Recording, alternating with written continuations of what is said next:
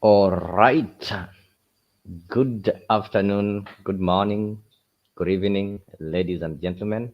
Okay, of course, I'm glad you're watching Afriq 24 TV. This is our daily political talk show that comes on your screen every day from 10 p.m. up to past midnight. Welcome on board. Welcome to Afriq. Welcome to this show. Of course, today is a wonderful Saturday with lots of activities in various areas. We have activities in politics, we have activities on matters of economy, and we're also having some sports and games that are taking place over this weekend. Of course, after a busy the previous weekend that was characterized by celebrations of Easter. So karibuni, karibuni, karibuni. Today we are having a free quickly wrap, and in this wrap, basically we are going to look at matters politics, matters power, people, and the economy. A lot has been happening, and things are changing. Also been having some generational change in leadership, whereby right now, among the things that we're going to look at, you'll find that there's this team that emerged. Uh, Previous week we saw the team ground, and it's really they are really serious, and they are really getting out of their way to ensure that they perform, or to ensure that they give the government some pressure. So we are going to look at that among other things that are happening in this country. You'll find that one I've said we're going to look at the youthful leaders. They are the youthful leaders who've decided that they want to uh, chart their political way. They want to design the politics in their own way. And among that, you'll find that there are some of them, or most of them, obviously coming from the Azimio side, who decided to form a political movement that is called Team Ground. So Team Ground is so serious with their work. It's one of the things that we're going to discuss today. This Team Ground that is led by Embakasi East MP Babu Owino decided that their newly formed political movement is going to oppose the government and check on the government, both the national government and the county government. And recently, you'll find that this team decided to meet the KMPDU union members who are really in strike to see how they can be able to push for the agenda. Of course, this week we've also seen the cabinet secretary of health, that is C.s Susan Nakhumicha, saying that she will not resign. She claims that cartels are after her job. So we are going to see this kind of cartels who are after Nakhumicha's job, and why do they want Nakhumicha to be sacked or to be removed from office. And one of the most hurting and the most painful thing that also happened this week is the revelations by the Auditor General, which has really revealed some theft, mismanagement, and irresponsibility in the government departments, including the counties. You'll find that most of the counties, including our very own Nairobi County, has really been mismanaging these funds, according to the Auditor General's report that was recently released. In this report, uh, it has really revealed some massive theft and misuse of public resources in counties. We're also going to look at that, how the counties are being managed. And also another thing that is also a top stories that we'll also have to look at is the ethnic recruitment that has hit the Kenya Revenue Authority, with people from specific ethnic groups being recruited. Of course, our roads are not yet safe. We even had a bus getting into a lorry. The lorry is a truck that actually wasn't moving, and people lost lives and several people got injured. And then matters of economy, we'll also look at our shilling. The Kenyan shilling is currently gaining, and if you look at the exchange rates, it's really exchanging below 130 shillings against one US dollar. And to start with, you'll find that something happened uh, when, for the first time, the former president, that is Uhuru Kenyatta, met and sat next to the Chief Justice Martha Koome. That is what was happening when some bishops were getting elevated. So I think that is the first video that I'll play for you as we weigh in. So welcome to Afriq 24 hours. So if you're joining me for the first time, ensure that you subscribe to our channel, turn on the notification bell so that whenever we are live, we'll always get you, we'll always notify you. Of course, good year is already there. So you can also use the comment section to let me know where you are joining this show from, your concerns, your message, or your questions. You can use the comment section over there. And apart from that, you can also use the link that I've just shared there to join the studio and be part of these conversations. So those people who are joining me maybe and have not subscribed to Afriq, ensure you do that so that whenever we go live, we'll always ensure that you get notified. Otherwise, karibuni sana. Talk to me through the comment section. Let me know where you are joining from. Let me know your concerns. And you can also join me live in studio using the links that I've shared. So meanwhile, you can watch this. Yangu ya kwanza ni kuchukua nafasi hii kuwapongeza mabishopu wetu wapya na kuwa na nafasi ya officially saying my Lord Bishop Bwana Kamomoe and my Lord Bishop Ng'ang'a. Sasa wamepata title lingine, kwa hivyo ni vizuri nikisema hivyo. Congratulations and we wish you every success and you're in our prayers. Niseme ya kwamba tuko na furaha kuwa pamoja nanyi siku ya leo, ikiwa ni siku ya kusherehekea na kurudisha shukrani kwa Mwenyezi Mungu kwa kutufikisha hapa. Mungu hutenda mema na wakati wa kila mtu imefika. Ni wakati ya Father Kamomoe na Father Wainaina kuacha jina Father Ng'ang'a kule nejolile kuacha jina Father na sasa kuitwa Bishop. Todo muthenyo niguo mabagirwo ni Ngai na niguo wao, na nikio hindi ciothe tugaga Ngai ni mwega.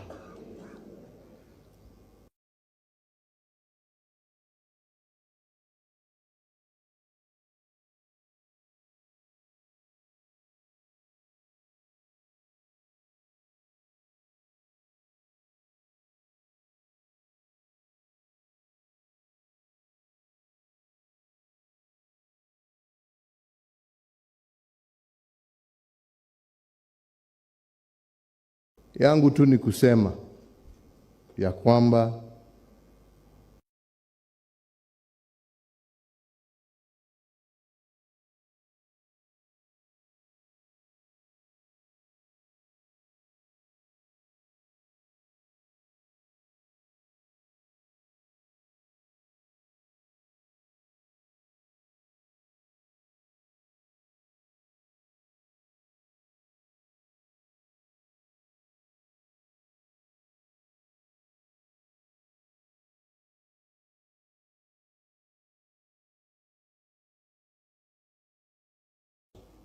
ya Nairobi.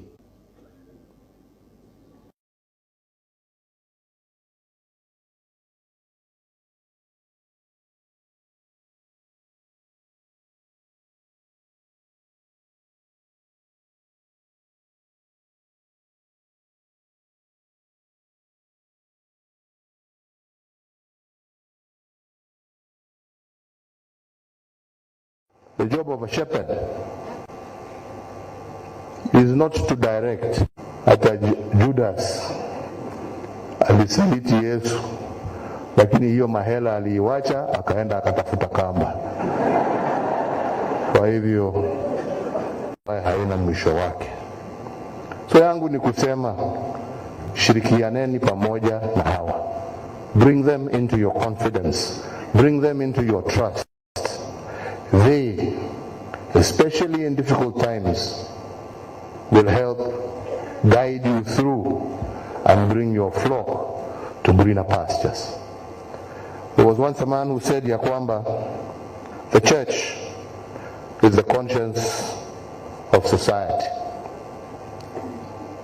We must always ask ourselves, and especially the leadership of the church, is whether we are still faithful to that calling. Are we still the conscience of society? Or have we forgotten that critical role? In times of difficulty, that consciousness is very important. And I pray that the Lord God will guide our two new bishops, that they will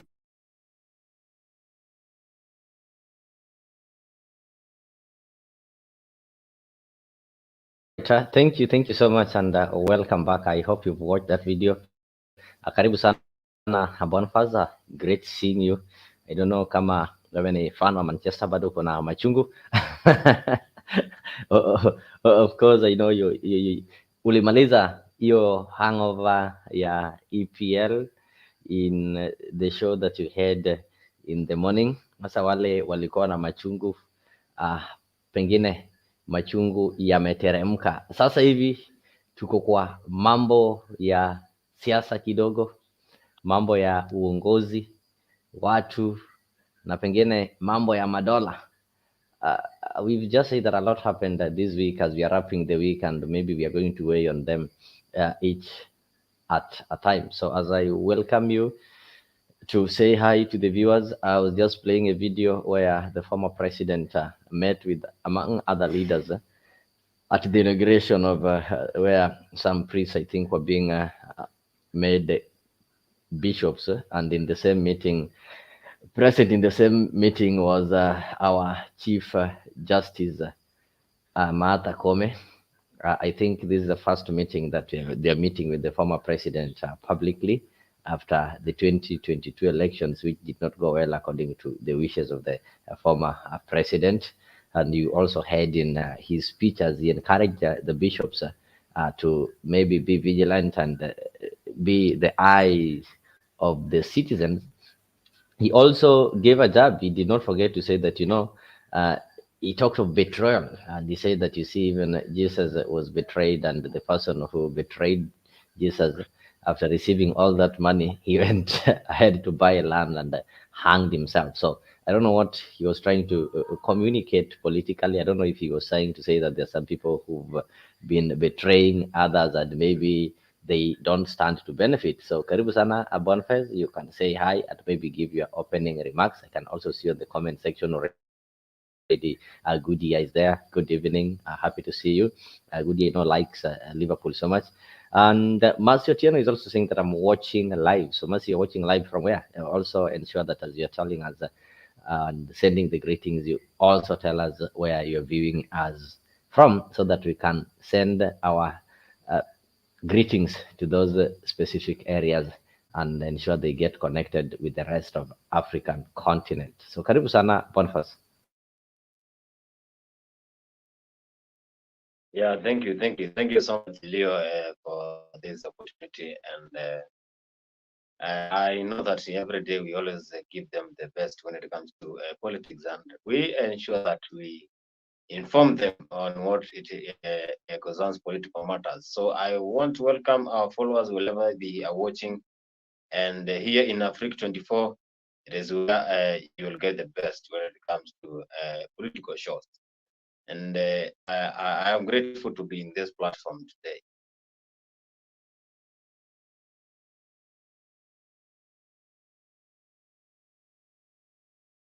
Thank you, Bonnie. I hope you can hear me very well. And you've heard the president, the former president, actually, in his speech talking about betrayal. Which kind of betrayal? Could it be that somebody betrayed him and he's now passing this message to that person? Or maybe, how do you rate, or what do you say on the speech that the former president, gave. I hope you did hear it and you did see how he spoke and the way he was received, telling you that there are some Kenyans who still, I don't know, I can say there are some Kenyans who still miss him, or there are Kenyans who believed in his leadership, and it's like they still miss him and miss his speeches and the way people really welcomed him when they heard that he was present in that event. Goodyear is saying that you must be happy with your team for now. Wait for tomorrow. All right. So, Bonnie, what do you take on that speech of the former president? He didn't make maybe some loud political sentiments, but you could be able to read and try to analyze it. Maybe when he specifically said that there is nobody in the church who can betray, but huko kwingine kuna watu wenye wanasaliti na hataki kuongelea hiyo maneno.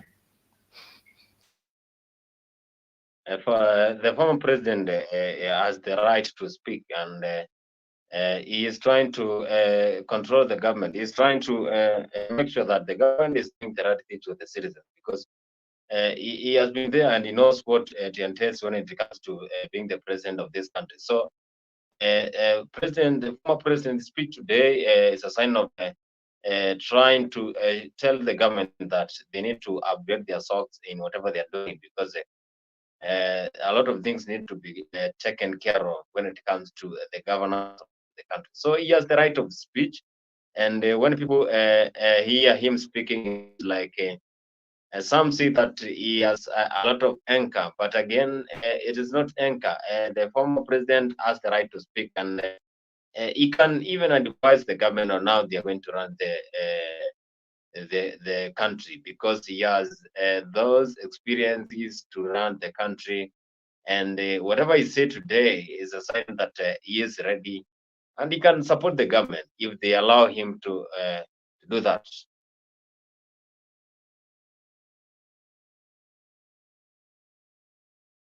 You say that from maybe what he spoke today is that he can support the government when given an opportunity. Okay, that was the former president. Actually, it's good. He never said he's opposing the government, but okay, people will always judge him based on the sides that he took during the 2022 elections. Actually, he did not support the current president William Ruto. Instead, he supported a different candidate who did not make it. So that is where you will always have to locate him politically. So I can see Laban Misiani, karibu sana. It's good to see you. Goodyear is saying that the Bible comparison is real today's life. Yeah. So when you talk of the Bible comparison and today's life, so was it trying to be so religious and giving it in the context of religion, or he was just trying to play into politics at the same time without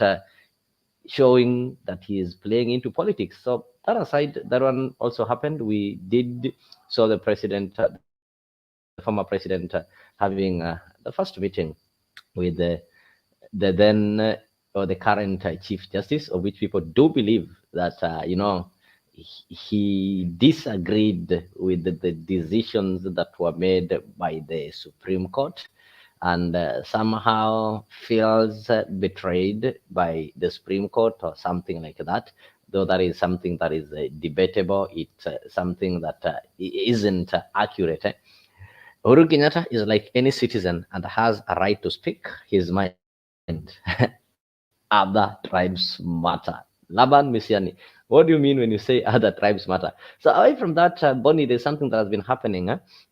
This the previous week, we've seen some young politicians rising up and saying that now they want to take their position in politics. When people grow, we always told that a youth or the young are the leaders of tomorrow. So it reached a point whereby we've seen some youthful politicians saying that this tomorrow isn't reaching, and now they want to take the mantle. They are rising, and they want what is called generational change. Because if you look at most of the political parties that we have in this country, these parties, they have specific people, they have specific faces who keeps on maybe changing from one political party to another. For example, if you look at the party UDA, you'll find that the same leaders who are leading UDA belonged to a party called KANU. They were leaders there. For example, the president was a leader in the youth wing in KANU. Then the same people were members in the ODM. Yeah, you know that. The same people, you'll find that were leaders and formed a party called the URP. The deputy president, not the deputy president, but the minister by then, who is currently the president, William Ruto, formed URP. Actually, he was the party leader of URP. Then after that, the URP merged with the party of the National Alliance, that is TNA of Uhuru Kenyatta, and they formed a party called Jubilee, of which he was the deputy party leader there. So the same deputy party leader formed a party called UDA. So same faces. So it seems the youth have realized that no, we cannot keep on following the same people in their political parties.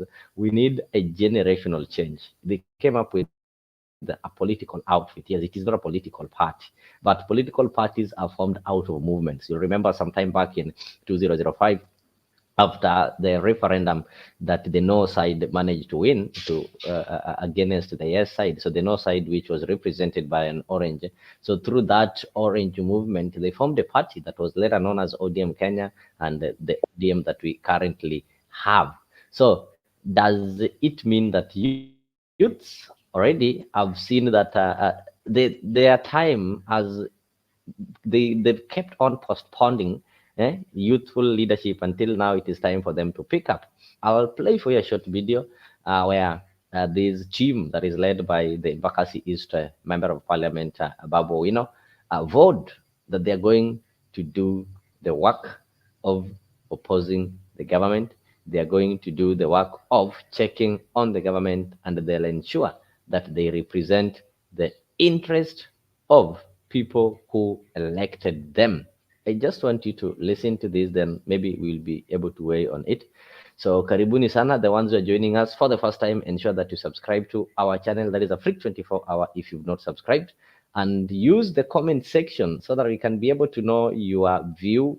If you have a question, if you have a concern, and if you also wish to join the studio, join us here in studio live. Sharing a link on the comment section, so you can use that link and join the studio. And can see Laban, thank you so much. Laban is saying that as it happened in Senegal, it's a wave and it will sweep across Africa. I agree with you, and maybe we're also going to end that. It's happened in Senegal. We saw a 43-year-old, somebody who was even in prison, came for only a few days, and it was a movement that nobody could stop. He's now the president. So youths maybe can be able to learn from that to chart their own way. So as I play this bonfires, after that, maybe the question I want to maybe to know from you is this thing going anywhere, or it is just a weak wave that is just going to end, or it will be easily silenced. You know what happens with this kind of movements, they get silenced. Unaona kesho wanasema Babu, wewe uko na kesi, ulichapa mtu risasi. Wamuchomba, wewe kuna kakahawa imepotea. Bonfires, kuna kuku ya jirani ilipotea na hiyo siku ulikula kuku kwako, and such kind of outfits get silenced. So how far are these guys going? We want to put pressure on the government so that our people don't suffer on the ground. We don't want the government to demand. You must come with the rule of equals and opposites. Number one, invite, do not demand. So when the government is demanding that doctors must go back, what are they trying to do? And number two, when you push, and we means the KMPDU, doctors and members of parliament, when you push as the government, we will push. When you pull, we will resist. When you demand, we will refuse. And when you insist, we will turn you down. We want this defunct government to move with speed. The president should not leave the country when there's a serious crisis, when people are dying. The health ministry is unhealthy. The health ministry is sick. The country is sick. Yes, Boniface, that is they call themselves the ground team. They are adding their voice to the striking nurses and doctors, sorry, and are calling on the president to act. Is this one the future of Kenyan politics, the future of Kenyan leadership, or it is just a wave that is not going to go anywhere? It will be short-lived. What I can say is that those leaders, they know what they're doing, and by creating that by creating that channel that they are using to campaign, and they are using it to make sure that the grievances of Kenyans are well represented into the government. So I think they have a big idea. But again, as you know, that Babu Owino has been very vocal when it comes to the government and the opposition. So he has been there, and he has been always trying to control the government, and he has been there trying to tell the government to do what it is supposed to do. But again, according to the health sector in our country, you know what is happening now. The health sector, we have doctors striking for almost a month now. People are suffering in the hospitals, and we also saw the clinicians are still ongoing with their strike. So what Babu Owino is trying to say is that health sector is one of the sensitive areas whereby we need to make sure that we tell the government on what they are supposed to do. But again, President William Ruto has the highs, and the CS in the public, in the health sector, who is C.s Nakhumicha, has been there. And she has been telling us to wait, because the stakeholders are engaging in conversation, in consensus, to know what is going to be happening. But what I can say is that this thing should have been solved in the next day when the doctors started the strike. Because if we don't have health, then the citizens are suffering. So I can see that the CS has been so reluctant, and even the president, because he's the commander in chief of the armed forces, and whatever he can say, any CS will adhere to it. So you need to come in between and solve this thing, because it is affecting a lot of people, including you, Leo, and me. Because if we don't have health, then what are we going to do? We are going to suffer. If you are suffering from malaria and you go to hospital, there is no any medical practitioner there, then definitely you are going to suffer. And you know, some diseases need to be attended by doctors. So what will you do if there's no doctor? So people are suffering, and you know that a lot of people are not able to afford the private sectors whereby you can go there and be treated. So what I can say is that the health sector needs to be taken serious. But as I said, William Ruto was very reluctant when choosing those cabinet secretaries. And C.s Nakhumicha, she's not the one to be the minister for health in our country. She's so reluctant. And I get think you that one is a further. sensitive ministry So do that you needs think someone who is serious. uh-huh. So Babu Owino Do you think is that, trying okay, to you've seen tell those youthful, them that they need to be serious. We saw okay, what Governor Sakaja was and saying. He was demanding them to go back. But again, you cannot just demand, you cannot just command the doctor to come back to work, yet the grievances are not been sorted.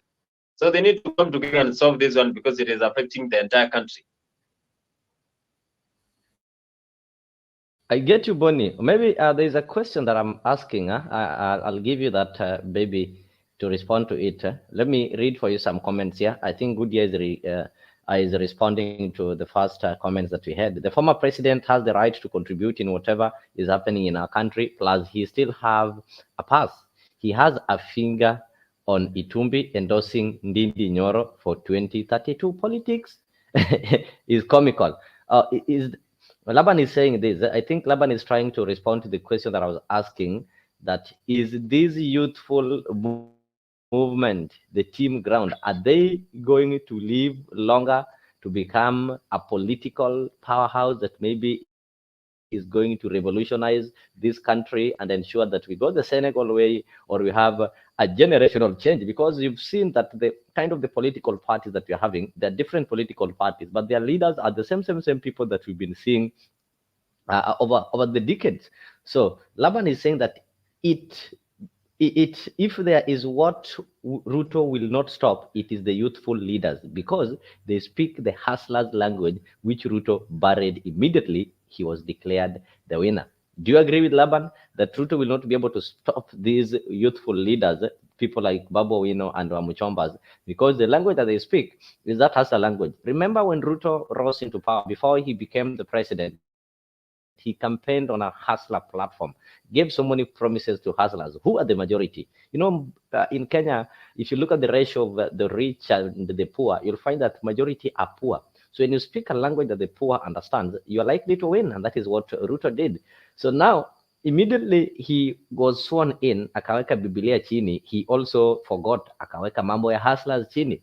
So when you see people like Babu coming up and they now start picking on that hustler language and doing such kind of thing, Laban believes that William Ruto will not be able to stop them. Inspire Women, karibu sana, we can see you. Sorry, we've been, I think most of these guys were lost in Easter celebrations, but we are glad they are back.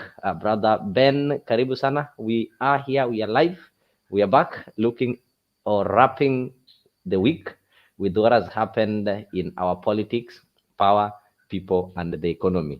So, Boniface, do you agree with Laban that William Ruto will not be able to stop this youthful wing that calls themselves Team Ground?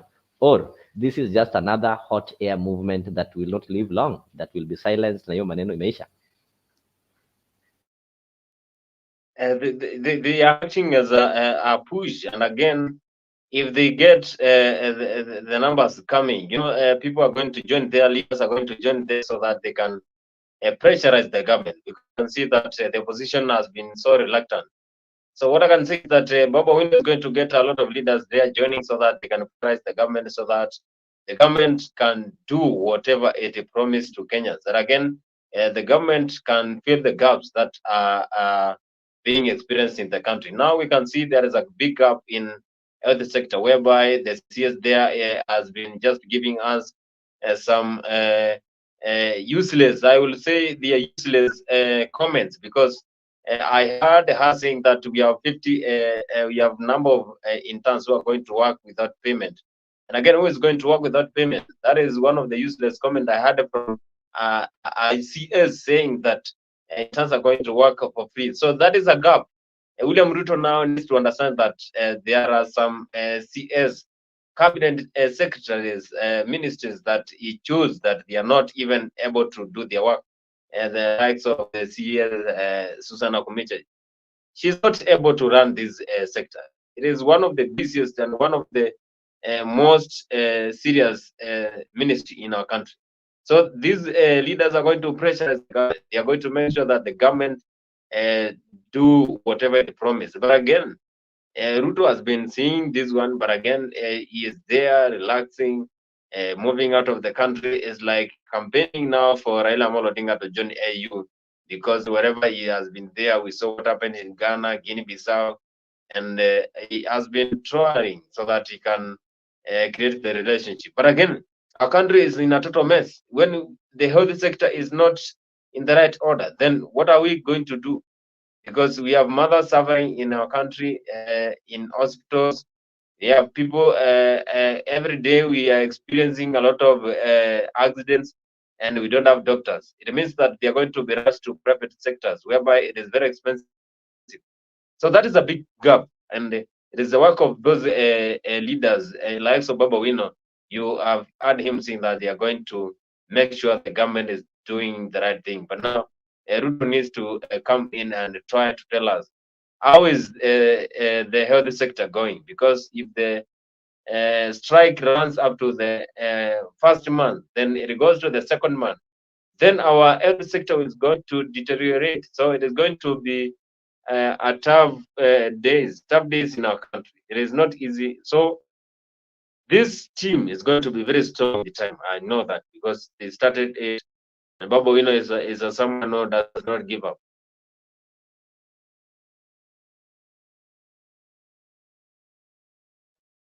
I get you, Bonnie. Thank you for that. Goodyear is saying that Kenya is not used to youthful leaders. Kenya is used to the veterans and nepotism ruling, which is hard to weed out. Of course, we are also going to look at what these veterans have done into our economy, what nepotism can do. Of course, because there's this thing that came up about how do we call it, the KRA recruitment. And he's saying that Kenyans are used to veterans and nepotism ruling, which is hard to weed out. So, don't you think, Goodyear, that we should keep on following this kind of veterans who are leading us nowhere? Of course, Laban is addressing that the Natembe and the Tawi movement will irritate Ruto and his taxation policies. And if you listen to what Natembe is moving towards his Tawe movement, which Tawe is a Luya word which means no. They're saying no to these veterans who've been there long enough but have not done anything enough that can be seen. So, do you think that because Kenyans are not used to youthful leaders, Kenyans should just sit and follow the veterans who are not doing anything, or it is a moment that they need to go the Senegal way and ensure that, okay, for once, let us have a change of generation. Let us have a situation whereby if you see the parliament, you'll find that most of them are people who are new, who will come up with new ideas. Because, for example, go to places like Western Kenya, the leaders who've been there, when you give them a microphone today, they'll be talking of Mumias revival. They'll be talking of, I don't know, sandpaper. Is it pan pepper? The Beboe pan pepper. They'll be talking about the Nzoia sugar and such kind of things. And these are things that they've been saying since Moi was president. These are things that they were saying when Kibaki was president. These are the things that they were saying when Uhuru was president. And still, when Ruto is president, they're still saying the same thing, asking for the debts to be written off and such kind of things. Don't we need some crop of leaders who will think beyond the Mumias and the pan paper and such kind of things and come up with new ideas that, okay, now even the world has moved. The world have moved past the Mumias Sugar Company. We don't need to be talking of Mumias Sugar Company, where yet we know this is a company that has existed there from 1960. Why can't we have a situation whereby we can be having several companies instead of keeping on telling the government of the day to write the debts and such kind of things?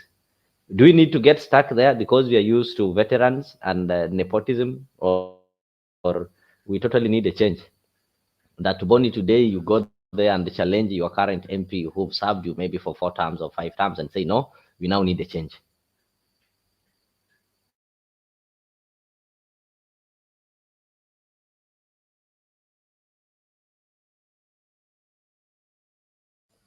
Boniface, are you there? Yeah. I'm All there. right. Oh, good. Do you agree with Goodyear? Goodyear is telling you that Kenya is not used to youthful leaders. Do you also believe like that, or when given an opportunity to elect between a youth and an old man, who will you go for, and why? Definitely, when given this opportunity, I'll go for a youth.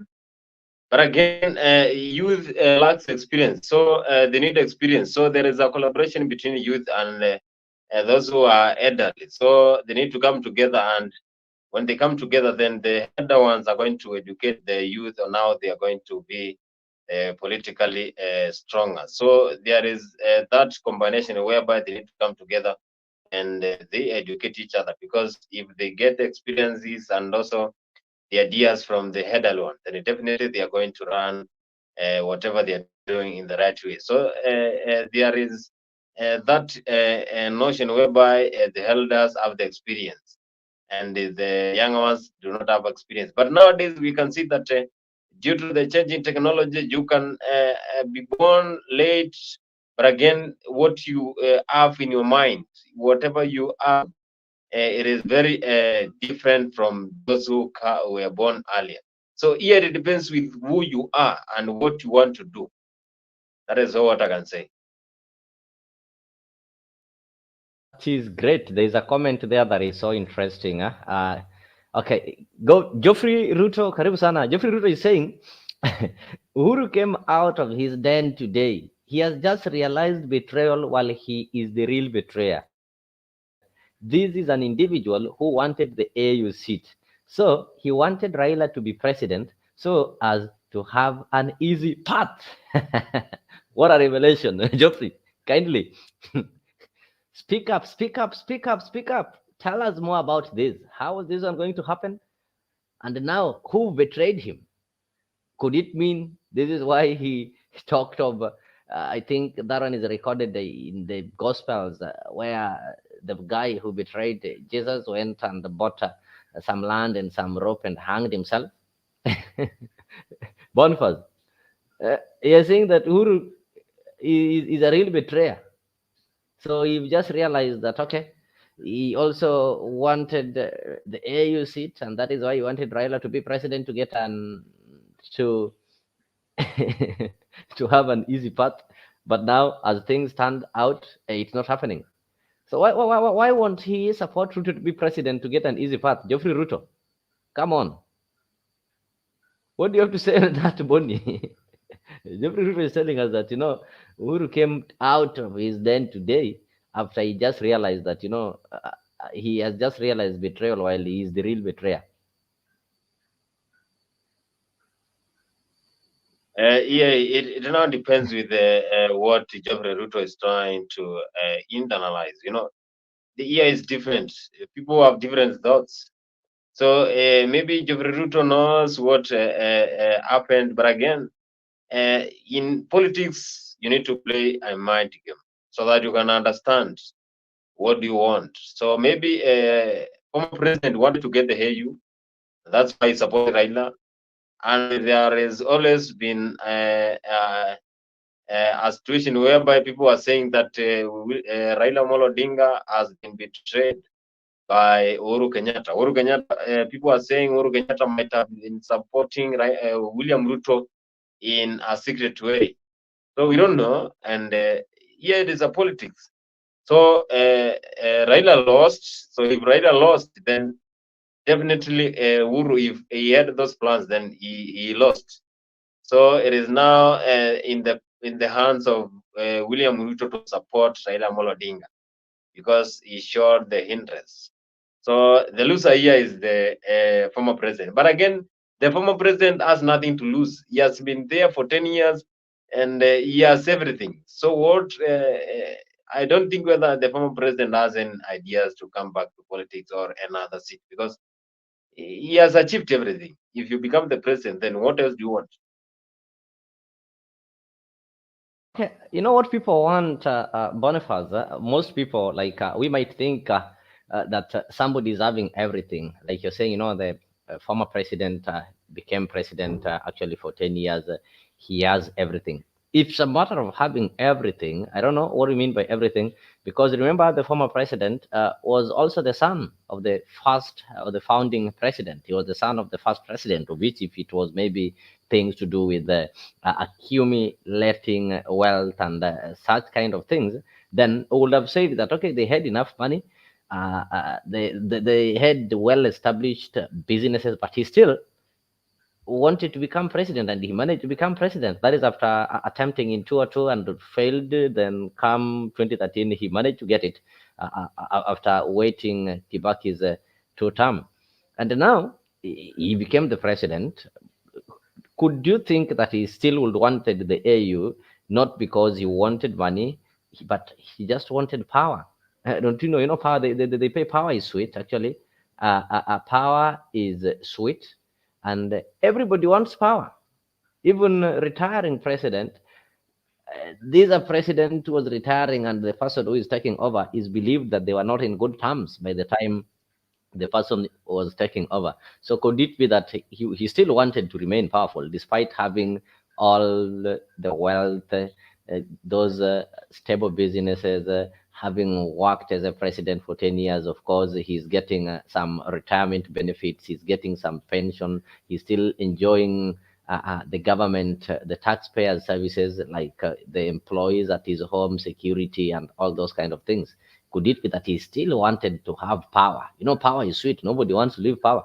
And when you look at most leaders that we have, the ones Goodyear is calling veterans, we have these veterans who doesn't want to leave this position, and MP will vie as many times as they could, even if they are old, without even leaving or giving a chance to people who are younger than them, simply because they just want power and control.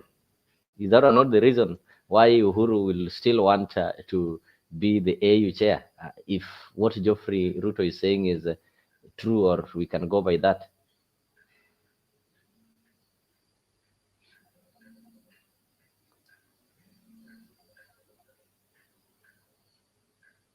I can't hear you. And unmute. Yes, no way. For any way that he could be used is whereby if Raila joins as the president of this country. So Raila lost. Now it is time for William Samoei Ruto. And William Samoei Ruto and the other leaders showed their interest in supporting Raila Amolo Odinga. He has been moving in all African countries to support Raila Amolo Odinga in this EU chairmanship.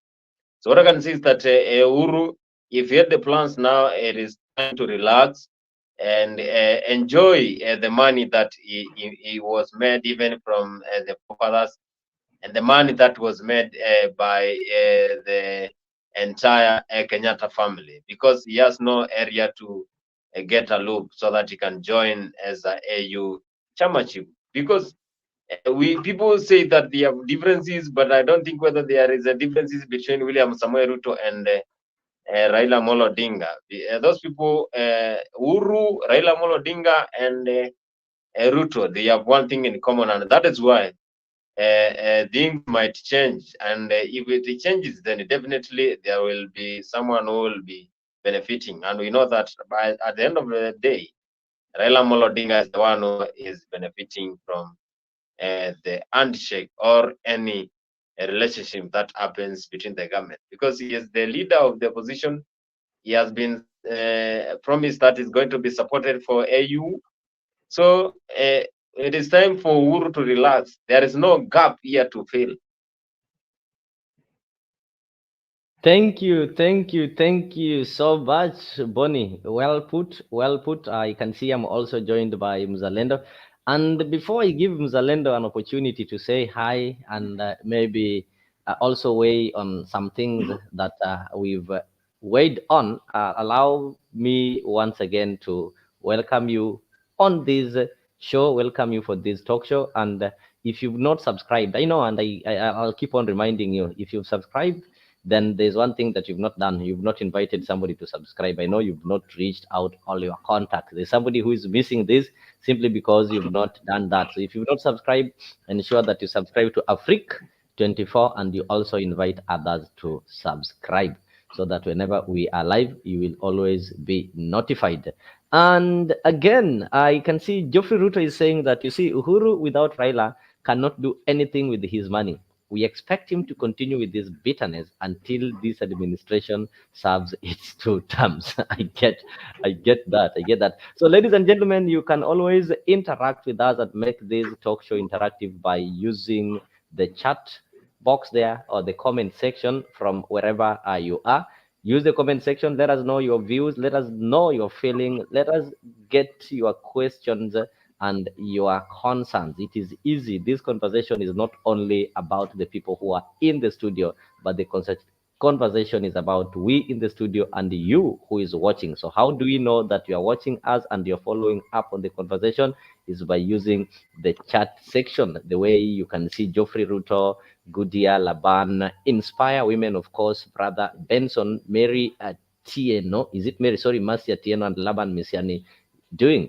So when you send your message, you'll always respond to it. If it needs a response, if it is passing some information, we'll always ensure that the information is passed and addressed. But alternatively, you can also join us in the studio and be part of the conversation using the link that I'm sharing on your comment section. So you just have to click on the link there.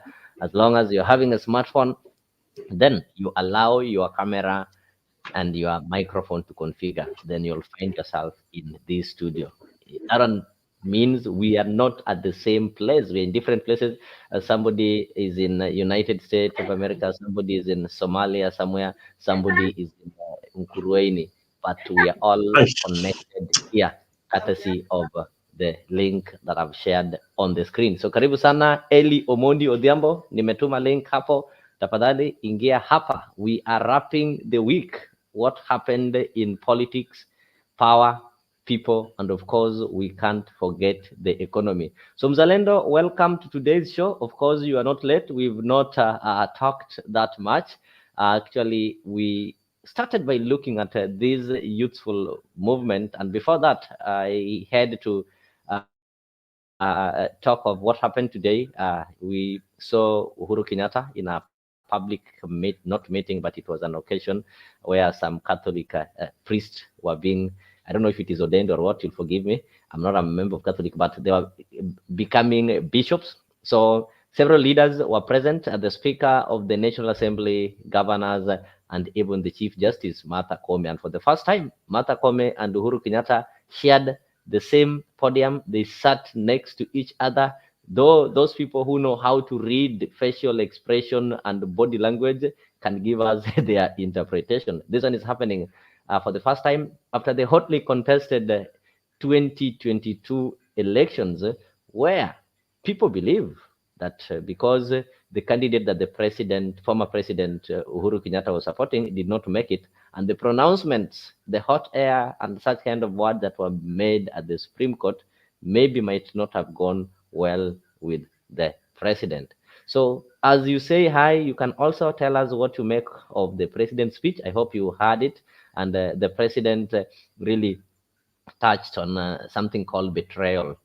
And in biblical reference, he referred to the case of Judas Iscariot betraying Jesus. And after that, the many money that he got, he did not use them. He hanged himself. And he said it doesn't happen maybe in the church where he was today, but it is happening somewhere. And when we talk of somewhere, we all know we are politicians and we know the mind of politicians. So karibu sana Mzalendo.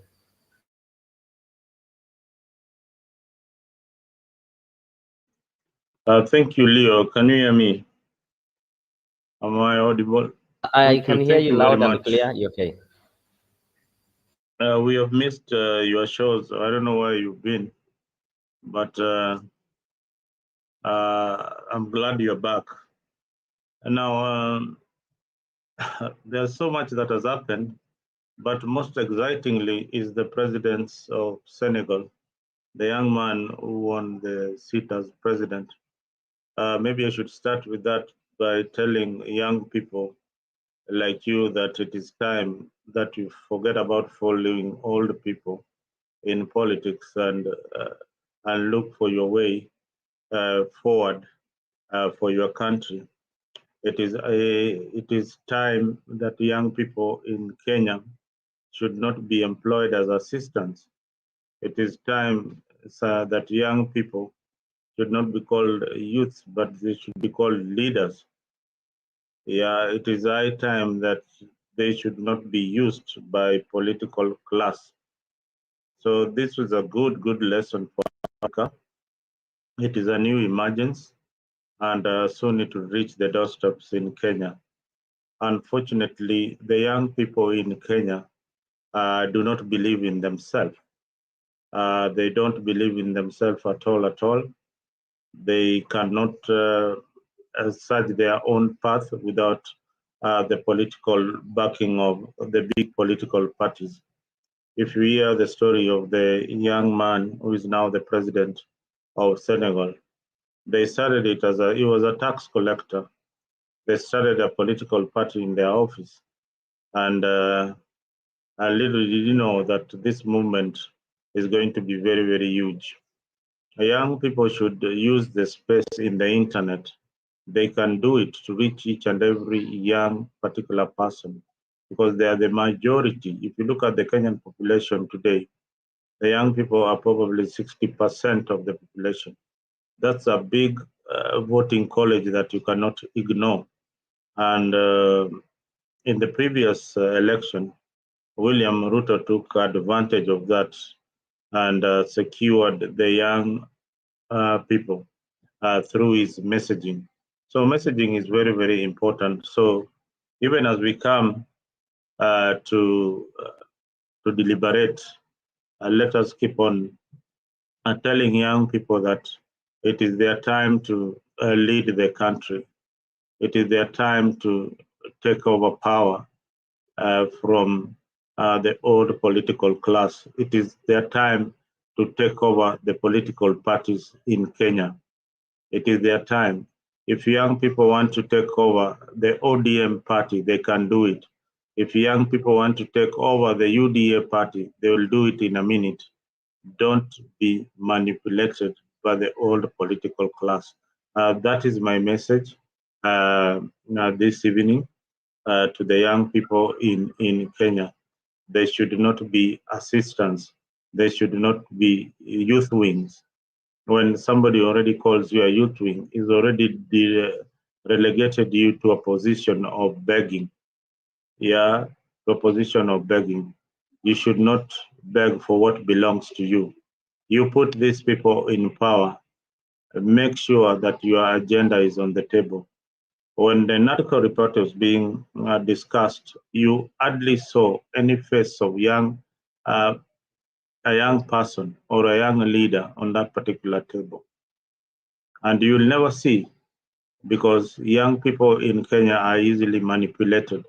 These are the people who are bought with 500, 200, and even as little as 50 shillings. Even as little as 50 shillings. They sell their soul early enough. They have already started selling their souls to the politician and to the political class.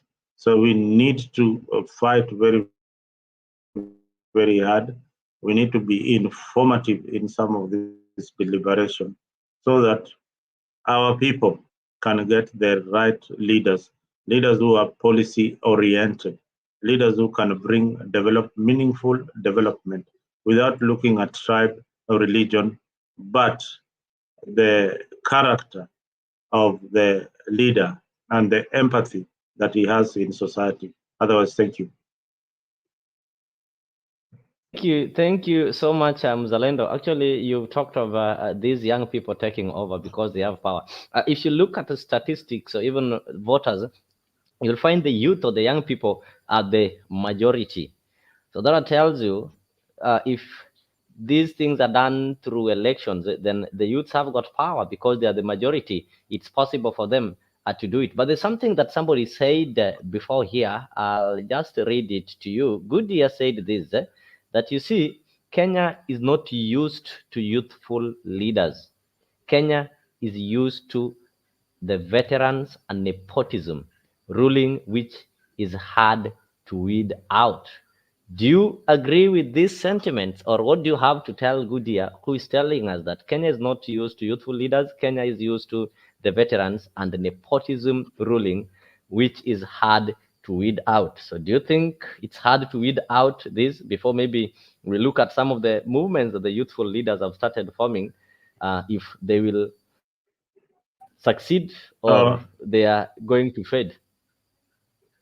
One thing I can say to Goodyear, and Goodyear, nice to see you after Easter. We have not spoken for a while.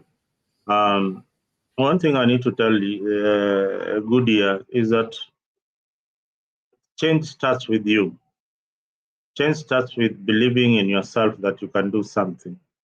A change starts with believing that you can be the president of the Republic of Kenya. No, any young leader has got this self-belief that they can lead beyond William Ruto or Raila Odinga. First, it is self-belief. And that is very, very important.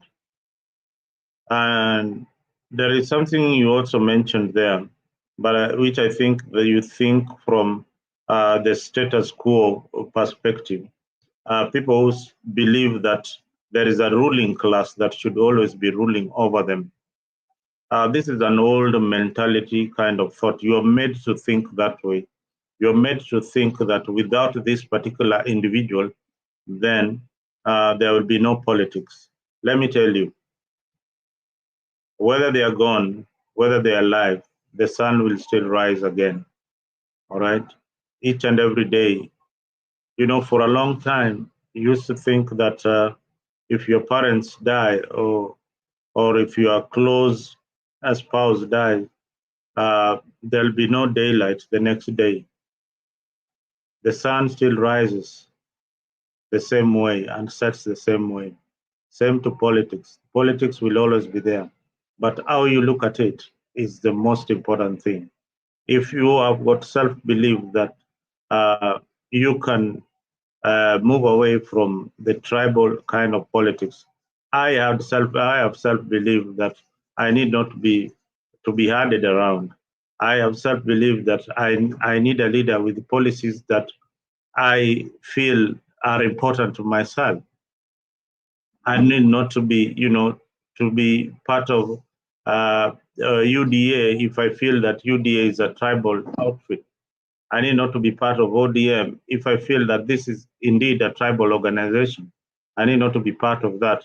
I need not to be part of an organization that I feel that do not, their policies do not resonate with my thinking. So that is where I come from. That is where I come from. So young people need to rise up to the occasion. There is this space that is there available for them. But you look at each and every young person in Kenya. I wish, Leo, one of these fine days, you should bring one or two young people or listen to what they say in front of camera. Look at their issues. Then you go just to our neighbor here and look at the issues that Bobi Wine is raising, and look at the issues that people like Babu Owino are raising. These are leaders who still talk about TB Mantialala kind of nonsense. Yet he has got the opportunity to articulate his issues with the young people and create a movement that will believe in him. So it is important that they move away from the shadows that that cover them. Thank you. I think that is well articulated. Babu Owino is being shadowed by Raila, which is a good thing. That is good here. They are called young adults because they are not fully experienced. They need mentoring. So Eli is saying that let us not make these people too important, especially the Martha Koome. So maybe Boniface, do you think that the young leaders are called young, somebody said they are called young adults because they are not fully experienced, they need mentoring? Do you think that the youth that we are having are not fully experienced, and how long does it take for them to get mentored to gain that kind of experience? Because if you look at the current parliament, somebody like Babu Owino is serving his second term. Is that not enough for him to get mentored? We are having people like Gadoni Wamuchomba. These are people who are serving second terms in the office. We are having people like Silvana Sosoro serving second term. These are the youth that we have in the National Assembly. Which kind of mentorship do they still need so that they can now stand up as youth and say that, okay, we now want to take over this kind of leadership? These are peers or their age mates to the Bobi Wine, who contested to challenge one of the most feared presidents in Africa, Yoweri Museveni. Bobi Wine at his age, just our neighbor here in Uganda. You go to South Africa, we are having Malema. Are they not age mates to the Mwenjes that we have in Kenya? Are they not age mates to Caleb Amisi? Are they not age mates to Peter Salasia? Or are they not age mates to Beatrice Elachi or Sakaja? Because if somebody is saying that they still need to be mentored, look at Bobi Wine. Who mentored Bobi Wine so that he can go and become a movement that we saw in Uganda? Leo, let me just add before I forget this particular point, because you mentioned something that just came across my mind. Malema. Malema was in the youth wing in ANC. He moved out of ANC to form FFP, a political party that is now the second largest. Of perhaps they are almost ready to take over power. Malema is ready to take over power from ANC. Look at Malema's issues. Look at the issues. I was watching Malema yesterday night and the issues that he's raising in South Africa. If you look at Malema in a political gathering, and you look at Malema being interviewed to articulate the policies that he wants, this is a Malema that is talking about a borderless Africa, an Africa without borders, because these borders were created by colonialists. This is Malema, who is talking about a one army in Africa. Why should we have these small little armies like the Kenya army, where people are just growing their bellies like mine and they have not gone to any war? And no country can negotiate. Which war can Kenyan army win at the international stage? You'll find that it is probably none against the West. Even in any African army, they cannot be pitted against the UK and all that. Because these countries have got huge armies. Look at the Chinese army. If they want to destroy a country like Kenya, it will take them just a minute. Even in fact, you really wonder even why we recruit each and every day. We need to have one currency for Africa, one bank for Africa, a borderless Africa. And when people come to this show, maybe Leo, make it a tradition that when you come, you say, you know, my name is Mzalendo, I love my country, Kenya, before my tribe. All right? If you have that every day when you come here, my name is Leo Nyabaya, I love my country, Kenya, before my tribe, Luo. That is the clarion call. We are still wanting one Africa, yet we are in this small tribal political settings that we still want to own. And at the big stage, we are talking about an Africa that is united. It is pathetic. It is not what our forefathers would have wanted us to see. It is not what the vision of Nelson Mandela. It is not the vision of Kwame Nkrumah, who before getting the independence of Ghana has said that it will not be important for Ghana to get independence before each and any African state to get its own independence. Today we have a group of selfish African leaders who are only there because of power and the greed that they want to serve either the colonial masters or to fill in their pockets. Leo, I don't know why he has dropped. Maybe it's the network issue as usual. Yeah, so we continue with the show. I think Bonnie, I am not sure where you are with the Leo, but we will continue with the political discussion, even as we wait for him to come back. Michael Mugambi is saying that money is the biggest factor. Money is a factor that is always placed there for you. It is something that they don't want the youth to have, and and that is why they want to rule over them. That is one of the Machiavelli's principles. That you know, the poor people become, the easier it is for you to govern them. So if they had money, it is difficult to control people with money, but it is easier to control people without money. The poor are very, very easily controlled and easily manipulated. You can see that happening in churches. The people who throng churches each and every day are the poor. They are given false hope. They are given things, you know, that ukiweka pesa kama hii utapata kitu kama hii. So things, vitu kama hizo. So the poor are easily manipulated.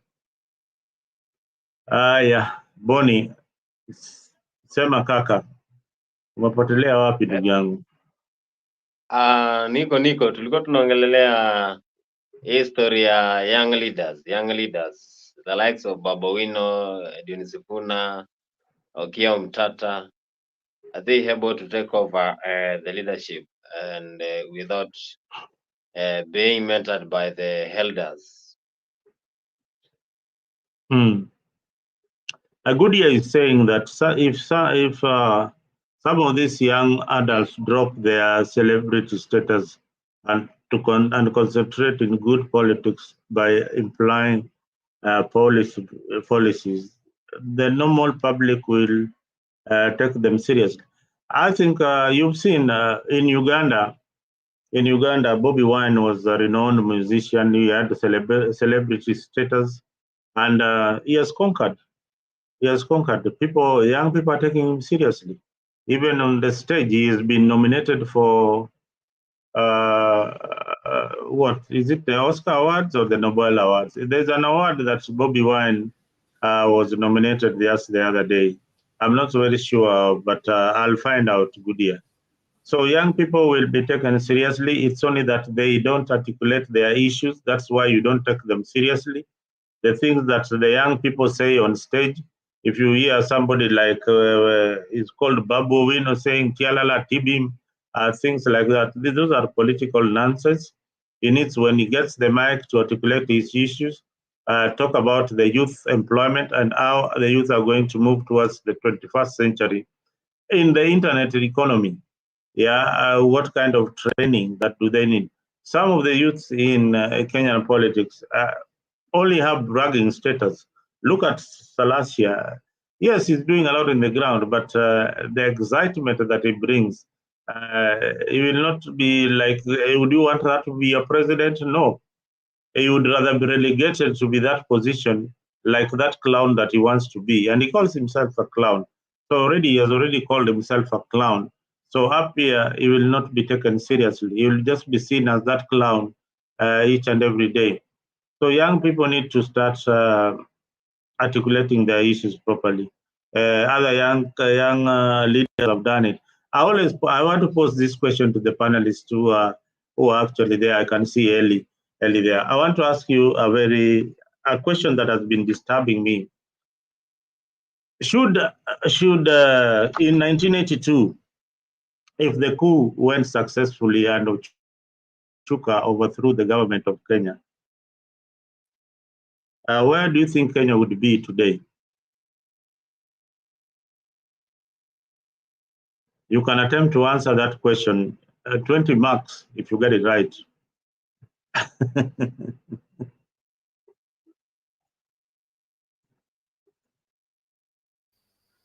Should we? I asked a simple as question. Yeah. Let me, continue, Leo. I don't know, ulipotea wapi network, eh? You know, our how do you call it? It's the electricity going with the network and such, but it's okay. I've worked on a backup so that I don't get interrupted. So you're talking of, should the 1982 coup been successful, where would Kenya be right now? Yeah. Try and. I think what would have happened if you look at you first of all need to understand the reason why these people were attempting some coup. If I'm not wrong, is because they felt that the kind of leadership that was there by then wasn't doing the right thing. But you know, this question can be answered in two different ways, depending with the motive of the people who are planning the coup. If the people who are planning the coup were people who are planning the coup simply because they were fed up with the Moi's leadership plan and had a better alternative, then Kenya would have been far. But if the people who are planning the coup were just doing it out of, maybe they're also power hungry and they also wanted their opportunity to eat or to proceed, continue doing what Moi was doing, then Kenya will still be stagnant.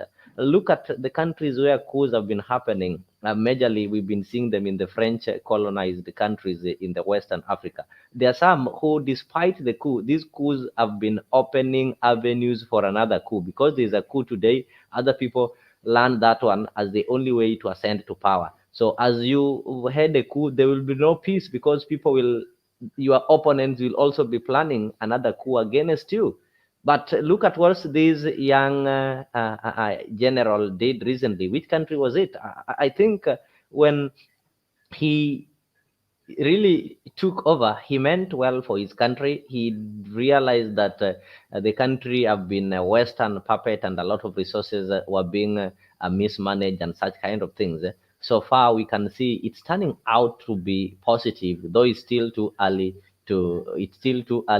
maybe to say exactly the direction that the country is going. I think it is Gabon. Back to our Eastern African, Museveni got to power through a coup. So where is Uganda right now? Me, I don't believe in this kind of coups, because there are some of the things that encourage lawlessness and tells they demean democracy. Thank you, Inspire Women, for reminding me. It is Ibrahim Traore of Burkina Faso.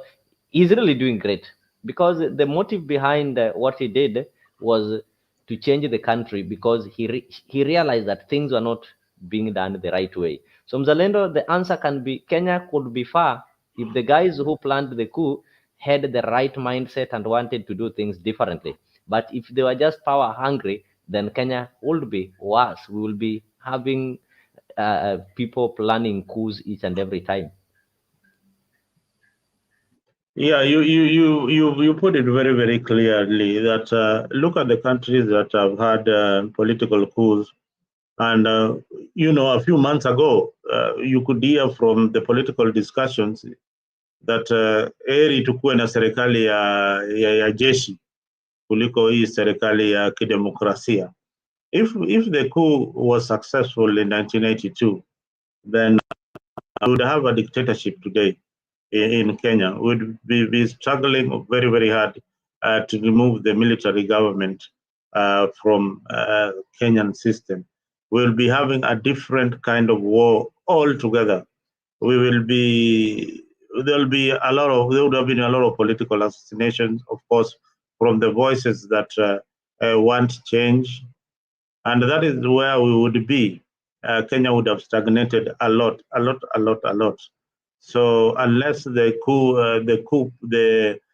the leaders of that particular coup would try to hold peaceful elections and give back power to civilians, it would have been something very, very difficult. Eli is saying that is an hypothetical question. Eli, just come and join the discussion because I think you are one of the proponents of a coup. I'm just telling you from my experience and from what you've read, you give a definite answer as if you know. I give a definite answer as if I know what would have happened. I give a definite answer from what I've read, from what I've seen. Give me any successful regime.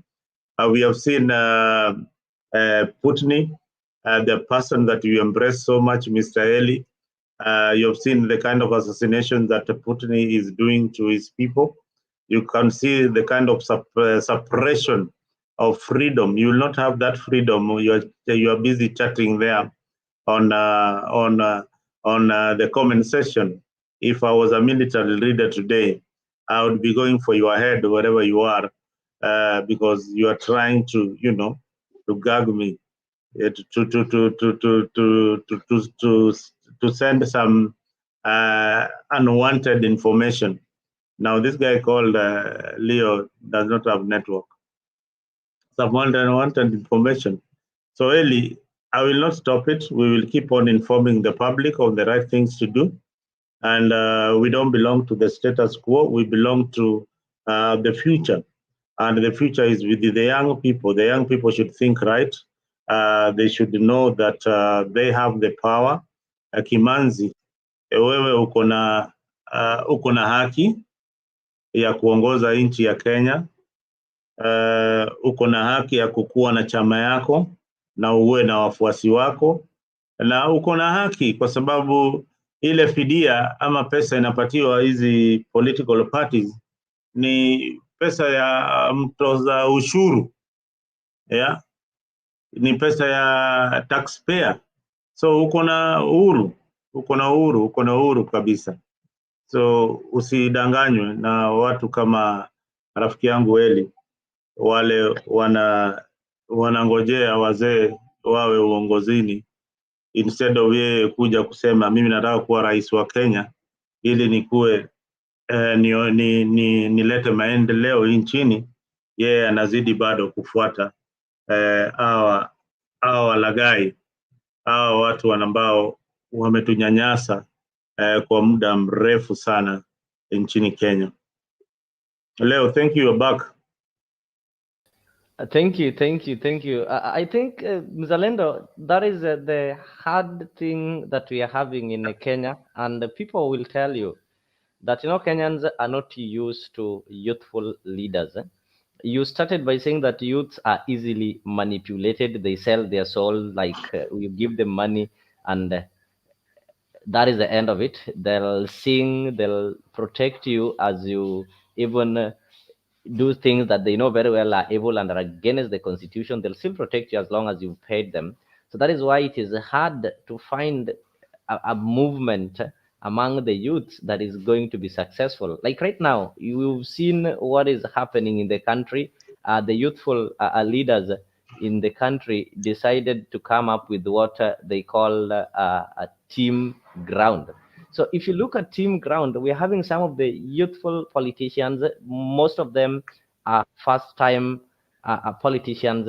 Some of them are serving their second term. So the question that one would ask right now is, do you think that this movement is going to live longer, to sustain the kind of rejection, to be able to live beyond bribes? Because I know some of them are going to be bribed, some of them are going to be silenced, maybe with the court cases and such kind of things. So do they have what it takes for them to grow, become strong, and maybe turn into a political movement that will change this country, like what we saw in Senegal?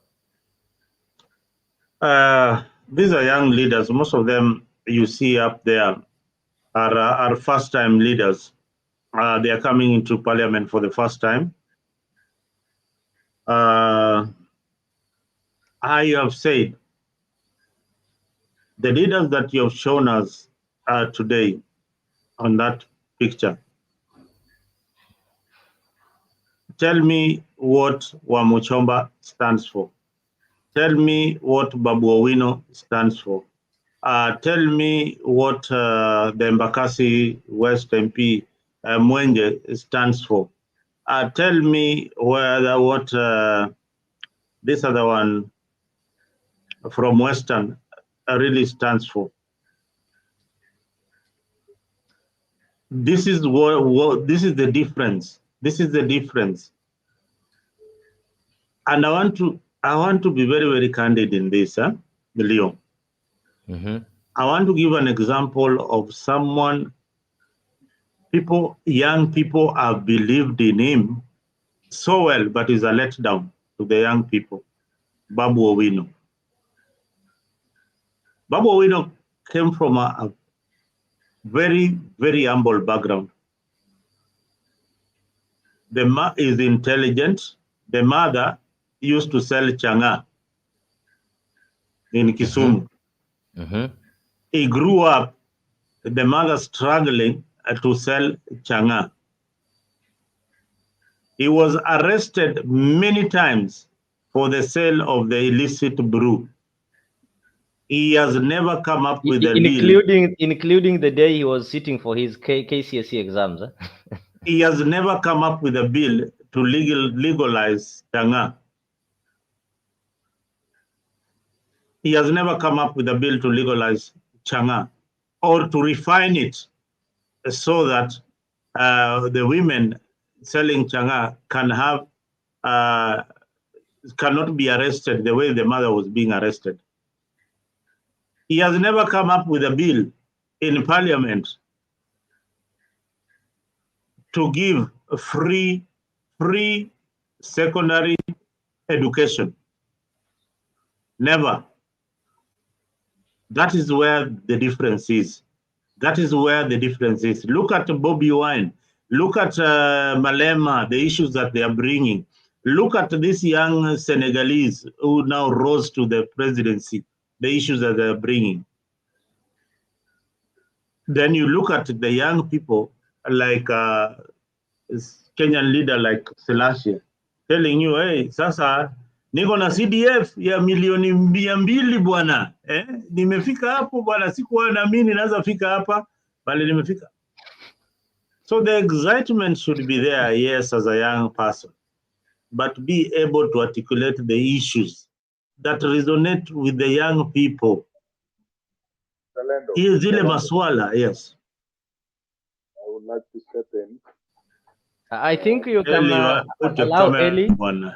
As Eli turned the camera on, allow Eli, and also in the comment section, I also, as Eli gives the opening remarks and maybe weigh on some few things. Douglas Kibogong, Karibu Douglas is saying that, Leo, you need to compare youthful politics of Ndindi Nyoro and that of Team Ground in terms of maturity of politics. Of course, we are going to look into that and we're going to see what defines a mature politics. Or Mzalendo is talking of things that relate to youths. Youths in Kenya are so noisy that they like people who will tell them things like Bomoa, Tibim, and such kind of things. So we're also going to look into that, Mzalendo. Let me welcome Eli first. Okay, Leo, thank you very much, and everybody else, Boniface, and I think that's Boniface there, and one Zalendo, one I said, because he's not a patriot. Because number one, he's peddling lies there. Eli, you are not very audible. Ama ni mimi ndio namsikia Move, kutoka kwa mbali. let him closer move to the next mic. to the microphone.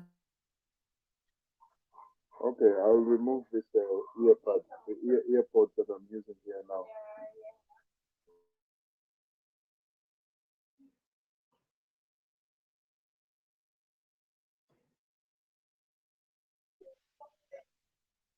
So can you hear me? You are now clear. You're very clear. Yes, what I'm saying is this. Mzalendo gave a long speech there, debunking me before I even was given the opportunity to say anything. And what I'm saying is this. Mzalendo spoke about me supporting the policies of Putin. And I don't know where he got this from, because I've never spoken anything about Vladimir Putin on this platform or on the WhatsApp group discussions. So I'm very disappointed by Mzalendo, because he seems to be peddling lies on this platform.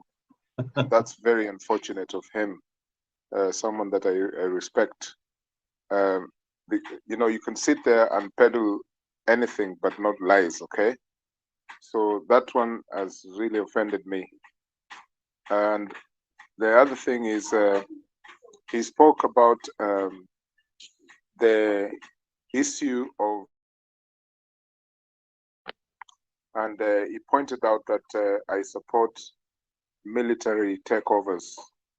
I need him to facilitate the group, the platform, with this information, unless he wants me to be declared persona non grata in Kenya or something like that. That's fine, because actually this guy Mzalendo is way up from my village area. We're not too far from each other.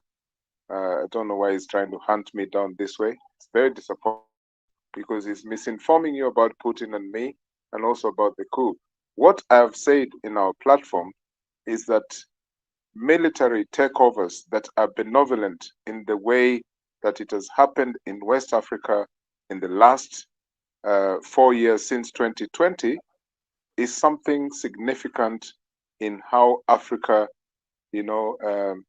resets itself, because basically those military coups in West Africa, 80% of them at least have been a rebellious act against what France has been doing to those economies, and how France has also been tampering with the so-called democracies in those parts of the world. So when you find someone like Ibrahim Traore, who is probably the most admired leader in Africa now as we speak, never mind the guns that he's walking about with, and he's got multiple bodies because he needs them, but he's the most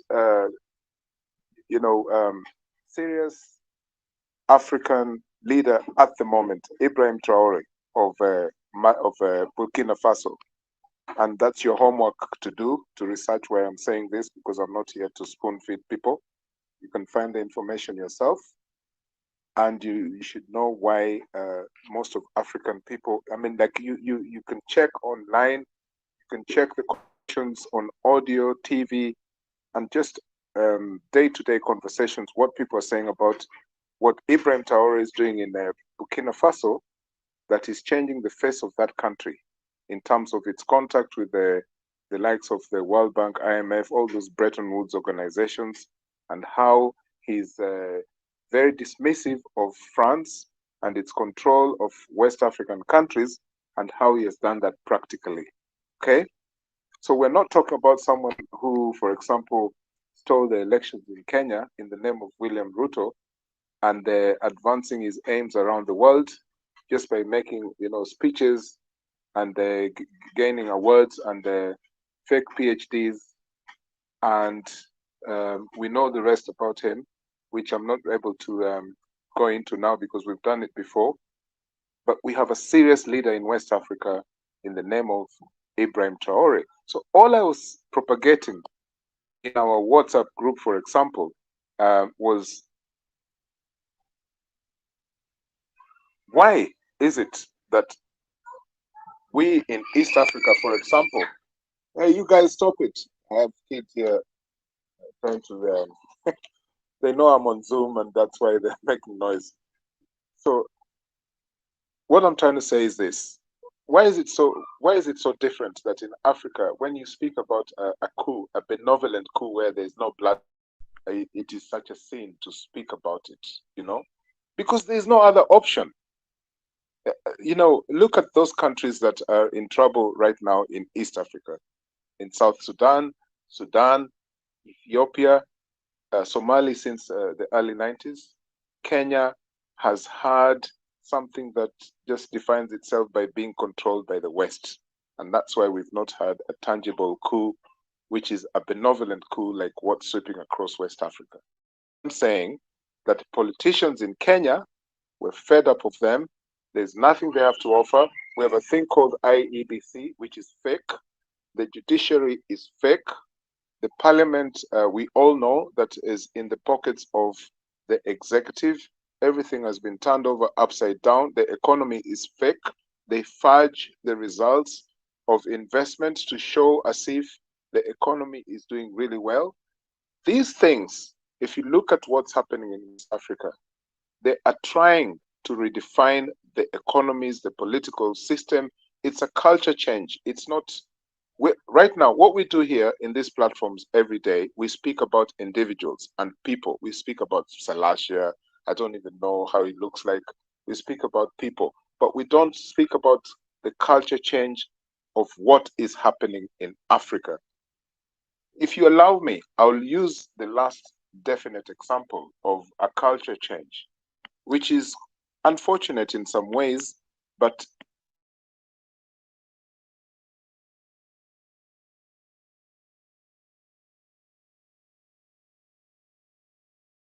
have we lost? Have we am I lost still there? Yeah? Shelley? All right. Okay, I can hear you now. Yeah, what I was saying is I'll give you a definite example of culture change in terms of political leadership in Africa, okay? And the culture change that I am trying to reveal is Rwanda. I am not saying that Paul Kagame is perfect, okay? And also he has outlived his welcome in terms of the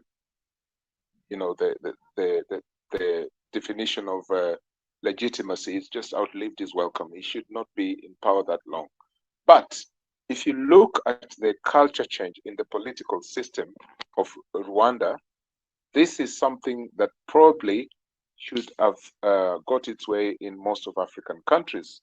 In international relations of the region, he's not doing very well, okay, because of the conflict in that region.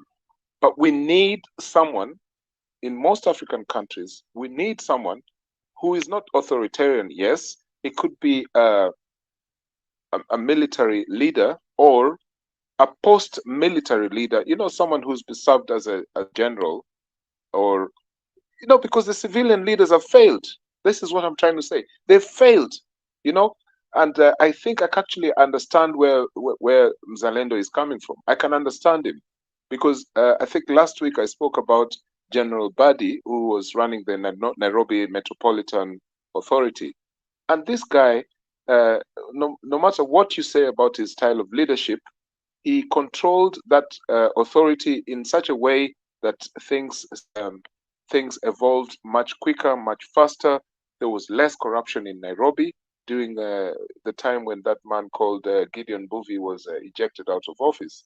So I am not saying that the military takeovers is the panacea or is the definite solution, but it's an alternative that is possible.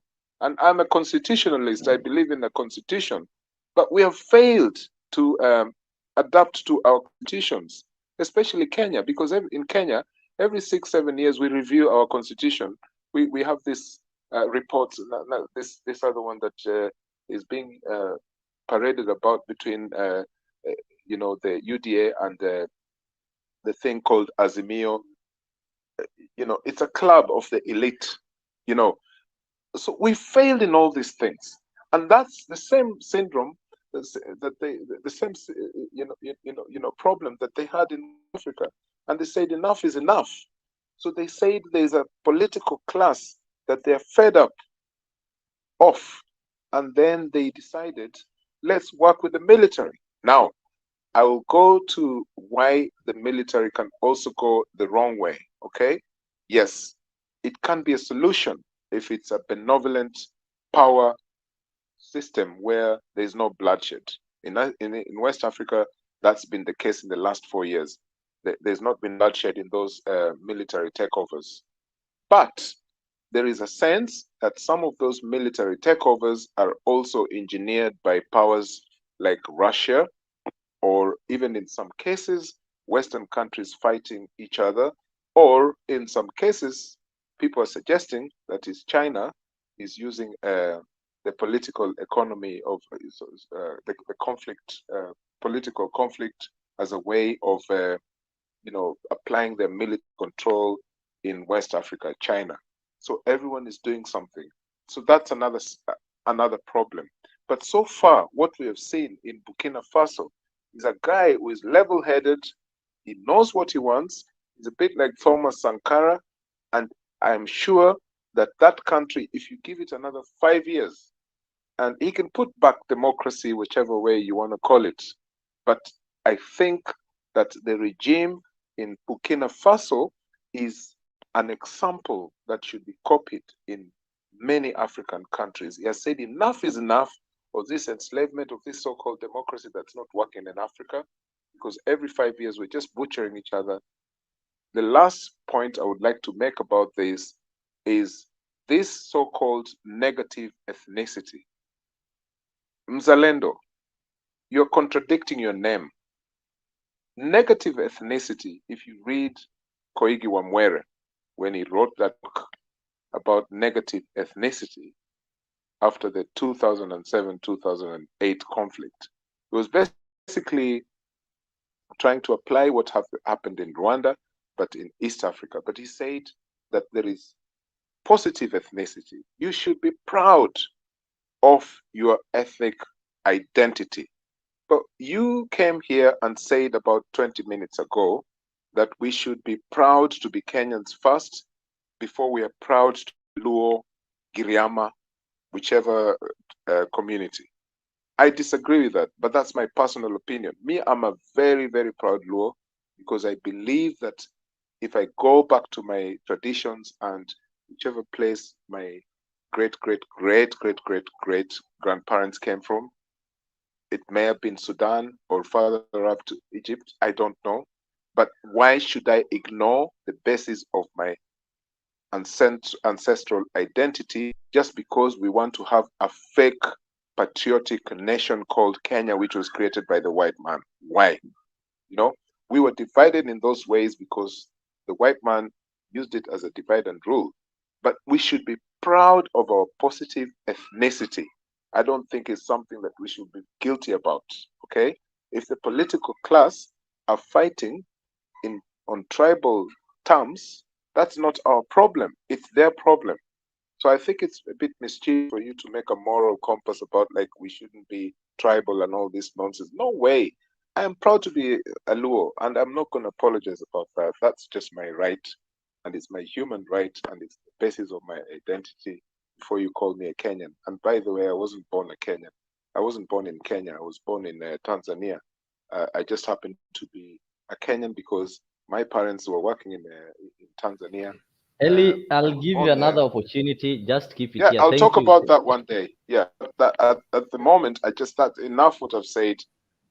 I think Mzalendo, you cannot bring your, you cannot force us to accept your opinion. Every time you come sit there and you say we are supporting Amzes, anything we say, you'd say we are pro Raila. Who told you I'm pro Raila? Who told you? Me, I have been attacked.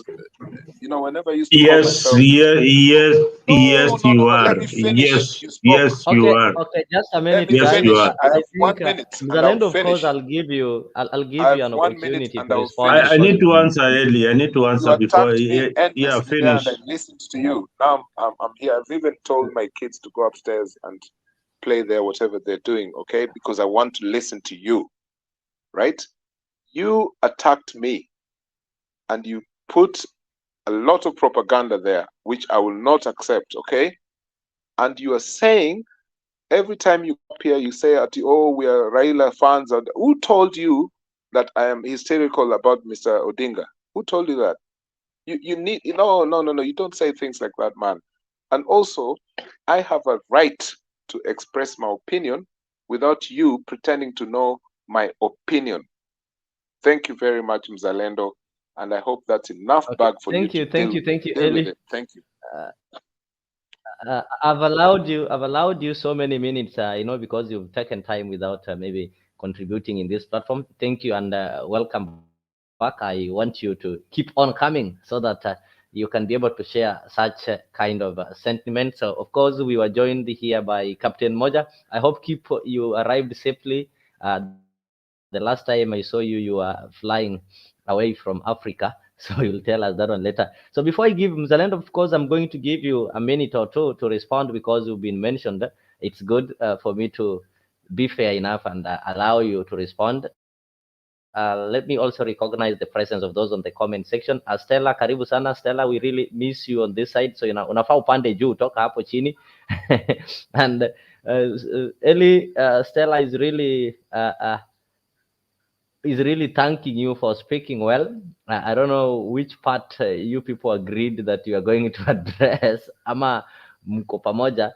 And Inspire Women is saying the problem is that Kenyan military is weak and coward. None of them are ready to fight for the country.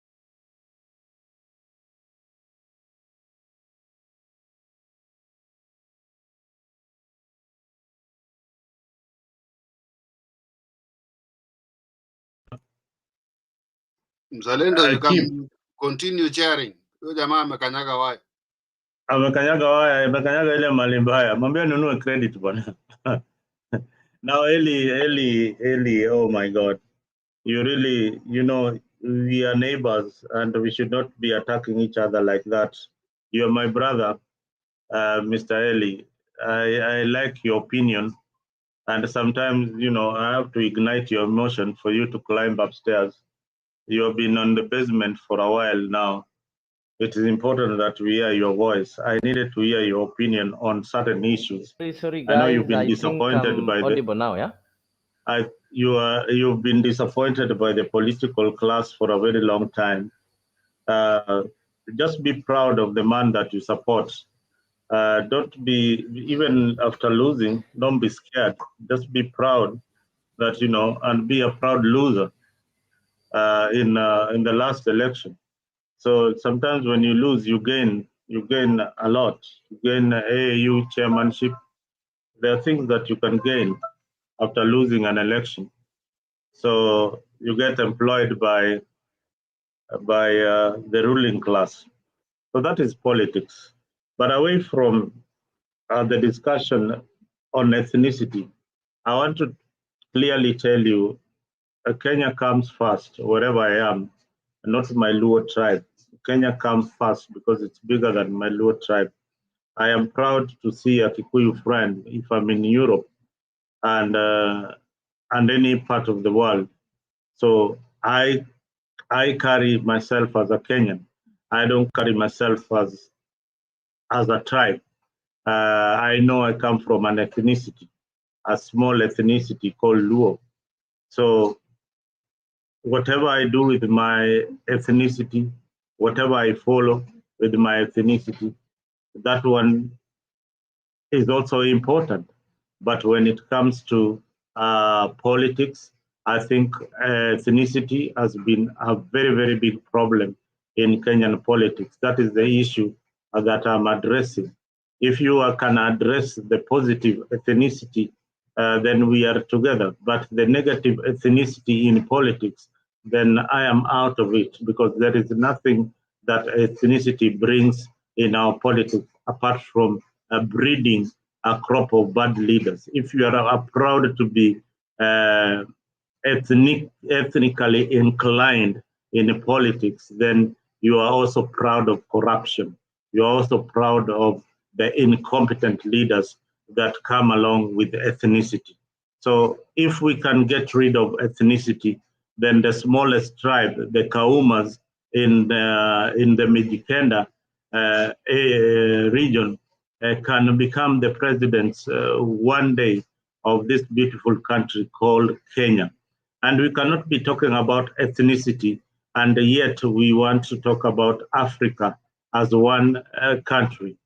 Yeah, we cannot be talking about our ethnic tribes that we belong to, and yet we want one Africa, one army, one language. So it is important that you separate the two. You being a good historian, you should learn from your predecessors or what they've been talking about when it comes to history of Africa and where we want to see ourselves as African and how we want to be looked at as African and not as African from Kenya, from Mali, from Cote d'Ivoire, but from one continent called Africa with one language, one currency, one army. Until you understand that, where then you will look at your small tribal gains as very, very important, as not very, very important when it comes to the political arena. So Mzalendo, ethnicity. Mhm. maybe I know you are going to speak and you'll expound on that. So as we maybe bring Captain, I know he's been there for long. Somebody is asking that Mzalendo, who is a Luo, is contesting. He wants to become a governor or president.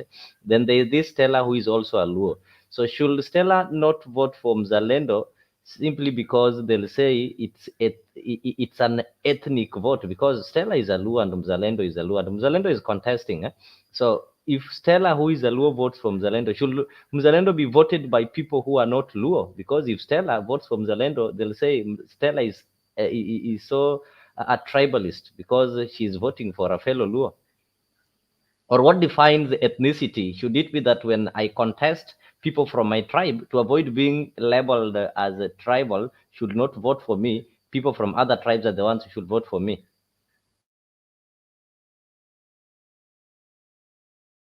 A question for Stella or a question for me? The question was directed to you, that as you expound a bit on ethnicity, like where do we draw the line that this one is an ethnic decision and this one is not an ethnic decision? Because at the end of the day, in Kenya, we are having over 42 tribes, and people You have see, got their ambitions. when you go back to your village, because you come from an ethnicity, you hear each and every day a politician saying, if you bring politics from other regions or parties from other regions, we are not going to vote for you because our ethnicity belongs to this particular movement. I think you've heard about that. Now, this is what, because you come from that ethnicity, but you don't come from this political movement, but you have got a better policy than this other person who comes from this ethnicity that is ethnically inclined, that we are going to vote on tribal lines when it comes to our politics. If you go to Central Province, for example, Central Province, they had PNU. They would vote for PNU because that was their own in PNU. Then they came with Jubilee. They'd vote for Uhuru because that is Jubilee in Uhuru. Likewise to ODM in Nyanza. Likewise to Wakamba in Ukambani. Do you want to tell me that there are no any other leaders better than Mutula Kalonzo Jr.? There are. Do you want to tell me that there are no any other leaders better than Senator Oburu Odinga? There are. Were there young people who are aspiring for this position? There were. But why were they denied? Because they were first politically incorrect, ethnically not inclined, and that is why that opportunity went to the wrong leader. That is where ethnicity goes wrong. But if you tell me that I support Gor Mahia Football Club, that is where we join each other, me, Leo, and probably my friend Eli. Eli, I know, doesn't like football so much, but if he loved football, then my ethnic tribe supports Gor Mahia majorly. Not all of them, but majorly.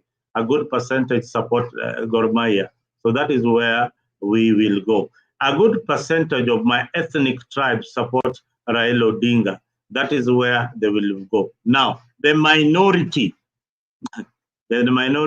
issue is not addressed. Probably the minority has got the solution to the problem that is affecting Kenya today.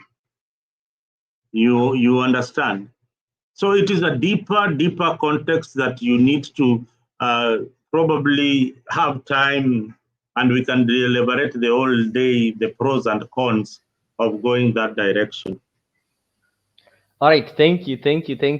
Of course, sorry, the viewers, I think we might have gotten out of the topic that we are discussing, because even Goodyear is acknowledging that, this tribal thing is a cancer that is killing this country, and it needs to be confronted with the required energy, so that we can have a Kenya where people, they view you, not that once they've seen your name starts with a 0 or your name starts with the O, they already know the candidate you are likely to vote as a president. They already and know. Leo, we have intermarried. Jaluo marry Kikuyu, and what? So what ethnicity are those children? Sorry? People have intermarried. I have married Stella from Central. Yeah. And is married to Mzalendo. Yeah. God forbid that house will be will be full of fights.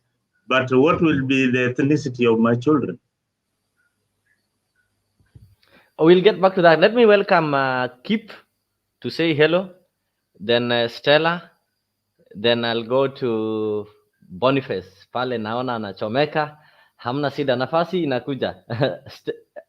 Kip, if you can hear me. Captain.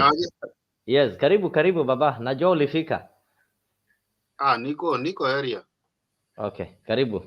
Asante, habari zenu lakini. Salama huku. Hiyo ni mzuri kusikia hivyo. Nimepick kutoka katikati nikasikia mambo na coups and sijui Traore, kidogo mkaenda vijana, kidogo saa hizi nasikia sasa mko kwa ethnicity. Sasa mumerudi Raila, sijui nani pigiwa kura na nani. Nimechanganyikiwa hata sasa, sijui nitafanya namna gani. Ili tutoe hiyo kuchanganyikiwa, sitaki uchanganyikiwe. No, that one was just somebody was just reacting to a comment. Hatuko huko kwa hiyo Raila kupigia nani. Actually what we are looking at the written the former president today shared the same event with the CJ among other leaders, and he talked of something called betrayal. He really preached about that kind of betrayal. So, what is your take on that speech? And secondly, we are also looking at the youthful leadership in this country. Remember, sai tuko na kitu inaitwa ground team. So, ground team is a team of youthful politicians who've come together and they've said that they want to put pressure on government to ensure that the government deliver on their promises to wananchi. They want to ensure that they represent the interest of voters. So, we are looking into those two things. You can weigh on the former president's speech today, and you can also weigh on the youthful leadership. Is it time for this wave that started in Western Africa? Recently, we saw it in Senegal, electing a youthful president. Is this wave getting into Kenya? And will these youthful leaders manage to sustain it? The threats that are there, the bribery that are there, until they form a formidable, maybe political outfit that will see the normal faces like the faces of William Ruto and the rest ousted in 2027. Okay, Nyabaya, for me, I cannot say anything about the former president, what he might have said, because I didn't hear anything. Maybe if you have played the video, I was not around, so I cannot comment on anything that he has said. Concerning the youthful leadership from West Africa, I think for me, in Kenya, it's a joke, because if we still, or we are relying on some youths who come here to tell us that Tipim Tialala on all sorts of funny acrobatics there, I think youthful leadership is a joke in Kenya. You see in Uganda, we have the old man, and there is this young guy, Bobby Wine, is fighting the older man. But the older man, for me, I don't see any problem with the older man. Somebody even today said there is no any problem with Museveni. The policies of Uganda itself are the bad ones. Even if they change and they give Bobby Wine tomorrow, Bobby Wine will be leading the country as per the constitution and the policies. Whether the policies are good, whether the policies are very bad, Bobby Wine will have to follow on how it is. So sometimes when we talk of youthful leadership and the older men like former president and so on, I think we follow what is there in the constitution. In Kenya, we are still behind to talk of like youthful leadership. If we are still talking of somebody who is akwenda shule to be an engineer, to be sitting down with the engineers that we know, you see. Because when you tell us that a guy like Sudi can be a leader, until where? Even to be a governor, I don't think. Even where he is now, he's in the wrong place at the right time. But that position is not supposed to be holding. When we come to Tialala and Tibim, the guy might be good. For me, I know. When I see him, I see a good leader. Yes, but akiweka kando jokes, he can be a very good leader. So otherwise, to vijana, we are still far. We still have to do more to be on that leadership in especially in East Africa, if I may so. Nabaya, continue. Thank you so much, Captain. Captain amesema kwa vijana, we are still far. We are still far. We need to do a lot. And actually, people will agree that the youths, even from the comment section, our youths don't have something that they stand for. They don't have something that they can be identified with. And most of the youthful leaders that we have, they are always identified by the shadows behind them. They will be identified by the political parties. They'll elect Babu Owino, they'll elect who because he belongs to a specific political party or because he supports Raila. They will elect maybe Ndindi Nyoro because he supports so and so. But they will elect maybe Salasia because he supports so and so. But they won't elect Peter Salasia because of his brand of politics, what he stands for. I get you. So let me welcome Stella. Stella, karibu sana. Long time. I know Easter was good. So welcome to the show. You can give your opening remarks and also weigh on this kind of youthful leadership. Wameanza team ground, and will they be? I know we miss your advices on this. You can also update us on the progress of the affordable housing, a case that was filed, ama watu walishaanza kukatwa mshahara already. So karibu sana.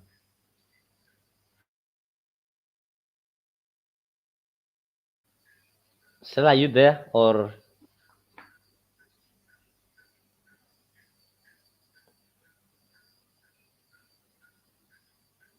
Yes, Nobel Babalao is also there saying, what is your take on Jimmy Wanjigi visit to Luo Nyanza, where he met some two governors? Oh, I get you.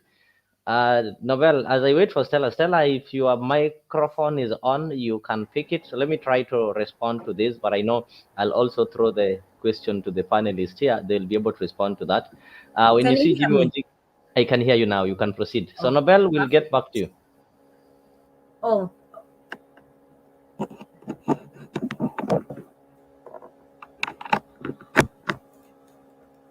can you hear me? I can hear you. Oh, perfect. Hi, Mzalendo. Hi, Kimanzi. Hi, Italy and Captain. I was just listening from the background about the issue of how the former president was saying about the betrayal. This is not new, and everybody understands what is happening in the country. And it's quite saddening. You'd see even the expression of how he was talking. He was not kind of a happy person. I think he was feeling pity. If you had seen his face, ni kama alikuwa anatuhurumia. That's my own take. The other thing, Mzalendo, you can't hear me. I can hear you. We can hear you. Oh, We Mzalendo. can hear you, Stella. We can hear you loud and clear. Oh, okay. So then another thing, I just came in when whoever whoever was talking early, I was so impressed. Now, those are the things, Mzalendo, you have to listen. Mzalendo, you really need to listen to people who have they are patriotic, what they are talking about. Wachana na maneno ya tribalism na nini. We are all Wanjiku. We have been beaten by the dust. Now we are trying to clean off. So when we are cleaning off, we want to see what is the next new suit which we are going to put. The guys like someone like Babu Owino and Wamushomba forming their own team of their new party. That is a welcome move for the country, because these are the people who are understanding the pertinent issues. What is happening to a normal Kenyan? We are not going for tribal seats. We don't care whether you're from Kisumu, me, I'm a Kikuyu. I can go there. I tell guys in Luo Nyanza, I am ready to be your governor. I'm ready to be your senator. Don't check on my ethnicity. It does not bring anything. It's just a name. But you need a leader who is going to listen, who is going to guide the people from bad governance. That is what we are looking for. Now, I'm seeing Captain talking about these people like whoever, what is Babu Owino or whatever. The future is now. We need to remove the old guards. The old guards, they are the ones who are still having the draconian governance and rule. They don't want to mute the young people. It is high time for us Africans, especially in Kenya, in East Africa. We need to have the young people groomed to be better leaders of tomorrow. So the mistake which is done today, or the one which was done, we need to learn. That's why you are seeing superpowers like China, America, the guys in the tiger nations. They are trying to see what the mistakes which were done. Now, these are the people who are used to be the poor people, very poor. I mean, the third world. Now they are the tiger nations. Now they are getting into the big G7 or G5s. So even as Africans, we need to remove this old guard. It is time to have the young people. Now, the young people, they need to understand. You don't go there for selfish reasons. If you're vision is to endeleza economy, to make sure that the people are comfortable. Schools, there is hospitals, there is food security, there is those things which are pertinent for Kenyans. You really need to come out and say, sisi achanana na hawa watu wazee, sisi young people, we are there. Now, how are we going to do this as young people? We need to start member education. We should not start doing it at the 11th hour. We start pole pole. Peleka manifesto yako pole pole. Yes, the way you do like katiba, ama the way you do like this person anaitangwa huyu wa punda kuchoka, he's called Ekuru Ekot. He used to take his campaign to each and every county, saying how each government for Uhuru, the way it was, inaitagwaje, there was a lot of public wastage. He's still carrying even the cross, telling people you don't need to have this government because the finance bill has messed you up. Now everybody is asking, where is this Okuru Okot? Okuru Okot goes even to TV stations and trying and takes his agenda that the finance bill, which even touch even the most common mwananchi, a farmer.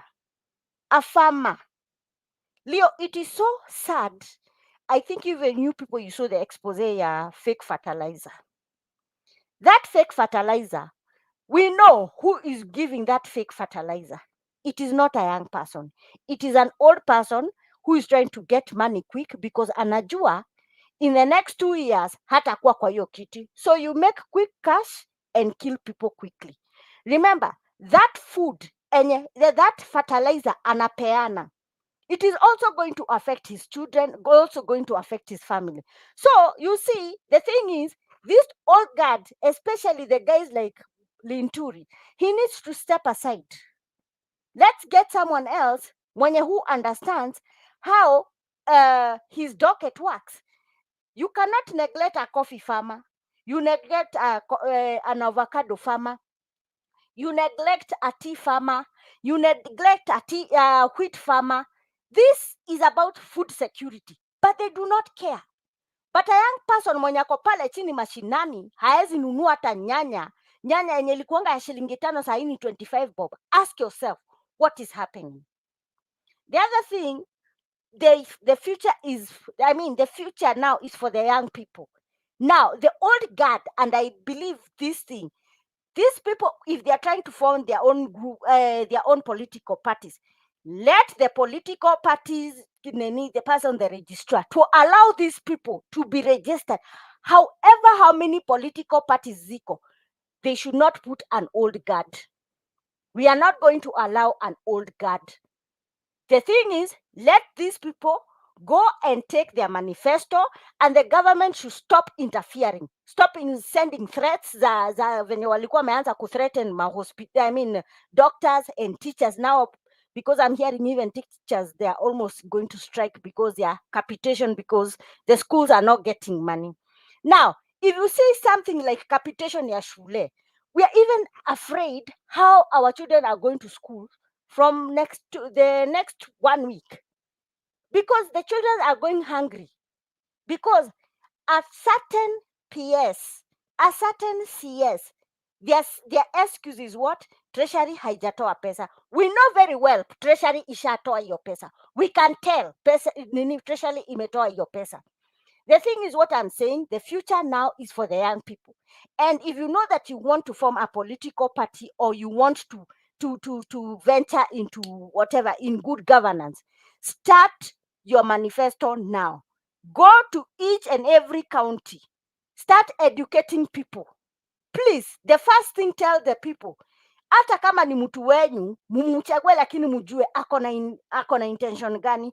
I know as Mount Kenya, we made a very big mistake. Yes, I will say it. We made a big mistake. Tulienda tukapeana nini? Which one? Tulieka suti.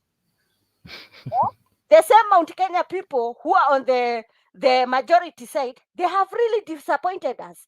And I told you, Leo, right now, Mount Kenya votes are up for grabs. We don't care whether you're a Kamba. We don't care whether you're a Jaluo. We don't care whether you're a Somali. You don't care kama wewe ni Mpokomo. It is out for grabs because right now we have seen our people, our own people at the backyard.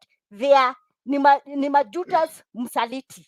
That is what I would say.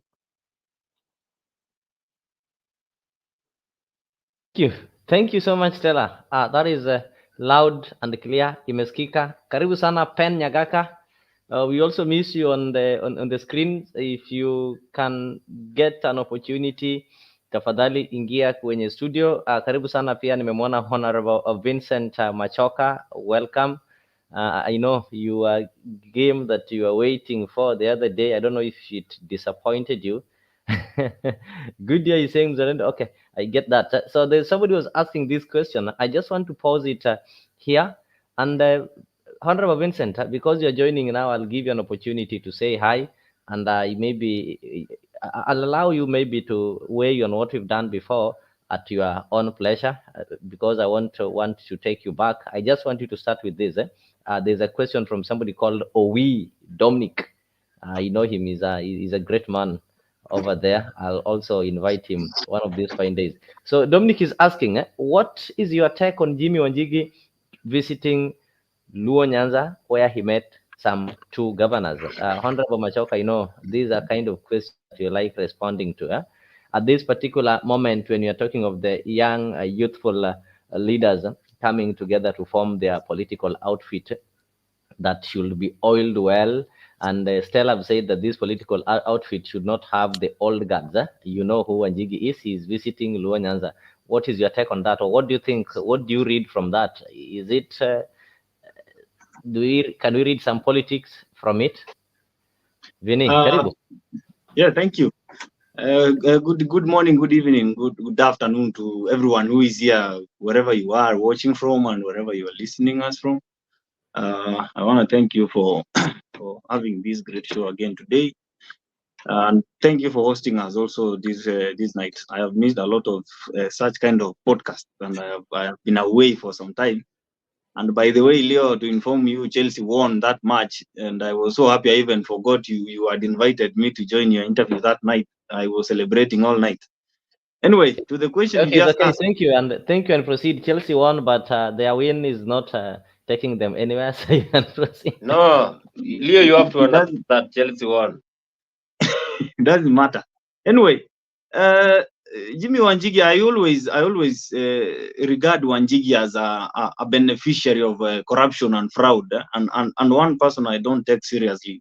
Whenever I'm ranking politicians, and whenever I'm trying to weigh which politician or which uprising politician can make a difference in Kenya, other than the current politicians that we have, Wanjigi is one of the people I'll never count or consider as one of the successors, because we know how Wanjigi amassed his wealth during the Kibaki regime. We know how he was behind Uhuru's presidency and was a beneficiary of tenders so that he could garner billions and billions from corruption and fraud. So Wanjigi is no different from the names that we've had in the past.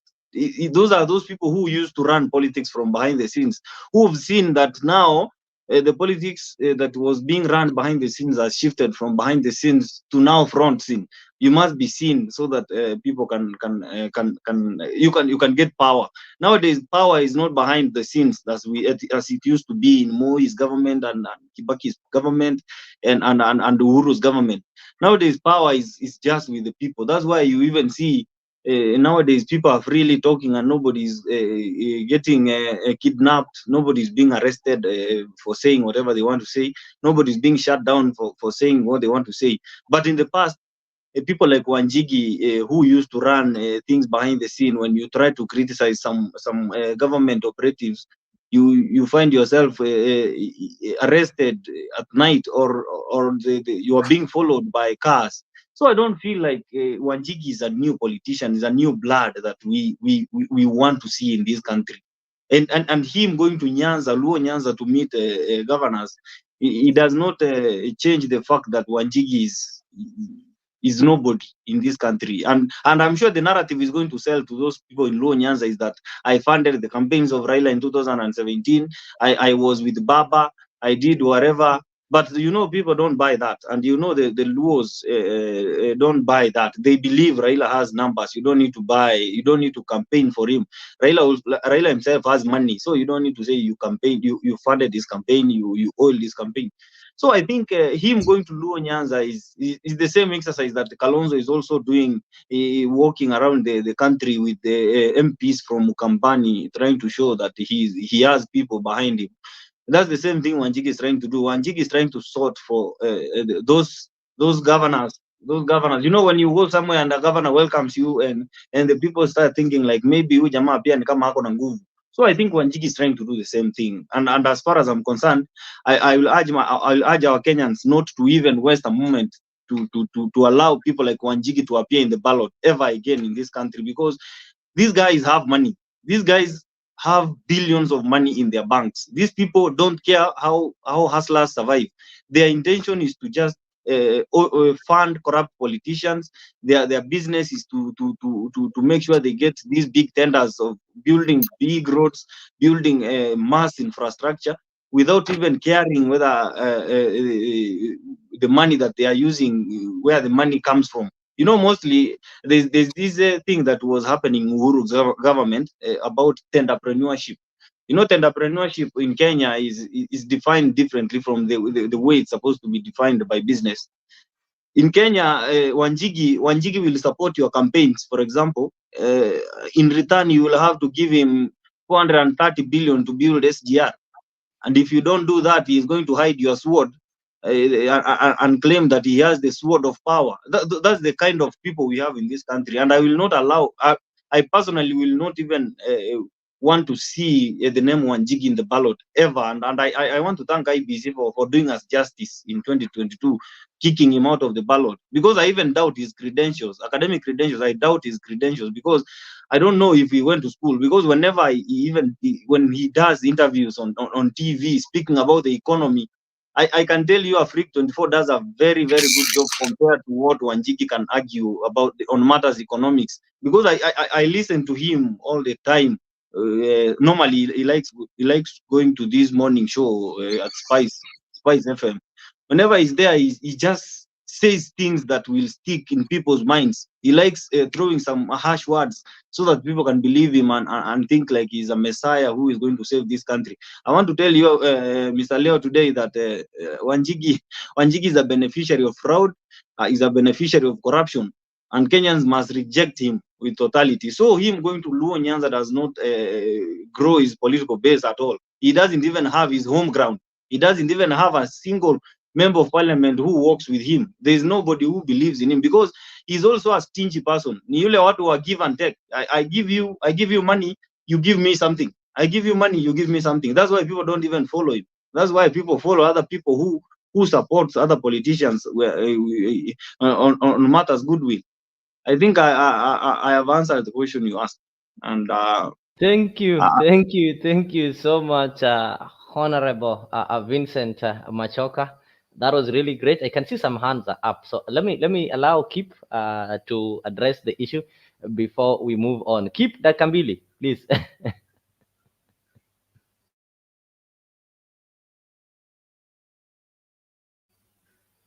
Kip. This guy is running away. Oh, he's back. He's back. Okay. No, there's nobody who is running away. He's there waiting for you. He's just wondering, ulibeba hii Kenya Power ya huku ukaenda nayo huko kwa sababu mali yuko anaona ni Machoka, how are you? I'm very, very fine. Sisi ni wazee bwana. Hata tukitoa kofia bado sisi ni weusi tu. Tuonekane. I'm fine. How are you, sir? Wewe, just tell me how are you. Wacha mambo ya saa na hiyo chairman na mkubwa wacha hizo ni za Wakenya wakati anataka utoe kitu. Sasa, let me ask you one question about this journey for Jimmy Wanjigi going to Nyanza. My question is that why Nyanza? Why not Rift Valley? Why not Kajiado? Why not Mombasa? Why not Mount Kenya, where he comes from? Why Nyanza? It's very obvious. It seems like it's very, very obvious. We are aware of this guy ana promise watu kisu ya mboga, at the end yako na sword. I don't know. Maybe can you tell us why Nyanza? Let me tell you why. And I believe we know Nyanza is up for grabs. Everybody's trying to get a cake from Nyanza, but I want to assure anybody who wants to get a cake from Luo Nyanza to forget about that, because the Luo Nyanza is one voting block that will be so difficult to divide. I don't know who is going to divide the Luo Nyanza voting block. And Wanjigi thinks that by going to Luo Nyanza to sell narratives like he was shortchanged by Uhuru, he was funding the campaigns. The people of Luo Nyanza will sympathize with him, and because he has money, the people will sing his name. My friend, Luo voters are conmen. Luo voters promised William Ruto last year, 2022, when he was campaigning in Homa Bay. They promised him to vote for him. He had even people everywhere in the polling stations who are agents and other people. But you know what happened? When the results were being announced, William Ruto got 1% from Homa Bay. So the Luo Nyanza people are the people who will eat your money. And when it comes to voting, they will do what they wish, and they will vote for the person who the party wants. And that's all. And that's how they vote. So Wanjigi should forget about the Luo Nyanza voting block. I will advise him to come to Kisii, because Kisiis are easy to buy. They are very easy to be swayed. If you come with money and oil them well, they will sing your name. But when it comes to also voting, they might even decide to vote for someone you've never seen. So, but singing your name, the Kisiis does that job very well. If Wanjigi wants to do a very organized campaign, I'll advise him to put his money in politicians' stomachs, because those are the people who sell narratives in this country. He should do what he does best, making leaders. He should make sure the leaders are funded, the corrupt leaders are funded well to campaign and steal more. That's what he does best. Thank you. Jambaya, just a minute. Yes. We know yes. now there is this thing of Baba going to chair AU, or whatever the position it will be. And I think what Chimi Wanjigi is looking in Nyanza is because of that position where Baba is going to go the politics of another level. I don't know if Luos can accept Jimmy Wanjigi to be their kingpin, or Mother Karua to be their queenpin, or something will happen in Luo Nyanza that might change even the whole world. I don't know how this thing will be. But Jimmy Wanjigi is a broker. He is a contract person to any government that he wants to support. He's not there to even for any leadership. Each and every time he wants to sponsor the government that is to come, to be given the contracts. That's what I know from him. Thank you, Vincent. Just a minute. Leo, can I add something? Leo, one second. The last person, Leo, I'll allow you. Can okay, I add Stella. something? Listen. Yes, Stella. You see, let me tell you one thing. What someone like Jimmy Wanjigi, if I ask that gentleman, what's his name? That gentleman is called Honorable Vincent Machoka. And this other one is normally called Captain. No, I know Captain. We've met. We've been fighting in this forum. Now, I want to ask Machoka. Do you know who is Jimmy's running mate? Who what? Running to where? He's running to where? No, maybe he doesn't know. No, maybe he doesn't know. Jimmy's running mate is one called Willis Otieno from Lagos. The picky ponky lawyer. Yes. Now, the thing is, what I don't get with people right now, we are talking about tribalism, and we want to crack off this thing called dichotomy of tribalism. Let's leave tribalism. The thing is, if Jimmy Wanjigi went to Garissa, as long as he sells or he puts his narrative of good governance and how he can help us economically, and also we need to know if Jimmy is going to give. The thing is, what I'm trying to say here, the thing is, Kenya what wanaonge, there's some background noise somewhere. Can someone mute? There's some background noise. It's okay, proceed. I've managed it. Huh? You've muted. Okay, my thing here, What I'm listening, what Captain and the other gentleman is talking, it's about, oh, why he went to Luo Nyanza and what. Let me tell you, either you're a Luo, a Kikuyu, whether you're a Somali, whether you're a Luo, or whether you're a Luya or Kamba, we are not trying to get this thing into tribal. What we want to do, we are going back to the ground called Wanjiko. We'll get anyone who can listen to who can give us a vision and also to give us good governance, removing this bad governance, because end of the day, me as a voter or a Kenyan, I want to know the person mwenye anaingia atatusaidia namna gani, but not to come and just talking about sijui on Jaluo place, on Luya place or what. The thing is, votes are not here to be sold tribalically.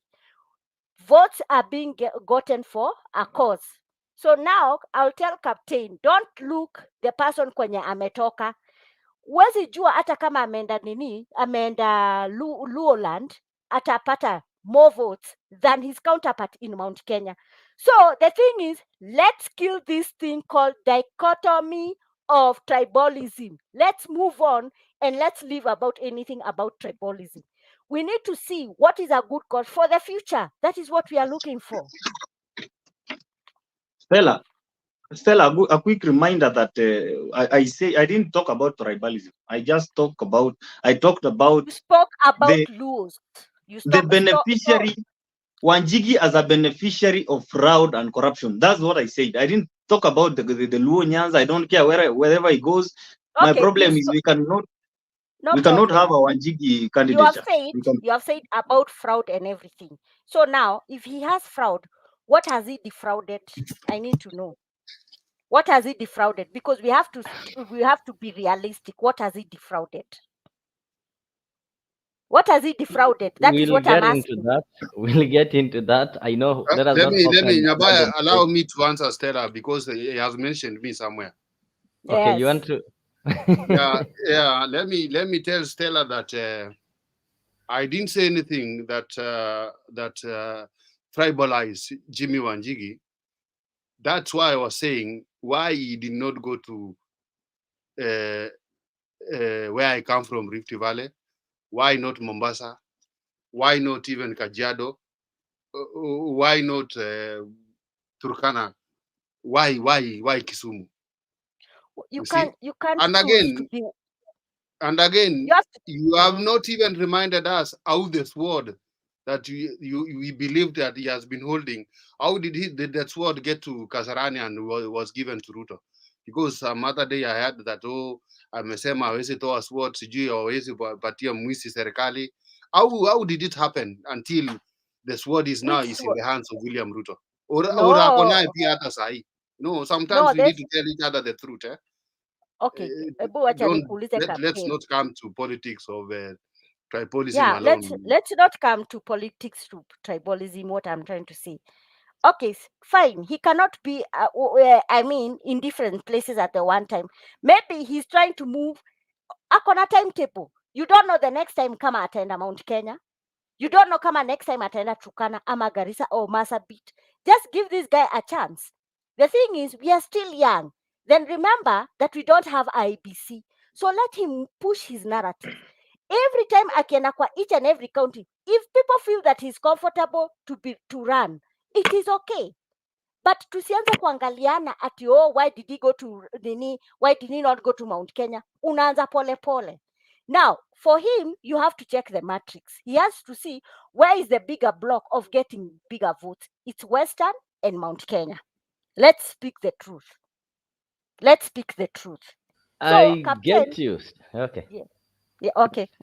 Okay, so I get you. I know this is a debate that we are not going to end. So let me just again take this opportunity to remind our viewers that we are live. Of course, this is Afriq 24, and this is our political talk show. Of course, we are having a weekly wrap, and on the weekly wrap today, we are just wrapping up those things that happened in our politics. We are looking at power, people, and our economy. So before I welcome maybe Boniface, I know you've been silent for so long. I can see the bench is full. And because the bench is full, I'm also to ensure that people don't overstay. I'll One. limit ourselves to like 3-4 minutes, and I'll time it. I'm coming to you, Machoka. Allow me Can I also jump to. one thing before you move from Okay. Wanjigi? There's a question I We are was not asked moving. about We are not moving. fraud. We are not moving. Okay. The question We are about not fraud. Let moving. me just answer one answer, only one. Okay. Give that answer then. Stella, I am reading a document here, and I don't know if I read the first paragraph. Maybe it will help you understand why I said Jimmy Wanjigi is a beneficiary of fraud. Former presidential aide Alfie Gitonga, who had been dismissed 3 months earlier, and tycoons Jimmy Wanjigi, Deepak Kamani, and Anura Pereira have been denied visas to enter the United States because of their alleged links to the so-called Anglo-leasing deal. If you can read the story of Anglo-leasing that happened, I think it's 19 what? Leo is good in such kind of things. Those are the times that the Jimmy Wanjigis made their wealth, and they came and got protected in Kibaki's government to make more wealth. That's why they had so much money to fund campaigns in Uhuru Ruto campaign in 2013. So these people that you want to sell to us that you think are fresh blood, Wanjigi is not fresh blood, my friend. Wanjigi is a corrupt individual who hides behind the political scenes to defraud Kenyans. Okay, thank you, Machoka and Stella. I'll give you time to respond. Allow me recognize the presence of those on the comment section. They're also part of this conversation. Of course, without them, our conversation cannot be complete. So if you're on the comment section, feel appreciated. Goodyear, Black, Mercy, there's Douglas Kibobong, who, of course, they're also reminding us on some of the things, like he's the one who reminded us that the running mate to Wanjigi comes from Siaya. And remember, Wanjigi was a member of ODM. Black, of course, happy to see you. Pen Nyagaka is there. Nobel Babalao, that is Dominic Owi. Dominic Owi, Goodyear, kama kawaida. You people, through the comments, you keep this conversation moving and you make the show so interactive. So keep on sending the comments. And also, good news that Afriq 24 is now live on X. I can see there are so many people who are watching us on X right now. There are 7 people watching us on X. So kindly, if you're joining and watching us on X, ensure that you also send your comment there so that we are able to know where you are joining from, and also send your comments, and you share our X handle to your friends so that they can also be able to subscribe to our X account. That is Afriq D24. Yeah? It is at Afriq D24. So ensure that you keep on tweeting and sending those messages on this end. So as we move on, I know bonfires have been sidelined for quite a long time, and maybe he is thinking of how youths have been feeling that, tunaambiwanga uongozi wa vijana ni the next day until they decide to take the mantle. So away from maybe, this is also politics actually, away from maybe the politics of youths taking over, there's something that also happened. People have been calling on Susan Nakhumicha to resign because of the health situation in this country. The doctors and the health practitioners have been striking. This is the 3rd week. And most people, from religious leaders to politicians, have been calling on the president to relieve Nakhumicha of the duties, claiming that she failed terribly. But when Nakhumicha had an opportunity to respond, like today, she said that she will not resign because it is the cartels who are after her job. So I don't know how you people agree. Do you agree with Nakhumicha that it is cartels who are after her job? And she claims the cartels are the ones who are sponsoring doctors and medical practitioners to strike, to sabotage her, because she kicked them out of KEMSA, she kicked them out of NHIF, and now they are jailers, amewafungia kila mahali, so hawawezi wakakula. So I'll start with you, Boniface, then I'll go to Eli. I think that is the protocol before we go to Mzalendo and the rest. So Boniface, I can give you 3 minutes to weigh on that. Do you think the cartels are after Nakhumicha's job? Thank you so much, Mr. Leo, and the entire team that is in the studio today. I know the debate is so hot. But what I can say about Susan Nakhumicha as the CS for the health in our country is that what I said again, the president was not keen when he was choosing the cabinet secretary because Susan Nakhumicha has been so reluctant. And we know that health sector is one of the sensitive ministries that we have in our country that needs a lot of concern. So what I can say is that Susan Nakhumicha is not worthy to become the and to lead this health sector because it is one of the key areas that involves the citizens of the country. Because if we don't have a good health in the country, then it definitely things are going to be astray. So as we can see now, the doctor strike is approaching towards the end of 1 month. That shows that people are suffering, and we know that a lot of people cannot afford to go to private hospitals. What I can say is that Susan Nakhumicha has not taken initiative to engage the stakeholders so that they can make sure that this doctor strikes comes to an end. She has been there, and there is no cartels who can even run after the job. She has not been active, and we know that William Ruto chose some cabinet secretaries that are not competent to their job. The Ministry for Education, the Ministry for Defense, the Ministry for Health, and also the Ministry for Agriculture. Those are ministries that are very sensitive to the country. And instead, they are people who doesn't know the kind of job they're doing. And that is why we have a lot of complaints in those ministries. So I think there is no cartels who are running after the job of Susan Nakhumicha. She is not worthy to become the CS for the health sector in our country. Thank you. Thank you for being disciplined and being brief on that. Bonfaz maintained that there are no cartels running, or there are no cartels who are after Nakhumicha's job. Nakhumicha should just accept that she failed to deliver and maybe step aside and allow somebody who is so competent to do the work. So, Eli, what is your take on that? We are saying that our health department is really sick. The health department is sick, and several leaders have joined in calling the president to relieve Nakhumicha.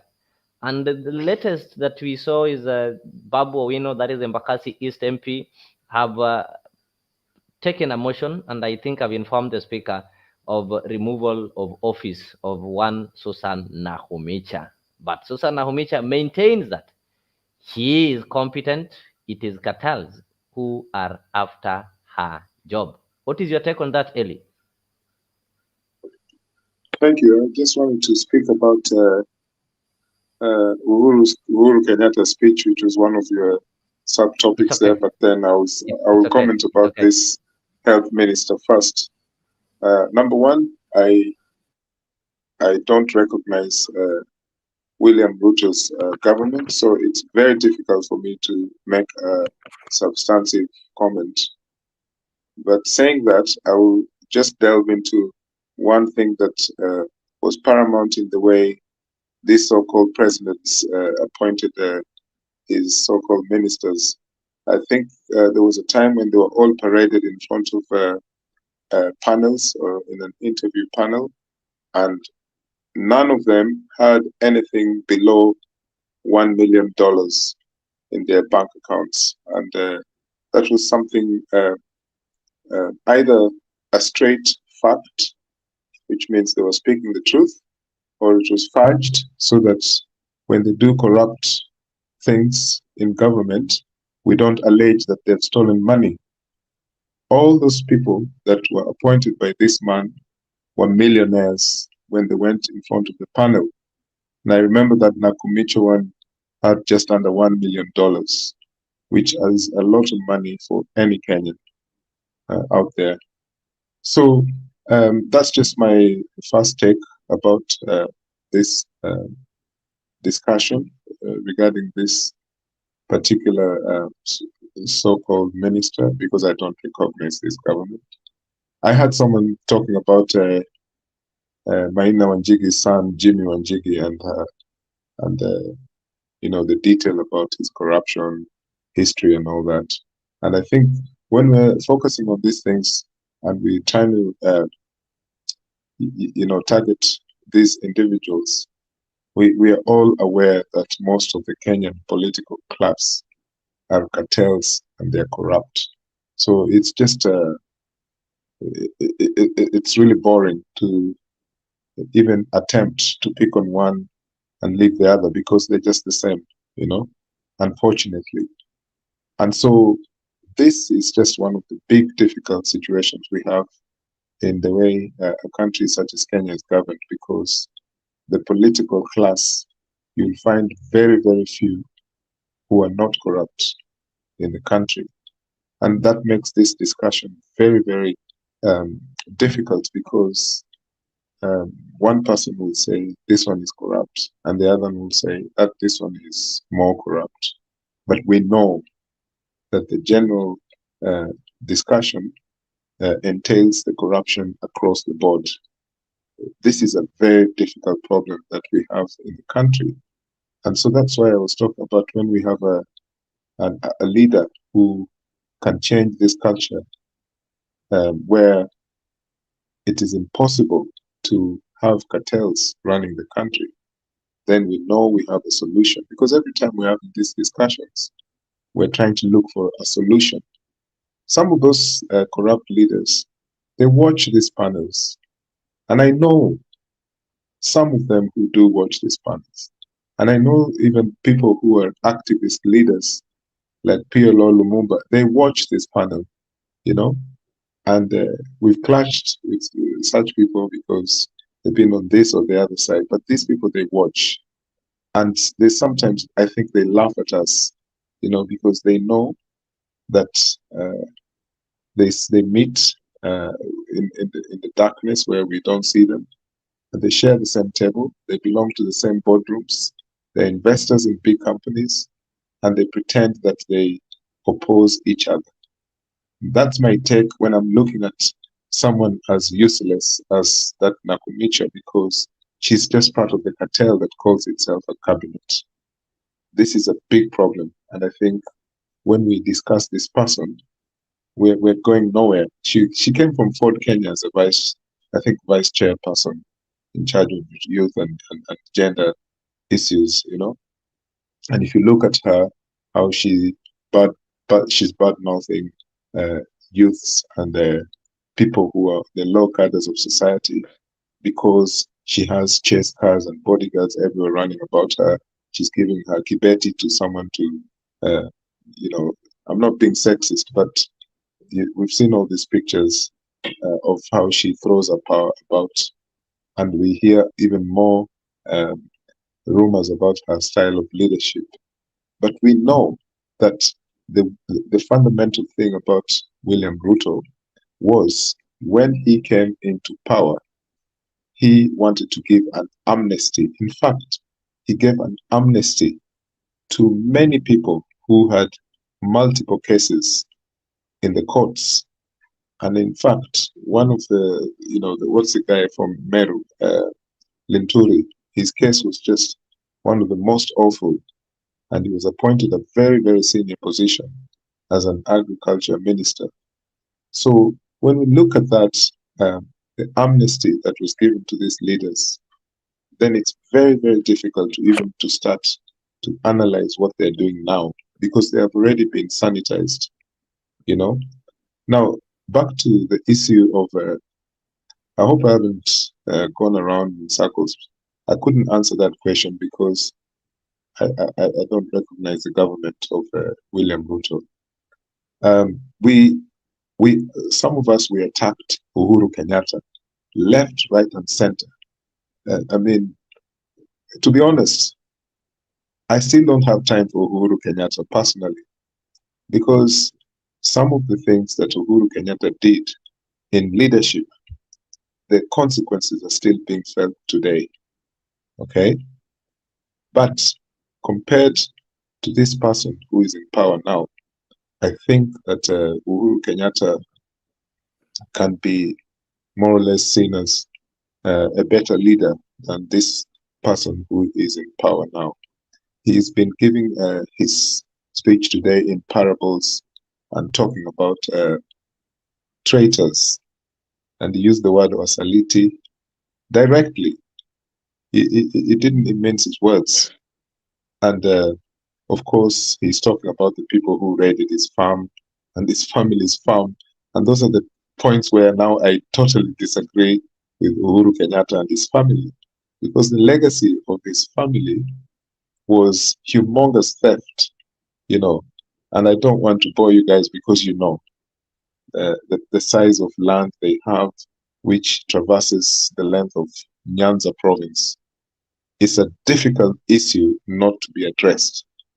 And now we have the situation in Eastleigh where people are claiming that Jomo Kenyatta sold them land many, many years later. Now they are building tower blocks and they're maintaining this claim. Some people are agitated, you know, they're saying, how did Jomo Kenyatta sell this? Jomo Kenyatta was not interested in selling land because the man is rich and powerful. He doesn't really need to sell land. I was listening to David Wafula, that UDA mouthpiece on YouTube, and I kind of, one of the only YouTube pieces by David Wafula that I've totally agreed with on the Kenyatta family, because these people, they are part of the problem.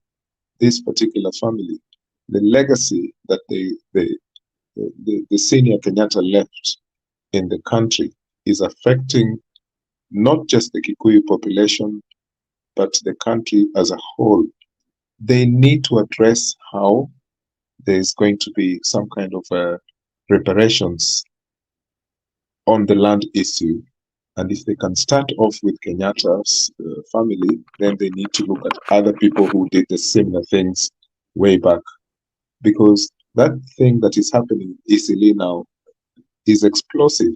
What if the Kenyatta family decide to react to this? It's something that can cause a lot of instability in the country. But saying that, his speech today, which I listened to a few minutes ago, was a direct attack on the form of government that William Ruto has. But also remember, there's a sectarian thing between Kenyatta and many political families, because he's a household name within the Catholic Church, so to speak. Whereas the likes of William Ruto, they're Calvinist, Protestant, and they firmly believe in their faith. And this is always a problem between the political class. You know, Kenyatta's family have always been strong in their Catholicism, and that's not just a faith, but for them it has held them together, and they believe that they're probably dismissive of the born again Christians on on the William Ruto kind of theology. I wanted to sound sectarian because what happened after Kenyatta left office was William Ruto coming into State House, cleansing the building, because he believed that Jomo Kenyatta's son had poisoned that building with various things that were illegal in terms of Christian religious ethic, and he came and cleansed it, and hopefully to get a better government through his Calvinist, Old Testament religious beliefs. And that's not helping. But my point here was a sectarian Kenyatta was speaking today in front of Wananchi in the Catholic Church. When I kind of make a commentary, I bring in so many issues at the same time, because we don't have time to discuss one issue at a time. So sometimes people get confused. They think, what this guy talking about? Why is he putting so many issues together? I try to do this because there's a lot of history in trying to analyze what we're speaking about, and we're trying to find solutions. If we're not looking for solutions, we're not really doing any justice to the problems that we face today. Because when, for example, I give the option of why can't we think of the land issue that the Kenyatta family have not addressed? Because one day they'll have to address it. When they're not here, it will be addressed. But then this particular issue, when it is addressed, it means that other people like the Kenyatta family will have to also address the land issue, what they have taken from the public. You see, so personally, well, I clap for Kenyatta for being a little bit more diplomatic. I have a serious problem with the way the man engaged himself into politics of Kenya.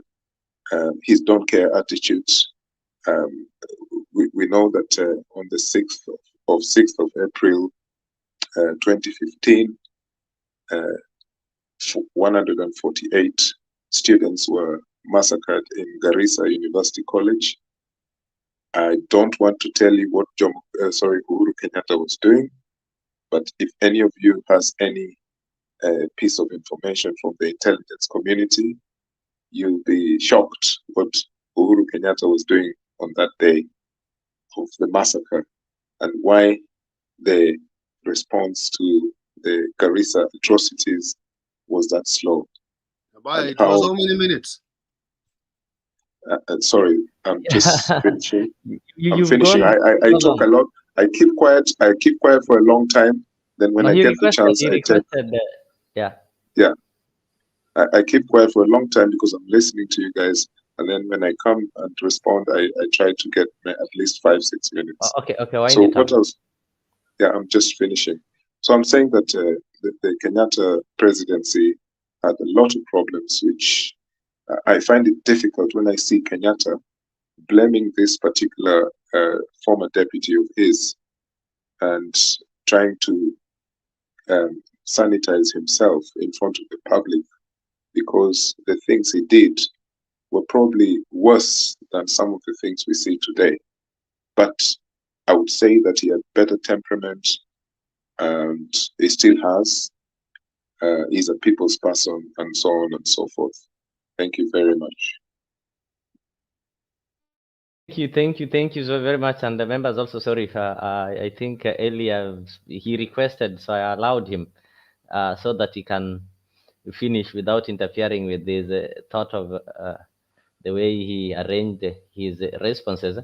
Next, I'm supposed to go to Mzalendo. Black, pia wewe wacha nikukaribishe. I can see today you've managed to join. So I'll get to Mzalendo. From Mzalendo, there is Stella, Honorable Vincent, and Kip, and lastly Black. So Mzalendo, just a quick one on this issue of health. The LCS have declared that she's not going to resign, and she's claiming there are some cartels. So do you think that is it not easy for her just to mention the cartels, then we go for the cartels, then the health sector can resume some normalcy? Thank you, Leo, and greetings to the panelists who are joining. I see Honorable Vincent and so many others who are joined. Black, Karibu Sana, it has been long, my friend. We've missed your contributions. Now, I want to say one thing about the health sector. This is not new to us. Kenyans, we like pretending that this is new, this CS is incompetent. But look at the previous CS. The previous CS was Motai Kagwe. I would have wished that you bring the problems that Motai Kagwe was facing with the doctors. Then you go back before Motai Kagwe, there was also a minister who was in charge of health. At one point, Ngilu was in charge of health, the health sector, if you can remember. So these are problems that have accumulated for a very long time. Whatever they're discussing today in the health sector, what they're discussing today is something that was negotiated by the previous government, and it has never been implemented. It is not the problem of William Ruto's government, but it is a problem of implementation. The problem with our country is that we come up with many commissions, they come up with deliberations and solutions, and yet we put them in the shelves. Today, William Ruto's government will form another commission to look into the health sector. Yet the problem, the solution is already there. They need just to take the solution, the agreement that the health practitioners, the medical fraternity agreed upon with the previous government of Uhuru Kenyatta, Mwai Kibaki, and look at what they can pay, because it's the issue of money. And who should be on this table? Not the politician. The person who should be on this table is Treasury and KRA. Those are the most important organs that need to be there. They need to tell them, this is the money that we have, and this is what we can pay. That is a way of solving that problem directly. They need to address, the president needs to address this issue. The deputy needs to address it. That's just like the issue he addressed of one Chesa who was being detained by police and needed medical attention. They did it in record speed. The way our politicians address the issue of their salaries, they do it in record speed. Today, we are here talking about a patient who is dying each and every minute. Somebody is dying in Kenya because there is no doctor or to take care. There's no nurse to give them medical attention. So that is one way of addressing and solving the problem. The second way of addressing and solving the problem is what the CS was saying. These nurses need licenses to practice. It is something that they, over a certain period of time, take them a very long time to get. If the government is offering them that, then that should be also a benefit on the table. But more importantly, they need money. They need what they negotiated for as with the government, and the government needs to come honest that yes, we don't have that kind of finance right now, but this is how we are going to pay you. Let us not politicize this particular issue. Yeah, because it is a problem that has been with us. We have not found any solution. Whether Nakhumicha is incompetent or not, I will not go that direction, because we have seen professors in the medical field being employed. There's one who was in Homa Bay County during the former governor's time. They really ran down the health sector with the governor. There was nothing they were doing apart from eating money. So sometimes management and education don't really go together. But sometimes, if you're fortunate enough, you get somebody who is learned and who is not corrupt and who knows what to do, and they will do the right thing. So in the health sector, it is a matter of goodwill from the government to come down and talk to the doctors. You know, there's no way that they will down their tools. At the end of the day, these threats being issued by Nakhumicha were issued by Matai Kagwe, were issued by his predecessors, and they never bore any fruits. They never bore any fruits. So let us solve the problem. The problem is with the Kenyan government, and it lies with the President William Ruto at this particular moment, and the cabinet and parliament. If there is need for a supplementary budget, let them have a supplementary budget to solve this crisis. Before I forget, Leo, the county government, health sector is devolved. They come, and I don't know sometimes why the government has pushed this to the national government. So now, what is it happening is also, this. Maybe as you tackle that, yes, health sector is devolved, but like in these CBAs, the bargain, the bargain agreements and everything, the budget comes from the national government. So the county government cannot be able to spend what is not allocated. because of Stella, I think is here, will also elaborate on that. Some legal issues. Yeah, There's no way yes. we are going to honor and pay an amount. Now Remember the listen. Salaries Yeah, and Remuneration exactly. Commission is also there on such kind of things. When Auditor I General know. will go there and they'll say, you pay the doctor 100,000, yet the structure is saying this what is should be paid. So I think Now that is why it's taken to national this is government. this is my other solution, and we'll look at it and see whether it is something that can be applicable. And if the CS is listening, if the government official is listening, this is something that devolution advises, because if health sector is devolved, it should be a functional. Else, the county governments are funded. They are funded to a tune of the least county gets more, at least the least is 8 billion annually. So if they get 8 billion annually, it's just a matter of the governor sitting with the MCAs and saying, yes, we have got so many hospitals in my county. We have got the doctors cannot be more than in each. You'll be surprised, in each and every county. I am sure, almost 100% sure that there cannot be more than 10 doctors in a county. Not more than 10. They are less in a county. So the doctors that they're there in that particular county, they can be budgeted for with the money that is being channeled by the national government.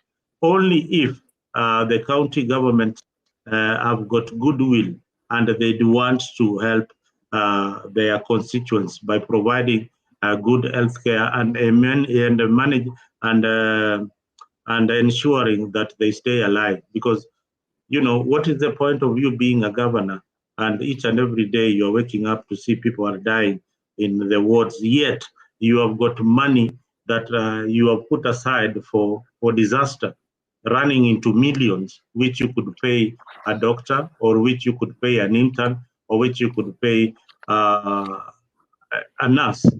So those are the simple solutions. But the problem we have is greed among the elected leaders. So that is another way of solving this impulse. Thank you. Thank you for that. Let me see. Captain seemed to have dropped. So the next person that I was having in line, it was Stella, then Vincent, right? So Stella, you can proceed and maybe weigh on that and tell us more about these combined bargaining agreements. We know, like in 2017 is when we had the longest strike that went for like 100 days. And this is what gave birth to the combined bargaining agreement that is in discussion right now. Then we also know that a government is not a personal property. It is something that, like if Mzalendo is the president today, and I become the president the next day, an agreement that Mzalendo entered into, it wasn't Mzalendo's personal agreement, but it was the agreement between the government. So the person who will be in the government the next day should be responsible for even the decisions that were made before. But it's always sad that in some our African countries, when people take power, they choose the kind of agreements, or they choose the kind of decisions that their predecessors made. They choose the ones that they want to associate with, and the ones that they feel they'll not be associating with, they'll be saying hii ililetwa na ile serikali and such kind of things. So karibu sana. Okay, thank you, Leo. So the issue of Nakhumicha, I have mixed reaction with the CS because number one, for me as a mwananchi, the thing is that Nakhumicha does not understand the medical field. So one thing, she could have come down and listen to the people at the ground, especially like people like KPDMU, because they knew very well, even when he entered in that docket of health. I believe even his predecessor had mentioned to him about the issues and the challenges what the docket goes through. Now, The first thing, we are having shortage of doctors. Leo, you remember even the time this regime, which I'm not a fan of, they were encouraging people to go and to get employed some out of the country. Where we came and protested, we said we cannot have our doctors leave, and yet we are suffering.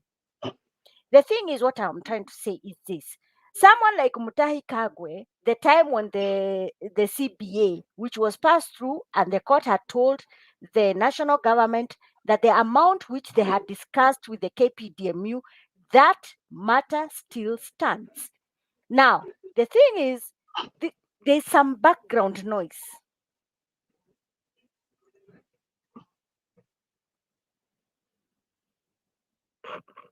Leo, you're muted. Just proceed. I'll check on who is maybe So the microphone that is opened. I'll check on it. Okay. yeah, remember the time of the 2016-2017, the doctor strike? Now, remember, this issue started sometime in 2016, where they fought, and yet the court had told the KPDMU and the national government to go and discuss this thing. Then what happened? The government came into negotiation with doctors. They said, yes, we are going to have the agreement of the CBA. They delayed 2019, 2018, 2017, as 2018 and 19. The KPDMU, they started negotiating. Then what happened? Sometime the time when the docker strike, which took, I think, 180 days, then Uhuru now got fed up. He started bringing the Cuban doctors, if you people remember. Now, it did not make any sense. You're bringing Cuban doctors to come to our health, to come and to be the saving grace. Where did you get that money to pay the Cuban doctors? You see, there's a story which we are trying to see here, that it is a game which the government likes to play. Now, for C.s Nakhumicha, I am very ashamed with her, because for one, if he never understood about the collective bargaining agreement, he could go back to his docket, because I know they have a legal docket in the Ministry of Health. There is a legal docket even in the Council of Governors in regard to that. Remember, Leo, even it is even worse. The Council of Governors are still also complaining, saying that even the national government, they've not even given enough capitation, because they're still pending bills in counties. Now, who are you going to fault? Are you going to fault the doctors? Are you going to fault the CS? Or are you going to fault the national government? The person who I'm going to fault is the national government, because they had already passed the bill sometime in when it was our financial whatever, was it 2022, the Finance Act. Now they had allocated almost I think was 19 billion for the health sector. Now remember, this 19 billion, it was going to counties. My God, there's some background noise and it's really irritating. No, it's my side. Let me close it. Okay. Okay. Now you understand where I was coming. Now the Council of Governors, they're also telling the national government, you need to give us money, because we are still having pending bills. Because you see, the national government, they know how they are meant to do to fund the counties. Now there is an issue with Nakhumicha and his counterpart called the public service, that guy he's called who said that there is no need to have interns, and the doctors cannot be paid this amount of money, and interns cannot be paid at this amount of money.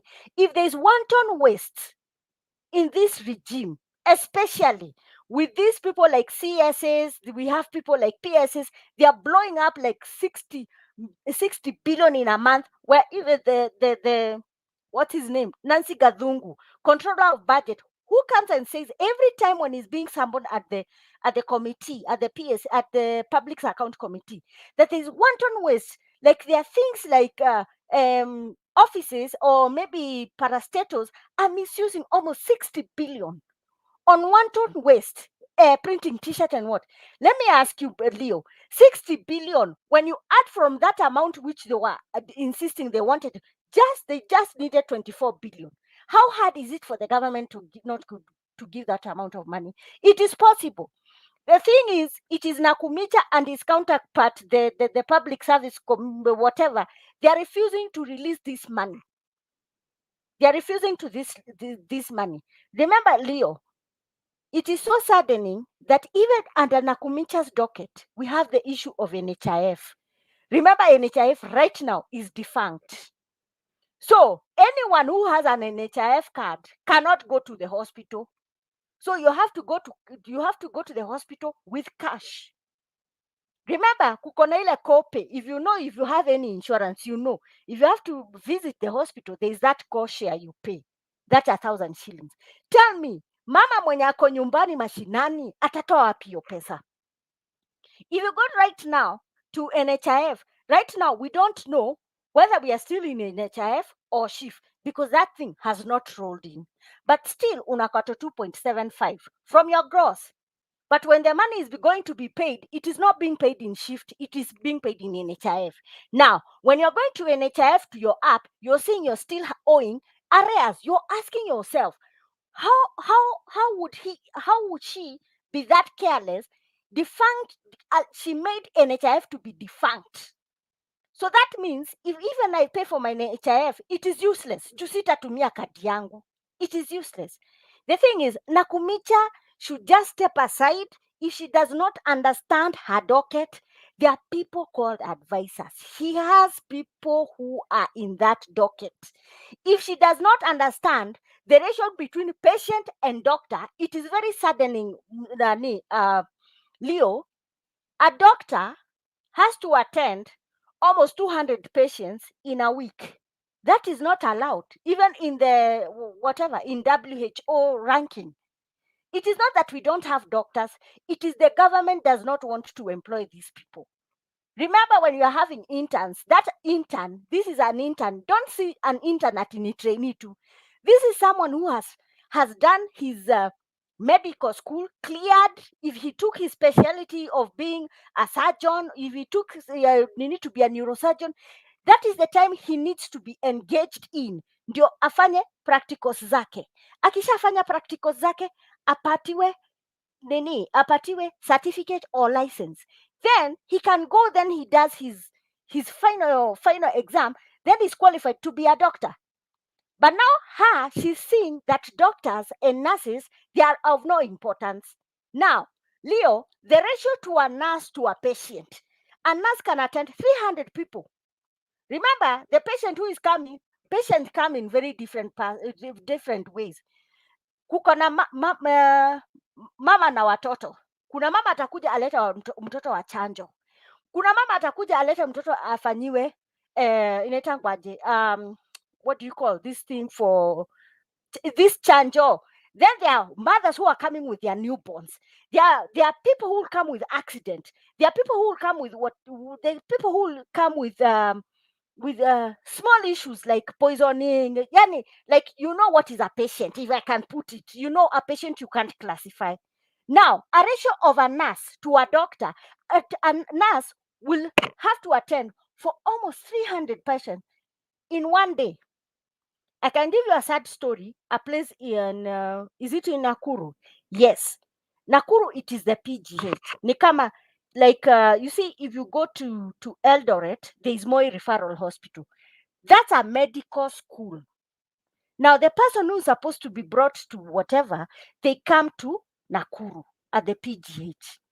The doctor, akienda to Nyayo ward, there will be 2 doctors, let's say 4 doctors. Now, each ward, iko na wale wamekuwa admitted, they're almost 50.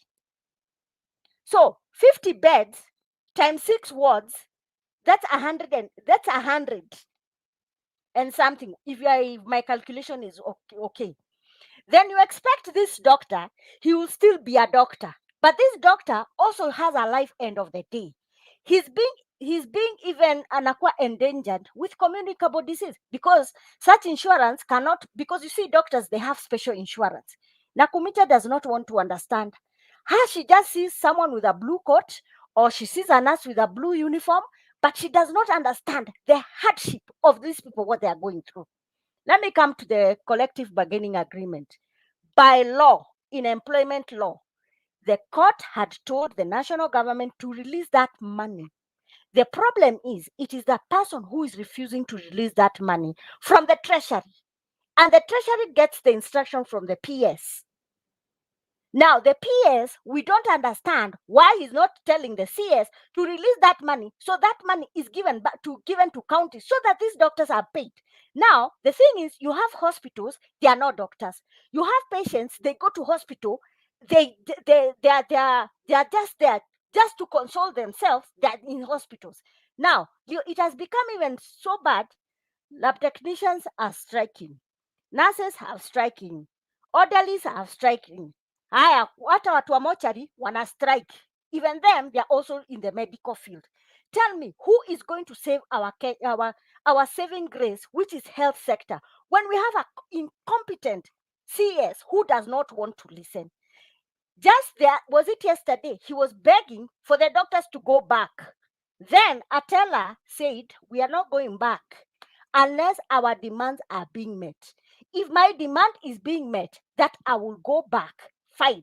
But the problem na hawa wanachezaga, the problem with this government, with Nakhumicha and him, whatever, they will tell the doctor, yes, we have reduced 1.9 billion. Atela said, no, we had agreed for 2.4 billion. Now, the 2.4 billion, that is what I need so that my doctors go back to work. Now, the thing is, you're going back on the table, and we said, when you're coming to the table, come with clean hands. But if you start hiding cards under the table, you do not have goodwill. Now, the doctors have said, liwe liwalo, haturudi kazini. Okay, me, the thing is what I'm trying to say. The government must be held accountable by mwananchi. Any person who dies, or any child who dies, the government should be held accountable. Watalipe hiyo pesa ya mochari na walipe pesa ya kuzika huo mtoto, because we cannot be having these strikes, and it's because the government is being reluctant. If they want to go the Uhuru way of bringing Cuban doctors, bring them. But you know what will happen?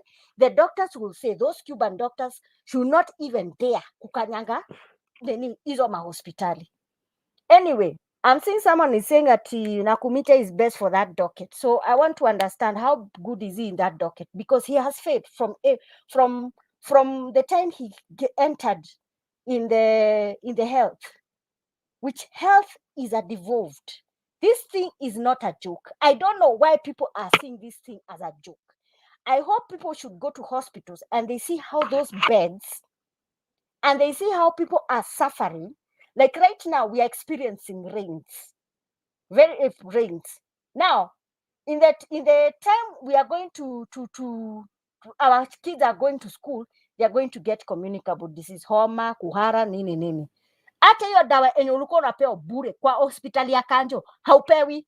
Kwa nini? There is no lab technician kufanyia nini? Kufanyia test. So the thing is, Nakhumicha should come down from her high horse, which is white or blue. If she does not understand anything about health, she should go back and ask and be advised. And Leo, remember when I said there's a problem with this government? How do you get someone who does not have the experience of it? If it was a doctor, it is okay. Like Dr. Amos. If you remember Dr. Amos, if she was in that docket, I know she could have spoken to the doctors and told the doctors, look, we cannot have enough, we cannot take all of you, but what we can do, we can take some of you. Then the rest of the other ones, they can able to be sponsored by the government. But I know, Leo, the government has money. Ni kukataa tu kulipa. That's all I can say. Thank you. Stella is saying that the government has money. Ni It kukataa has tu money. kulipa. Ni kukataa Yes. kulipa. Honorable Vincent, I'm on you. Stella amesema serikali ina pesa imekataa kulipa, and somebody also said that, you see what happened, the government brought somebody to come and heal the nation and forgot that doctors are normally there to treat, so people think that the nation is already healed, so they don't need doctors anymore. Anyway, that was on a lighter note. Machoka, karibu. Yeah, it's taken a long time for me to also jump in, but a lot of things that I wanted to talk about. Majority of them have been spoken by Mzalendo greatly, and I want to bore some of you because the things I'm about to say are going to make some of you very very angry, and I know. Whenever you're seated in the position I sit, wherever I'm seated in this platform, always as a government person, of course, I've not been hired by any government. I want to argue as a government person here today. And I hope with the next few minutes, I'm going to make some of you very angry, but I hope nobody's going to interject. First of all, let me start by saying the health sector is the most, let me say, the most corrupt after the interior ministry. Let me say the security sector of this country. The health industry is the most corrupt and the most cartel centered industry in this country, because the doctors are not honest, and I want to be very very categorical here. Doctors are not honest, and I'm speaking as a brother of a doctor. He told me one day that when he was doing attachment, the doctors preferred to serve in their private clinics compared to the public hospitals that they are hired to do their work. They used to assign these attaches to do their work for them. And these doctors are now seriously protesting and complaining that they are underpaid, when the doctors they own the most expensive clinics in this country. They own the most expensive private hospitals in this country and private clinics. In fact, I don't know of any doctor who doesn't have a dispensary, a clinic, who doesn't have a pharmacy, who doesn't have somewhere they sell these drugs that they prescribe for the patients in hospitals. Let me speak of one hospital that I am close to, the Kisii National Teaching and Referral Hospital. That hospital has been run by cartels since it was upgraded to level 6, because whenever you are taken to the KTRH, let me use KTRH to represent Kisii Teaching Referral Hospital. The moment you take your patient to KTRH, the patient will be treated, but when they are being prescribed the medicine, they even pointed to a specific clinic depending on which doctor is on duty. You are prescribed to go to a specific clinic or pharmacy to go and buy a certain specific medicine. And let me tell you, the price that those guys write, they are exaggerated, because if you go yourself to buy that, if you are a doctor, for example, you go to buy that specific medicine or that specific specific from that pharmacy, they know how to talk in the doctor's language, and they find it at a cheaper price. But when you prescribe it for a patient, they go there and the moment you get to that, you unasikia 4,500 for a certain dawa, na because mgonjwa haizi kaa bila dawa, you have to sacrifice the money and buy the medicine. So the doctors must also be very very honest before they start claiming that the government is. Leo, are you talking to me? I cannot hear you.